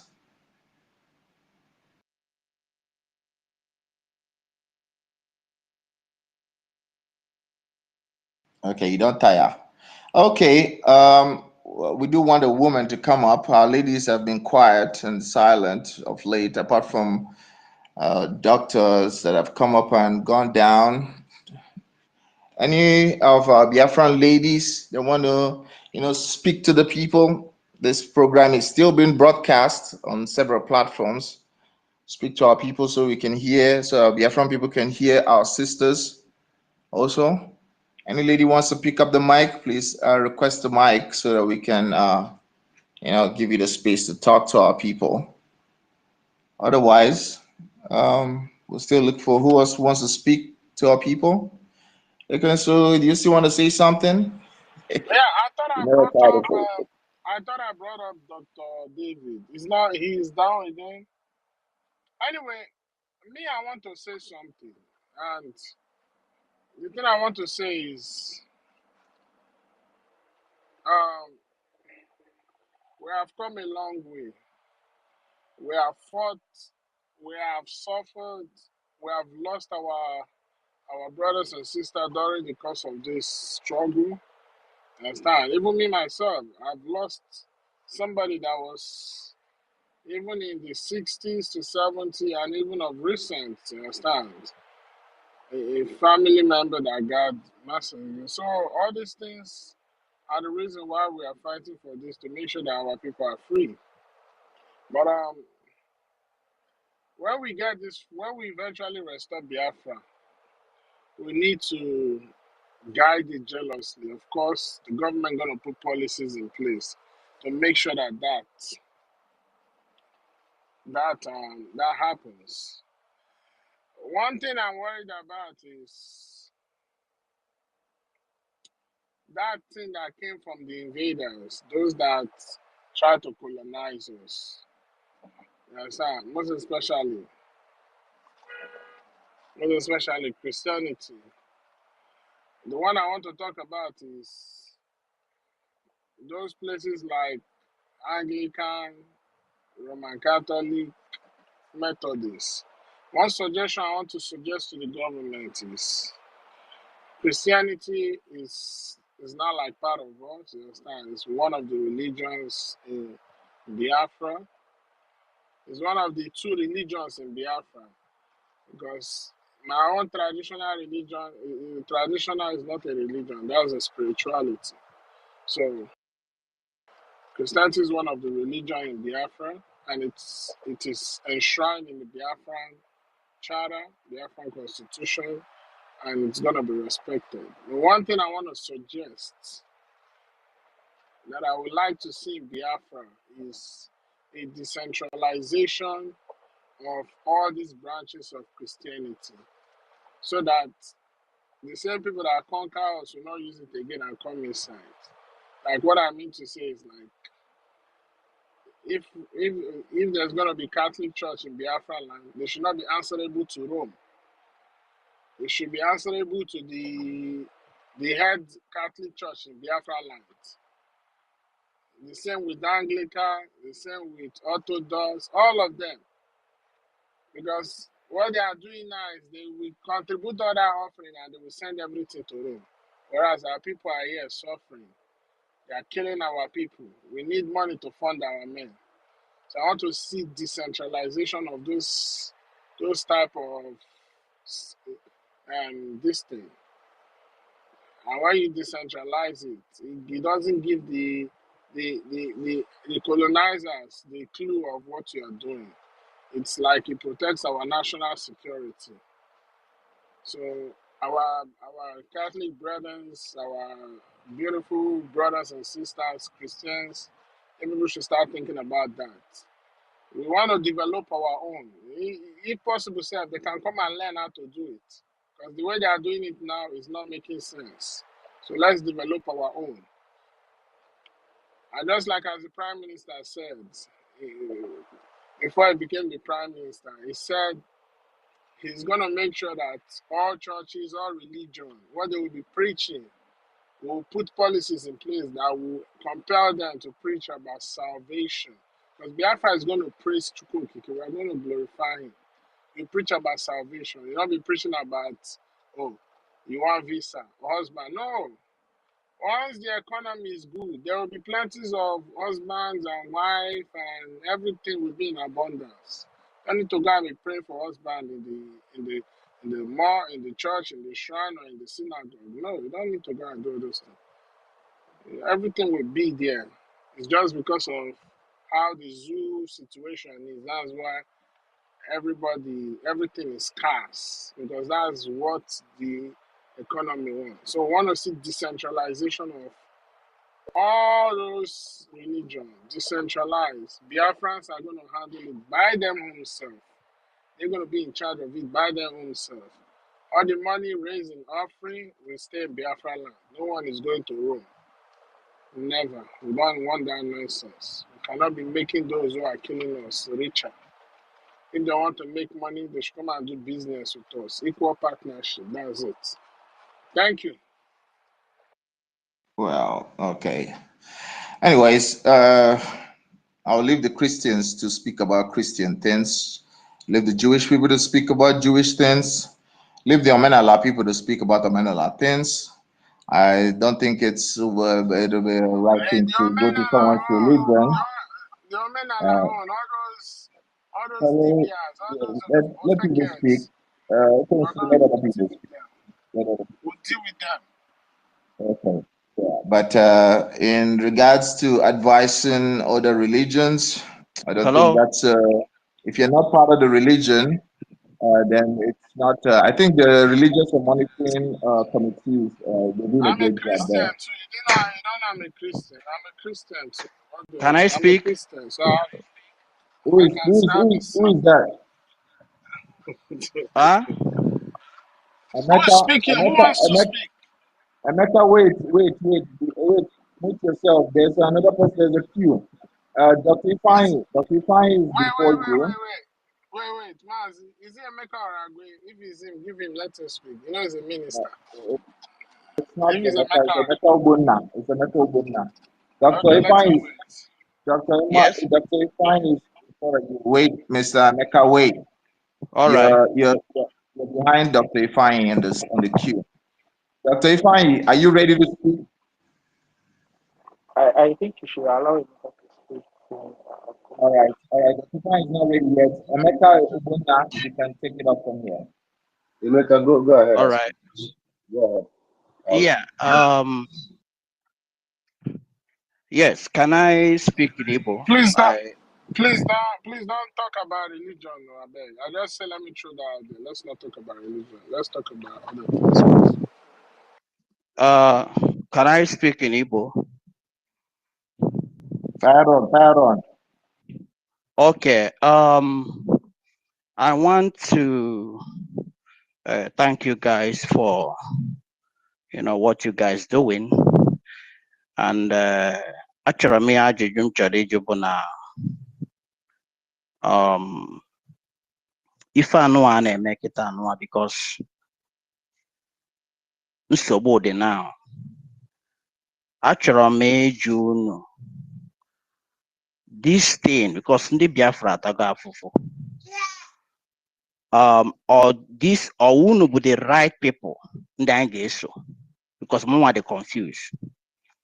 You got to go him because of if I na-anọzi na online. Amanazi ndị a ga-eso now. That's why I'm ji na ajụjụ ka m na-ajụ ka direct go m. So achọrọ m ịma ma unu bụ the right people anyị kwesịrị ị na-eso. And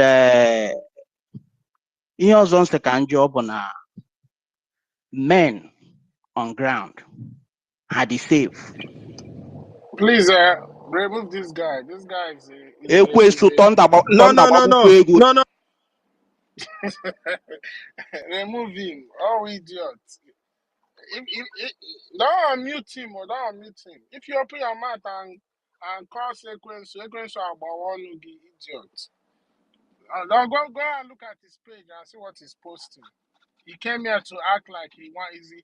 This guy don't need no question. You don't need no answer. Just put him down in the listening section. Let him be listening. How we this thing? We don't have time for that. We don't need anybody that will come and dampen the spirit of our people. Understand? We need people that will come and suggest how we raise funds for our men. Sorry, you can go ahead. I know where I was heading to, please. Well.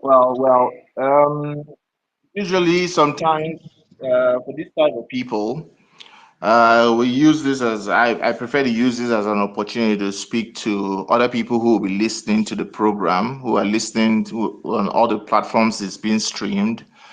It's not just basically only him, but it's the way we answer the people, Biafrans, is the way other people who are listening will learn. Sometimes I don't think there's any question this guy will come up with that cannot be answered. But if it goes out of Let me answer a question. See, cello.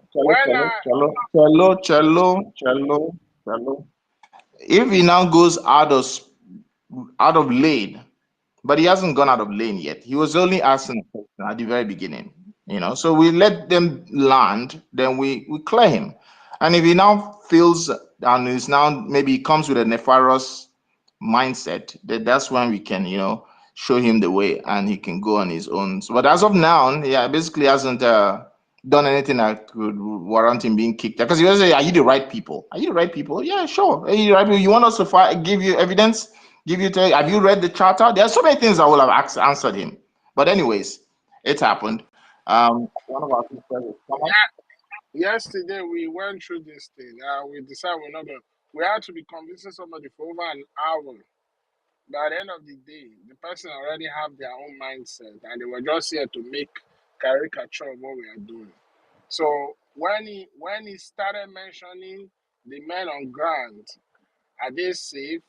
And when I confronted him, if he is somebody that want to he's searching for the truth, he will not come off that offensive and tell me thunder about Wogyo. No. So this one is an agent of that camp. So you don't need to waste your time trying to convince him. Can I say something, Are you please? seeing, wait, Chalo, one more minute. Are you seeing Eunice Peewee? She sent me a back channel message as she's been requesting for mic, but I can't see her on the place looking for asking for mic. Sister Eunice, I just invited you to speak. So accept the mic. Reported ahead. Sister Eunice. Or you go out and come back. She should go out and come back. I don't know. Okay, Speak. I sent her a back channel message to go out and come back. Maybe that's why I'm I not even see seeing her. her at all. I see her, but I just sent her a mic. I don't know if she's gonna accept it, but wait. Okay, my brother. Yeah, can I just say something for some seconds? Yeah, carry on. Yes, please. Ekwensu, this is not the first time you've been doing it, I just want to plead with you. Let's give them that benefit of doubt. Then if they are going that backwards, then we can send them out. But at first, let's give them audience. Then and tell them just keep on coming. You will know the difference, even if you don't explain anything. Because anyone that is coming here and going there, he must surely see the difference. The problem is that they are stuck there. Some of them that are fools. Because as you see me, I go there and I even ask for mic, but they never give me mic. Because I want to, those questions that I sent to you, I prepared them to ask, to bombard her with them. But she never gave, they even ignore me as if they didn't see me, and I will be writing. They ignore, Maybe they know me already, I don't know. Thank you. Okay, you want us to bring him back up? Okay, I will bring him back up. Let him come up and hear how he's gonna sound. Wait, hold on. Emeka Ogbonna, I'm bringing you back up. Come, accept the mic.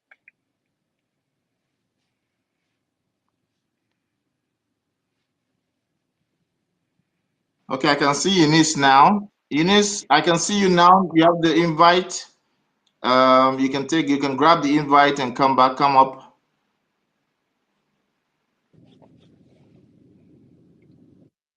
Emeka Ogbonna, where is he? Yeah, it's like he's running away. Leave him. That chance has passed. Let him come back another time. Let's Now go another request time. the Now we mic. want one of our ladies to speak, and all this bone, all these men with the heavy voice. Guys have been speaking for too long to Biafrans. Biafrans If want they a are not soft ladies, voice. then I can just say little thing and then. All right, carry Everybody, on. you just pump this man out. Yeah, but Moses Samuel, you know what I'm talking about. I know. Yesterday, I will tell him you know to. how long? I want to tell him to search for address for the psycho people in Georgia if he doesn't know where to follow. He can follow the psycho people in Georgia. Up till now, at his age, he doesn't know whom to follow at this time. Since 2012, when the Kano started talking, he doesn't know whom to follow. He's coming to ask questions. Talking about men on the ground? No. Please, everybody should join and contribute for our men. That's what we need now. We need to be getting 5 million every week so that everything will be set. 2025, Nigeria must go down. Well, surprises might come to them too. Let things keep working out. Everything is moving fine. Well, so thank you very much for always supporting us here. You are just awesome. You come from every round and then you make everything. Anybody listening to you will never want to sleep. Thank you very, very much, everyone. Please, I just want to say that the exposure today by our information minister and other people was just because I was driving there with the code. Yeah, it was so good. Just I gave them credit for exposing Madam You Must Bow.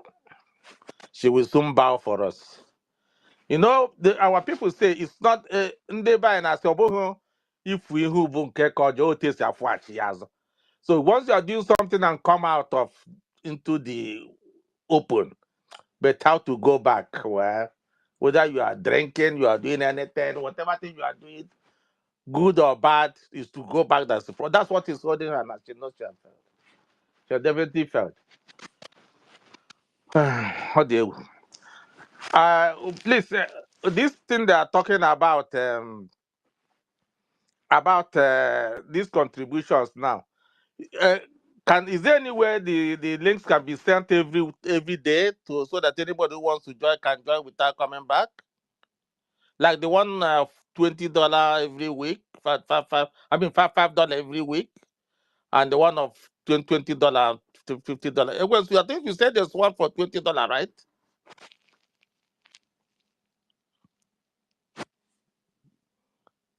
Hello.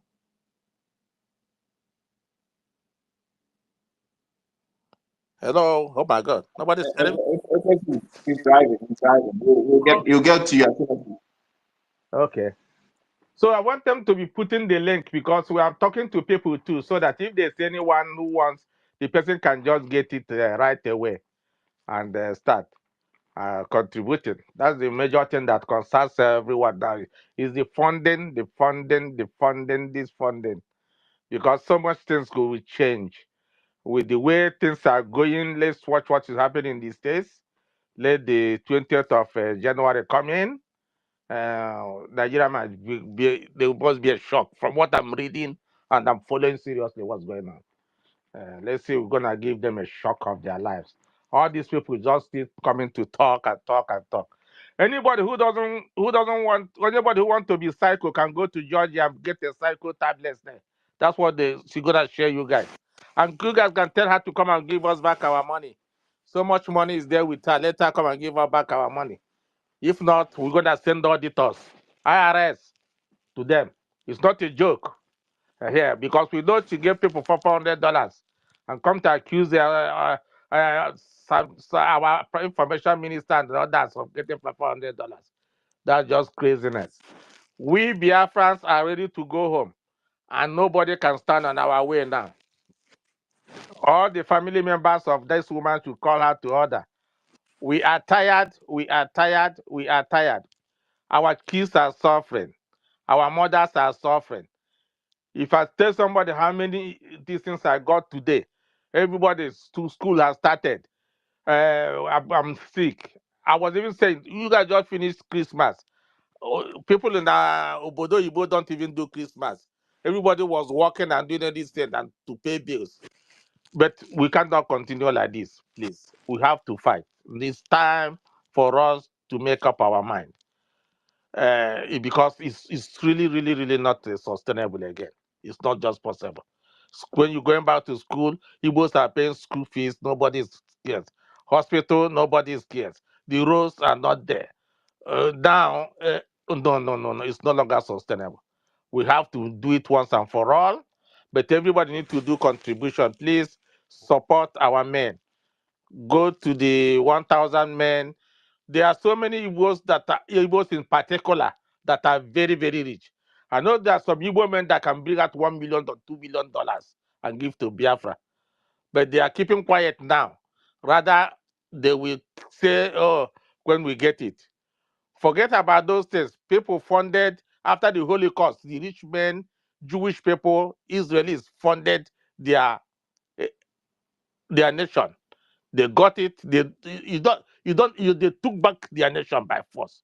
Because if you don't take it, the enemies will take it. So we have to be proactive now. Our rich men, it is not driving private jet. It's not driving 1 million cars. Those cars you are driving, if the Fulani comes in, they will kill you and you leave those cars and go. Go and donate. There's so many ways. You guys are importers. During the pandemic, Igbos donated 27 billion to Fulani government overnight and No, gave it to them. they were using it to look for Igbo presidents. Yes, 27 billion overnight they donated. And now we are looking for money. You guys cannot give us money. Ndi Igbo, get your own nation. Innocent, peace, coast carries. All the people in Aba that are rich. You guys know yourselves. Both everyone. Even if you steal money from the Fulani, come and give us money. It's not gonna be easy. We are shouting it now. Come and donate. Come and donate. There are so many rich men in Igbo in US. There are so many rich men in Igbo in Asia and China. Come and donate. It's not this penny half that is gonna help us. We need people that can bring out $1 million, $2 million. Government of Biafra will give you back the money. We need this money now. We need this money now. We are pleading, asking you to come and do it. That is what you're supposed to do for your kids. You have, like now, all those people that have companies in Biafra land. You know that when these companies, when you die and your children are overseas, those companies gonna shut down. Innocent, come and donate. You have money. Peace, come and donate. You have money. A peace. All of you, there's so many rich men. Now they've taken everything after as they have, right? They've confiscated off his assets. But when you tell me about Biafra, I tell you APC. Are you serious? Oh my They God. They confiscated confiscated his assets. After Are as you serious? oh my God. I thought it was their biggest stooge. now Nigeria has visited him. Are you serious? Yes, Wow. even the governor of Abia State now. They collected $200 million, says the 4 million in his account. Yeah, this was a billionaire before he come in, but it's his money they went to confiscate this week, earlier in the week. That it is. There's another one that was on interview crying that they destroyed his property worth $30-something million. Yes, the man that has that beach, that one in Lagos. You know the that beach that landmark. was destroyed in Lagos. One And they man use an Igbo man. was telling them. Yes, My brother, they use an Igbo man. Yeah, isn't that Omai? Oh my, Devil my.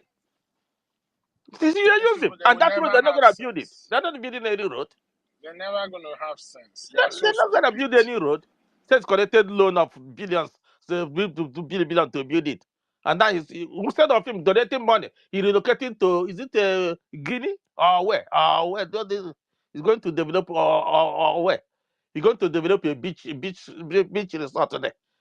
Don't we have beaches where he's gonna develop by donating $1 million to us, and then we give him the beach to build in Igbo land? Is there no beach in Opa? Is there no beach in Anambra? There's beach in Anambra you can develop. There's everywhere in that current Anambra state. There's a beach there you can develop. There's one in Opa. Look at EFIK-IBIBIO. EFIK-IBIBIO beach. Is it not there for develop? But he cannot come and donate him 500,000 to us. By that time, they will give him a place. Even that beach in Landmark, the water is so dirty, so nasty. I'm telling you. So many years ago when I visited there, that place was so nasty. And then all these this thing. Just food there.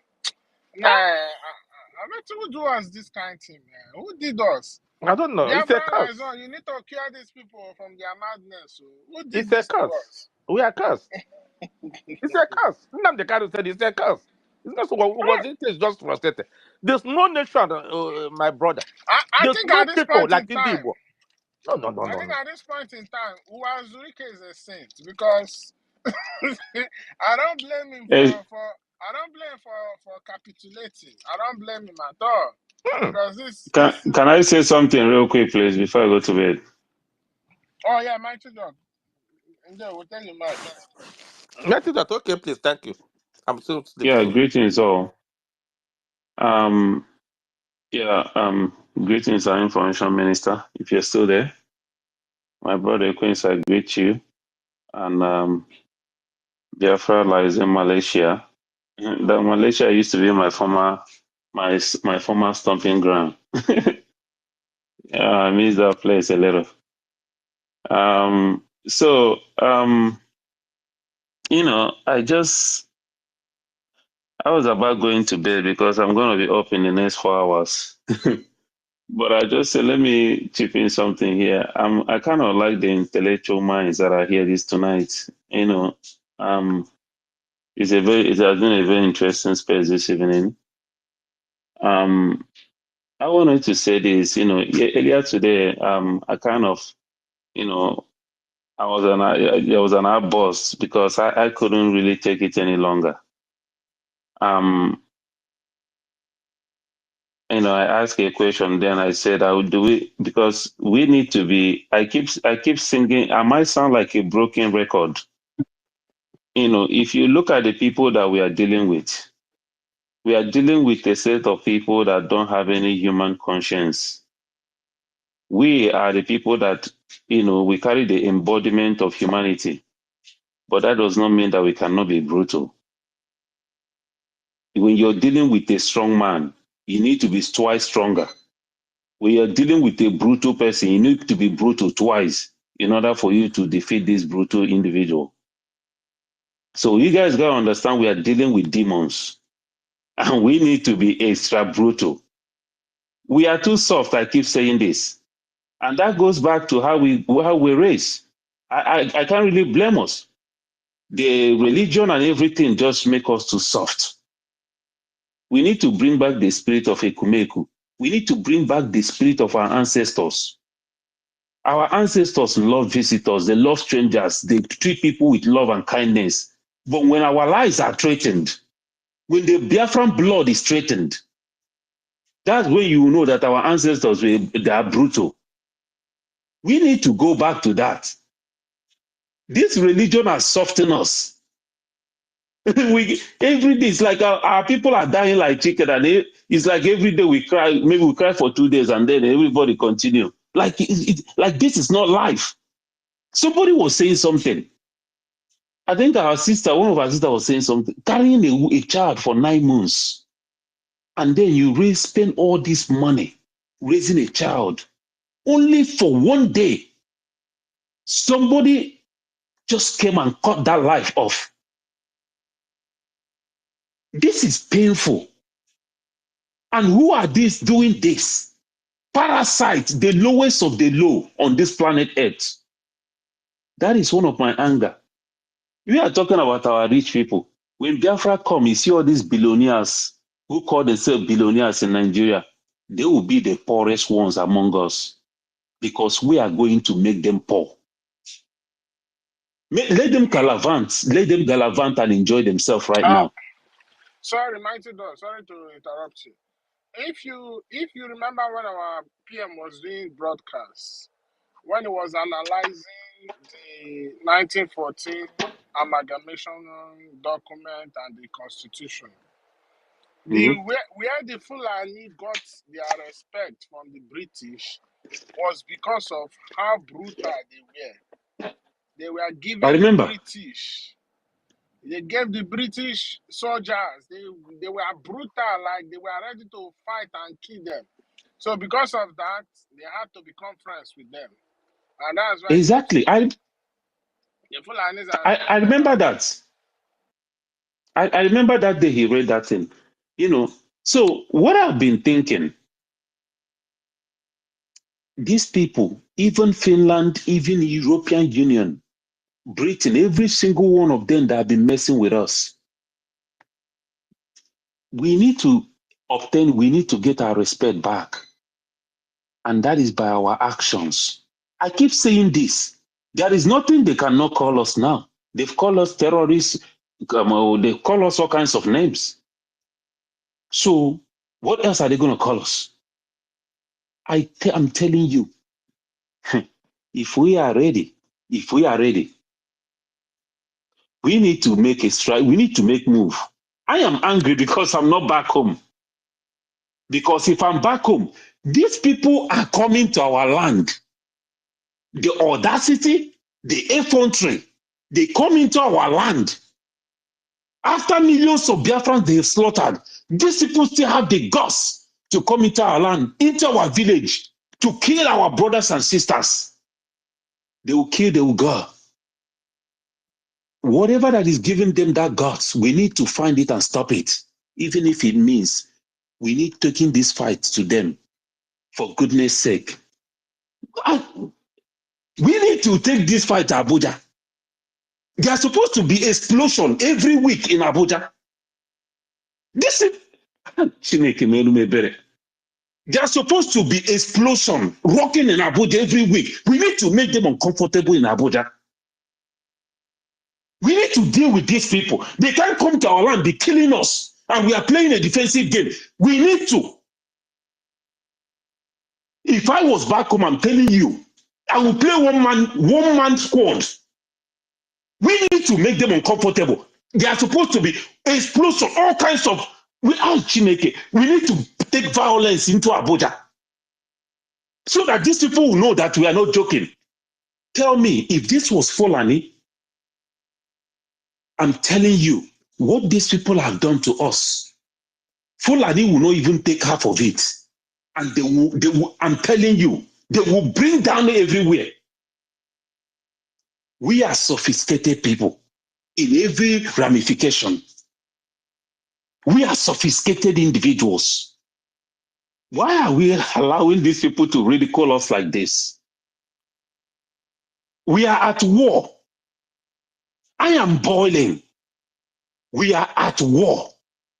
We need to let these people, we need to make the people, the politicians, the individuals who are allowing these people to come and humiliate us, supposedly the Igbo elite, they're all in Abuja with their children, their families. And our own children and families are being slaughtered back home. We need to take this fight to them, to Abuja. Until then, man, I'm sorry to say this, but we have not started. When we make them uncomfortable, they are the ones that will tell us to go. We need to tell the European Union and Finland, when they hear the kind of things coming out, they will understand that it is our prime minister that has been holding us down from reacting. And now that he's no more, we have an acting prime minister, yes, but they will know that our prime minister has been the one taming us down. We need to let them know that. If not, they're going to pick up another person. And we will come here and whine and whine and whine. We need to be extra radical and brutal. I keep saying this. I know why I'm saying this. Because the people we are dealing with are not humans. We need to put the fear of Okike in them. I'm telling you. If we do not put the fear of Okike in these people, including our saboteurs, who so-called politicians, they will continue to take us for a ride. I'm telling you, if we do this, these people are the ones that will say, they will release Mazinam Dekano to come and tame us, to come and put us under control. They will release Simon Ekpa to come and put us under control. Because they will say we are losing it. By our actions, if we continue to talk, they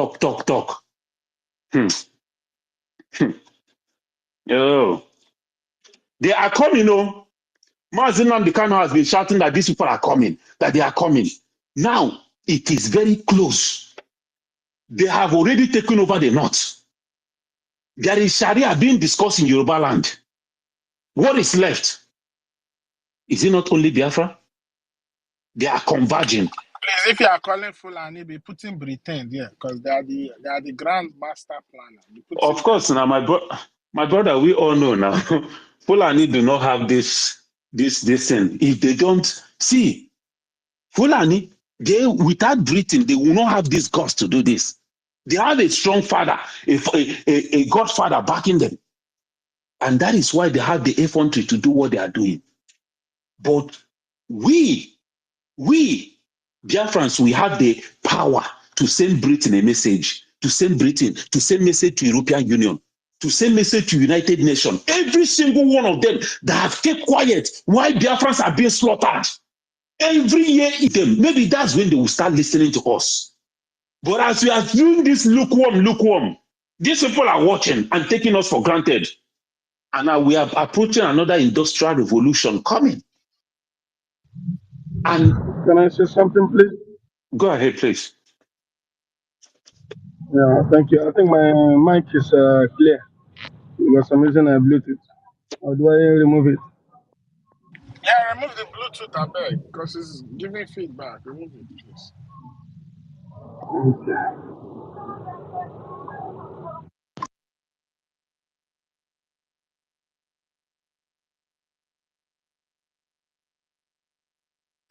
Yeah, Mighty Dot, go ahead. I think it's down. Maybe you come back. Yes. So please, look at us here. Look at some, like here in the United States. I know Chukwu Meze, you know what time it is right now in the United States, and in some other parts of the world, it's early in the morning, and we are all gathering here because there is something very vital and important in our life that we are trying to restore. We are nothing without Biafra. Every other countries right now are rising. These far-right people are rising, taking over their land from Europe to Canada to America. Every one of them are rising, putting their people first. What do you think they're going to do with you, strangers and foreigners? Their bodies are itchy. They are getting very itchy right now. They are getting very irritated and aggravated. Many of us are in different countries of the world, carrying our shoulders high. We are abroad. We don't know what these people are thinking about us. We don't know the kind of eyes that are looking at us with. No place like home. We need to take our home by, if not, our ancestors will be very disappointed in us. I'm telling you, they have already been disappointed in our fathers. We cannot let our ancestors be disappointed in us. We need to restore their glory. We need to restore their dignity. Do you know that Fulani are pissing on they are pissing on the dignity of our ancestors? That's what they are doing. We need to restore the dignity of our ancestors. It is a task that must be done by every means possible. By every means possible. If you know who you are, that you are from the lineage of the ancient, lineage of gods and goddesses, when we begin to realize this and put this fucking religion aside, then we will know that there is a task that must be done. The task of restoration of the dignity of the ancestors of this planet Earth. The first people to walk on this planet Earth, the originals, we carry their DNA. And it is a task, it is a duty for us to restore that. They are already mocking us and laughing at our ancestors. We need to teach Fulani a lesson that they will never forget in a hurry. And time is running out. Let us put our heads together. Hold on, sorry, I'm about to drop. Let us put our heads together and strategize. This funding we are talking about, I have said it earlier today. Please, if we are not ready to commit to this funding, I mean like total commitment, let us not go into it. Let us continue with our ordinary funding. But if we are seriously mean, if you say 500 people, let it be 500 people or more, nothing less. If it is, however we are going to do it, that everybody will be engaged and contribute and be very diligent to it. We move that way. Because this is not a time to joke anymore. My body is getting itchy. I'm telling you guys, one day I'll just buy one-way ticket and I will enter. I will not tell anybody. And I will do the needful. If that's the last thing I will do on this planet Earth. Because this thing is beginning to annoy me. Thank you, my people. Let me stop here. You see why I said there was no need to be celebrating Christmas and New Year. What are you That's what I said celebrating too. when you have terrorists in your land? Killing, you are celebrating Christmas, celebrating New Year. 2 days ago, they are massacring our people. Is that not stupidity? You celebrate the festival of the colonial master that put The you in the colonial position you masters. are. Even the calendar itself is not even your own calendar. Gregorian calendar, you celebrate it. Today now, 2 days ago now, we are crying. Our brothers and sisters are being massacred. Is that not idiocy? Stupidity. In a good jingle bell, they tell you running through the snow. Snow is not falling in Biafra land. Snow does it fall in Biafra land? Sometimes when you just look at our people, you just get tired. But the level of sabotage, is there anywhere in the world, Quincy? And Matthew Dot, can you guys tell me anywhere in the world that somebody will be sabotaging something openly and telling you cannot do him anything? My The level brother, of sabotage my brother, from Igbos, I didn't expect it when I was growing up in the 1970s and 80s. my brother, let me tell you something. Look at China. Go to China and fuck up.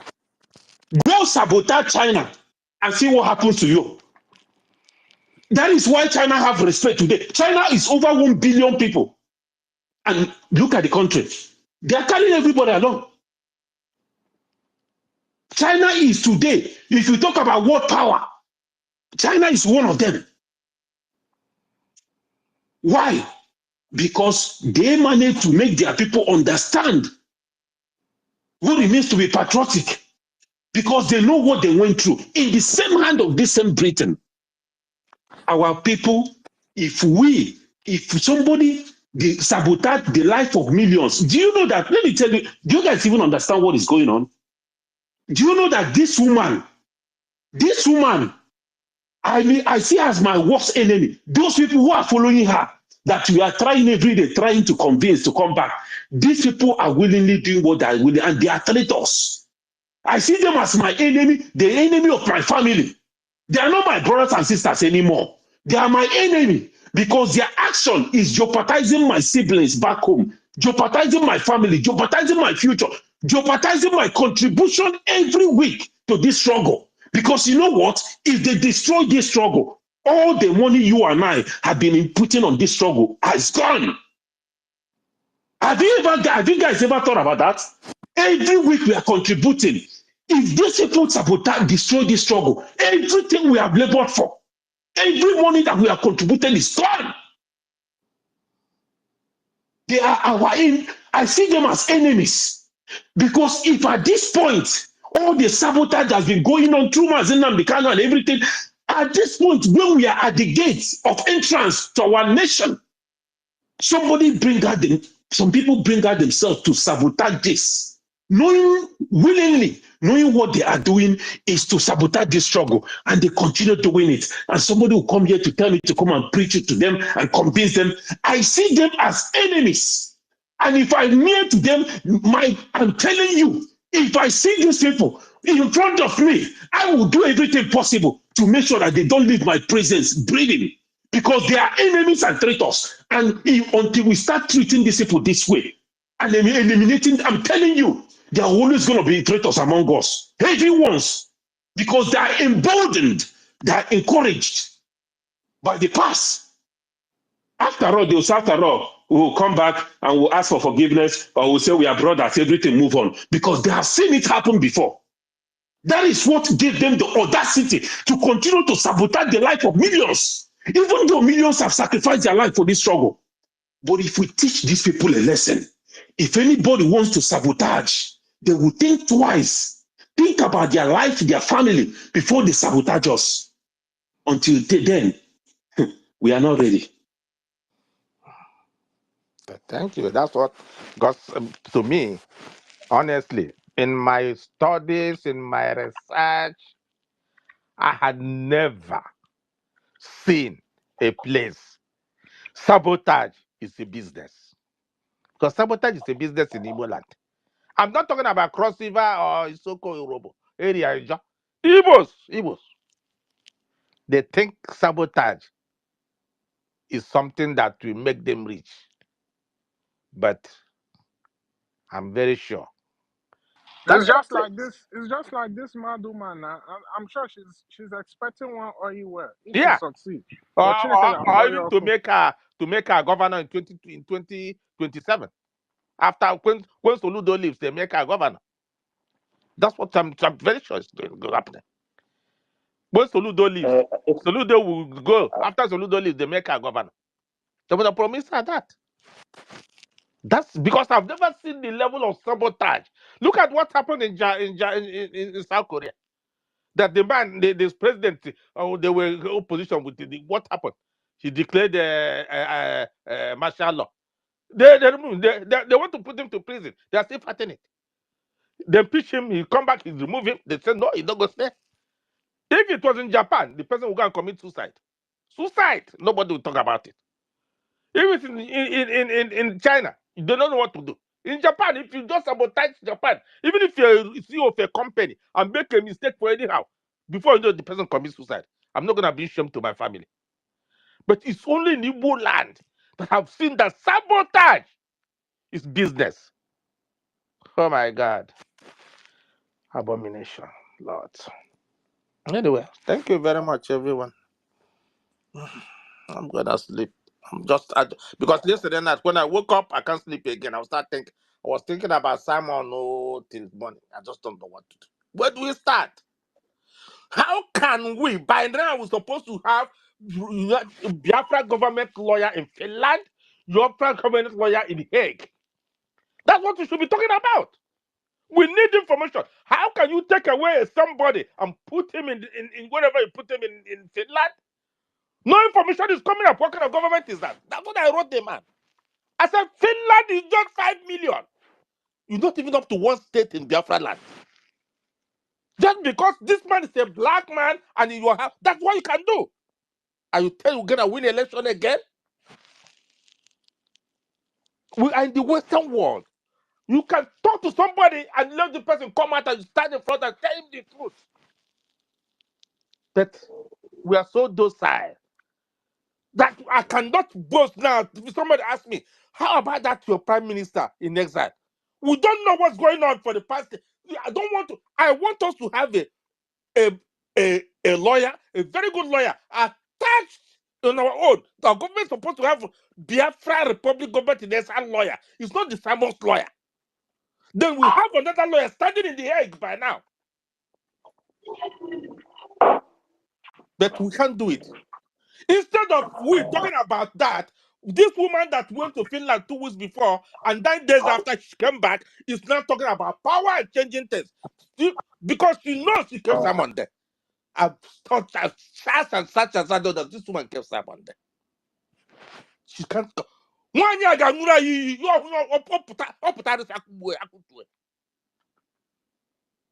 we'll continue to say it. Anybody who come and tell me nonsense about the Bible, anything you're gonna do in the Igbo land, take you guys and you go and take this thing. We cannot continue like this. If not, they're gonna sabotage the economy of Biafra nation. No matter how big it is, they're gonna bring it down. Because we have suffered enough. At least, where do we start again if this thing collapses? God forbid. Where do we start?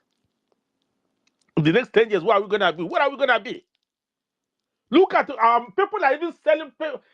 That is, if you look, that is, I've said my direct message on WhatsApp is full today. I said they just finished Christmas. Look at they tell you this: I'm sick or I cannot eat. Come to even 2,000 naira. Can you do the school until when? For God's sake, until when? So if you don't have anybody in diaspora, and now like everywhere is tough now this side. It's only bills we are paying down. Nobody is saving any penny here, living in credit card. University degrees are paid minimum wage. No matter your experience, as a black man, they pay minimum wage. Don't give a damn. Because just like Mighty Don said, these people are not happy. You can see it in their faces, even in the offices, they are not happy. Everybody just want to take back their country. They are tired of immigrants. They are very tired. Far right is winning elections. Look at this place where is this in Austria or where? Who gonna form a government? It's a freedom distance. I think was this in Austria? Oh yes, I think Austria or somewhere. Europe. Freedom Party is going to form a government now. My brother is Austria. It's Austria, Austria, right? And they are very radical. I'm telling you. Please I'm teaching. don't unmute yourself. Don't unmute yourself. Wait your turn. Wait your turn. We have David Nana waiting on the line. Please wait your turn. My brother, please wrap up so we can move the mic. Okay, thank you very much, everyone. Please, let's just keep donating. Just we are pleading. Just we are pleading. Our rich men, please, we are pleading for you guys. Come and donate. Come and donate. So you will do you do better in Biafra Nation than what you're doing in Nigeria. But you wouldn't know until, because somebody is still covering your eyes with nonsense. Smaller countries do better than big countries. Not talk of a place where you don't do a hostile. Nigeria is a hostile country without any plan. You see Without that any plan. idiot? Thank you I very went much. and gave that idiot. I went and gave somebody 47 cow because of I don't know what the person is doing, whether he's burying his mother or what. But they went and killed 40 people where it came from. That stupid fat pig. You come here and tell me. You people are buying Rolls Royce, buying Bentley. You don't have a road to drive it. Is that not foolishness? When the white people sit down there and they look at it, they say, look at these idiots. White people are concerned about controlling the situation, while you black people are concerned about making peanuts. You don't have a home to go. I bet, please, sometimes when people are expressing their anger, let them talk, because so that the enemies will understand that we are angry. We are angry. If it was in the days they were using a force to take oaths, a lot of people would have been dead by now. But now you have all this nonsense. If that Christianity will continue in Biafra land, it must be decentralized. Because our people will not suffer this tomorrow. In the Catholic, when another offering, you send it to Rome. We don't need Christianity again. Our great grandfathers were not Christians, and they're all in heaven enjoying themselves. Don't worry, criminals. Thank you, everyone. Have a good night, please. All right. Thank you very much, great Biafrans, for your submissions. David Nana is here, but before David Nana takes the mic, I saw his hand up, but his hand has gone down now. Peter Okafo, your hand is up. Do you want to say something? You need to speak. If you're not ready, I think you're having connection problems. A lady, Mimi, you're here. Do you want to speak? Let's brothers, let a Biafran lady speak. Now this man's voice, let a woman speak, soften the tone of the. Yeah. Hello. Okay. Good morning. Are you hearing me? Crystal clear. Hello? No, It's not not be Who is woman. speaking? Mimi na man. It's not a Mimi, woman. It's a man. It's my daughter's why? email I'm using here. That's not scam. All right, continue, No bros. be scam. No be scam, my brother. And my loved daughter, man. Naim why they use her name for my email. Yeah. All right. Carry on. What I will suggest, please, is let us find out exactly who is this woman, this Ngozi or Abueza or something like that. Let us find out the village, her village, where she came from. From where? From there, things will start getting clearer to us. Although we actually know that she's there to sabotage the struggle. But we have to do investigation through the men on the ground, the government on ground. They should find out exactly for us what is happening. Ngozi Oraveze is destroying the struggle. That is her mission. There's no doubt about it. You understand? That is my own, where I have not been sleeping. I have not been sleeping for some time now. This woman is in to destroy us. So we should please let the government know that let them start from the grassroots to find out exactly what is happening. Who is this woman actually? We have to investigate, because you can't, if you want to get somebody, you have to go through the grassroots and find out. From there, you destroy the person. We have to know who is exactly this woman. Then, issue of contribution. We should not relent. We should continue, because if this thing fails, we have failed. Or exactly from one of the speakers here said, all that we have contributed, it will be just a waste. The whole time, what Simon Eber did, all the hard jobs he did, everything he put in place will be a waste. Please, let us continue. We should continue. We should add up whatever we are doing. We should add up more money to the purse.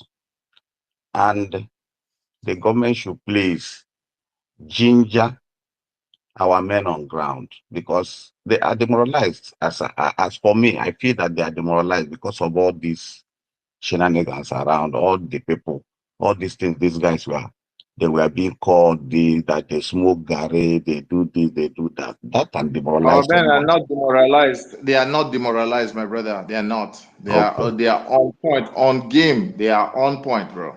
They are okay, not demoralized. okay, my brother. Okay. Well, this is the little I will contribute. I've been listening for a long time. I just woke up and found out that you people are on Twitter, so I came in to listen. Thank you. Good morning. Thank you, my brother. Thank you. David Nana, your hand was up earlier. Are you ready to speak, my brother? Okay. Maybe it's not near his mic as of now. Yes, Oh, yeah. Thank can you. you hear Take it me? up. Thank you so Yes. much, Biafrans in Malaysia. Good morning from here, wonderful people of Biafra.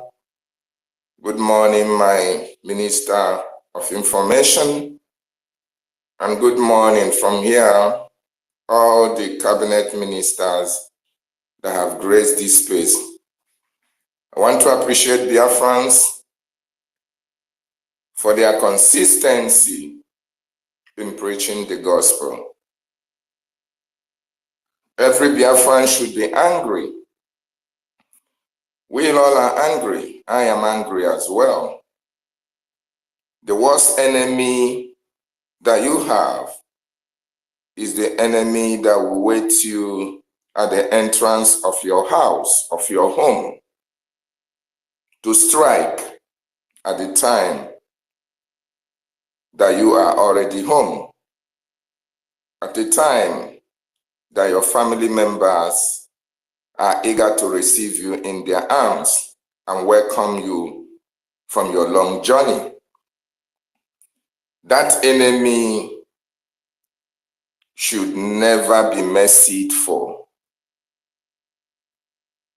The restoration of independent state of Biafra started a long time ago.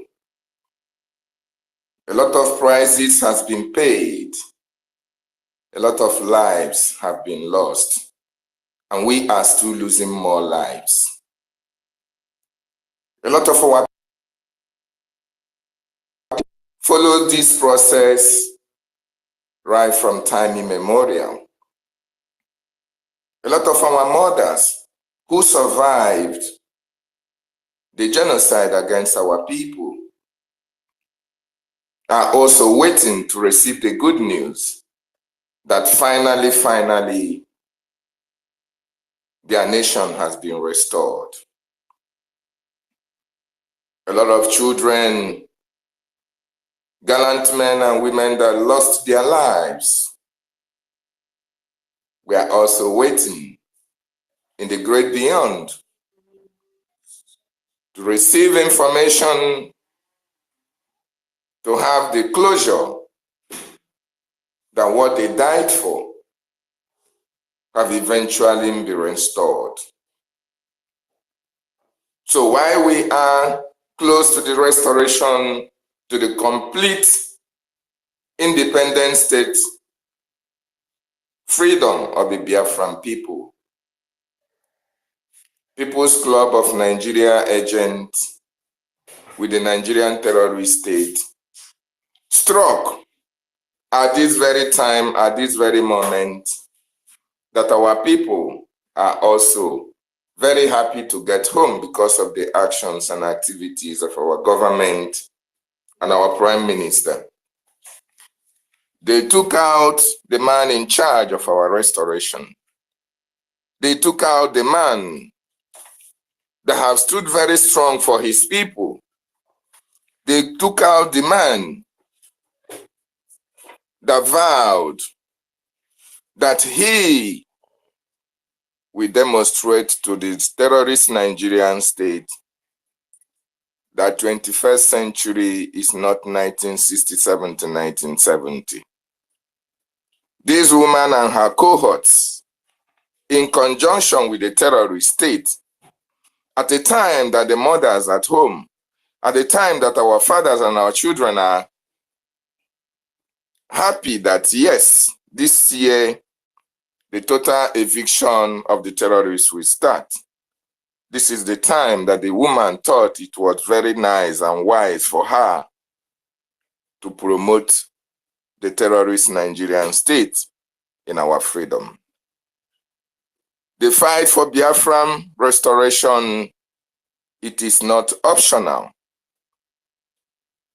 It is mandatory. And it is something that if we don't, if the Biafran people do not stand up to confront these enemies, do not stand up to chase all these marauders out of our land, we are going to regret it for the rest of our generation. And that is why, my wonderful people and lovers of freedom, like our brothers have spoken, we must be very brutal against these people. We must demonstrate to the international community and the world that we have had enough. If we continue to fan, if we continue to treat these people with kid gloves, the world will always take us that we are not serious. We are not really prepared for the total freedom of the Biafran people. And remember, between 1967 to date, they have been killing us for a very long time. They have been destroying our properties. There have been sabotage upon sabotage upon sabotage. And the people who have been sabotaging, we have not been able to treat them and put them in their proper place. And I believe that is why each time we make a move, each time we are close to our freedom, somebody will sabotage. The reason being that when Biasika and Ifajuna betrayed our eternal leader, although Ifajuna got his own, he got his own punishment anyway. But then that punishment did not deter those who sabotaged Wazirike.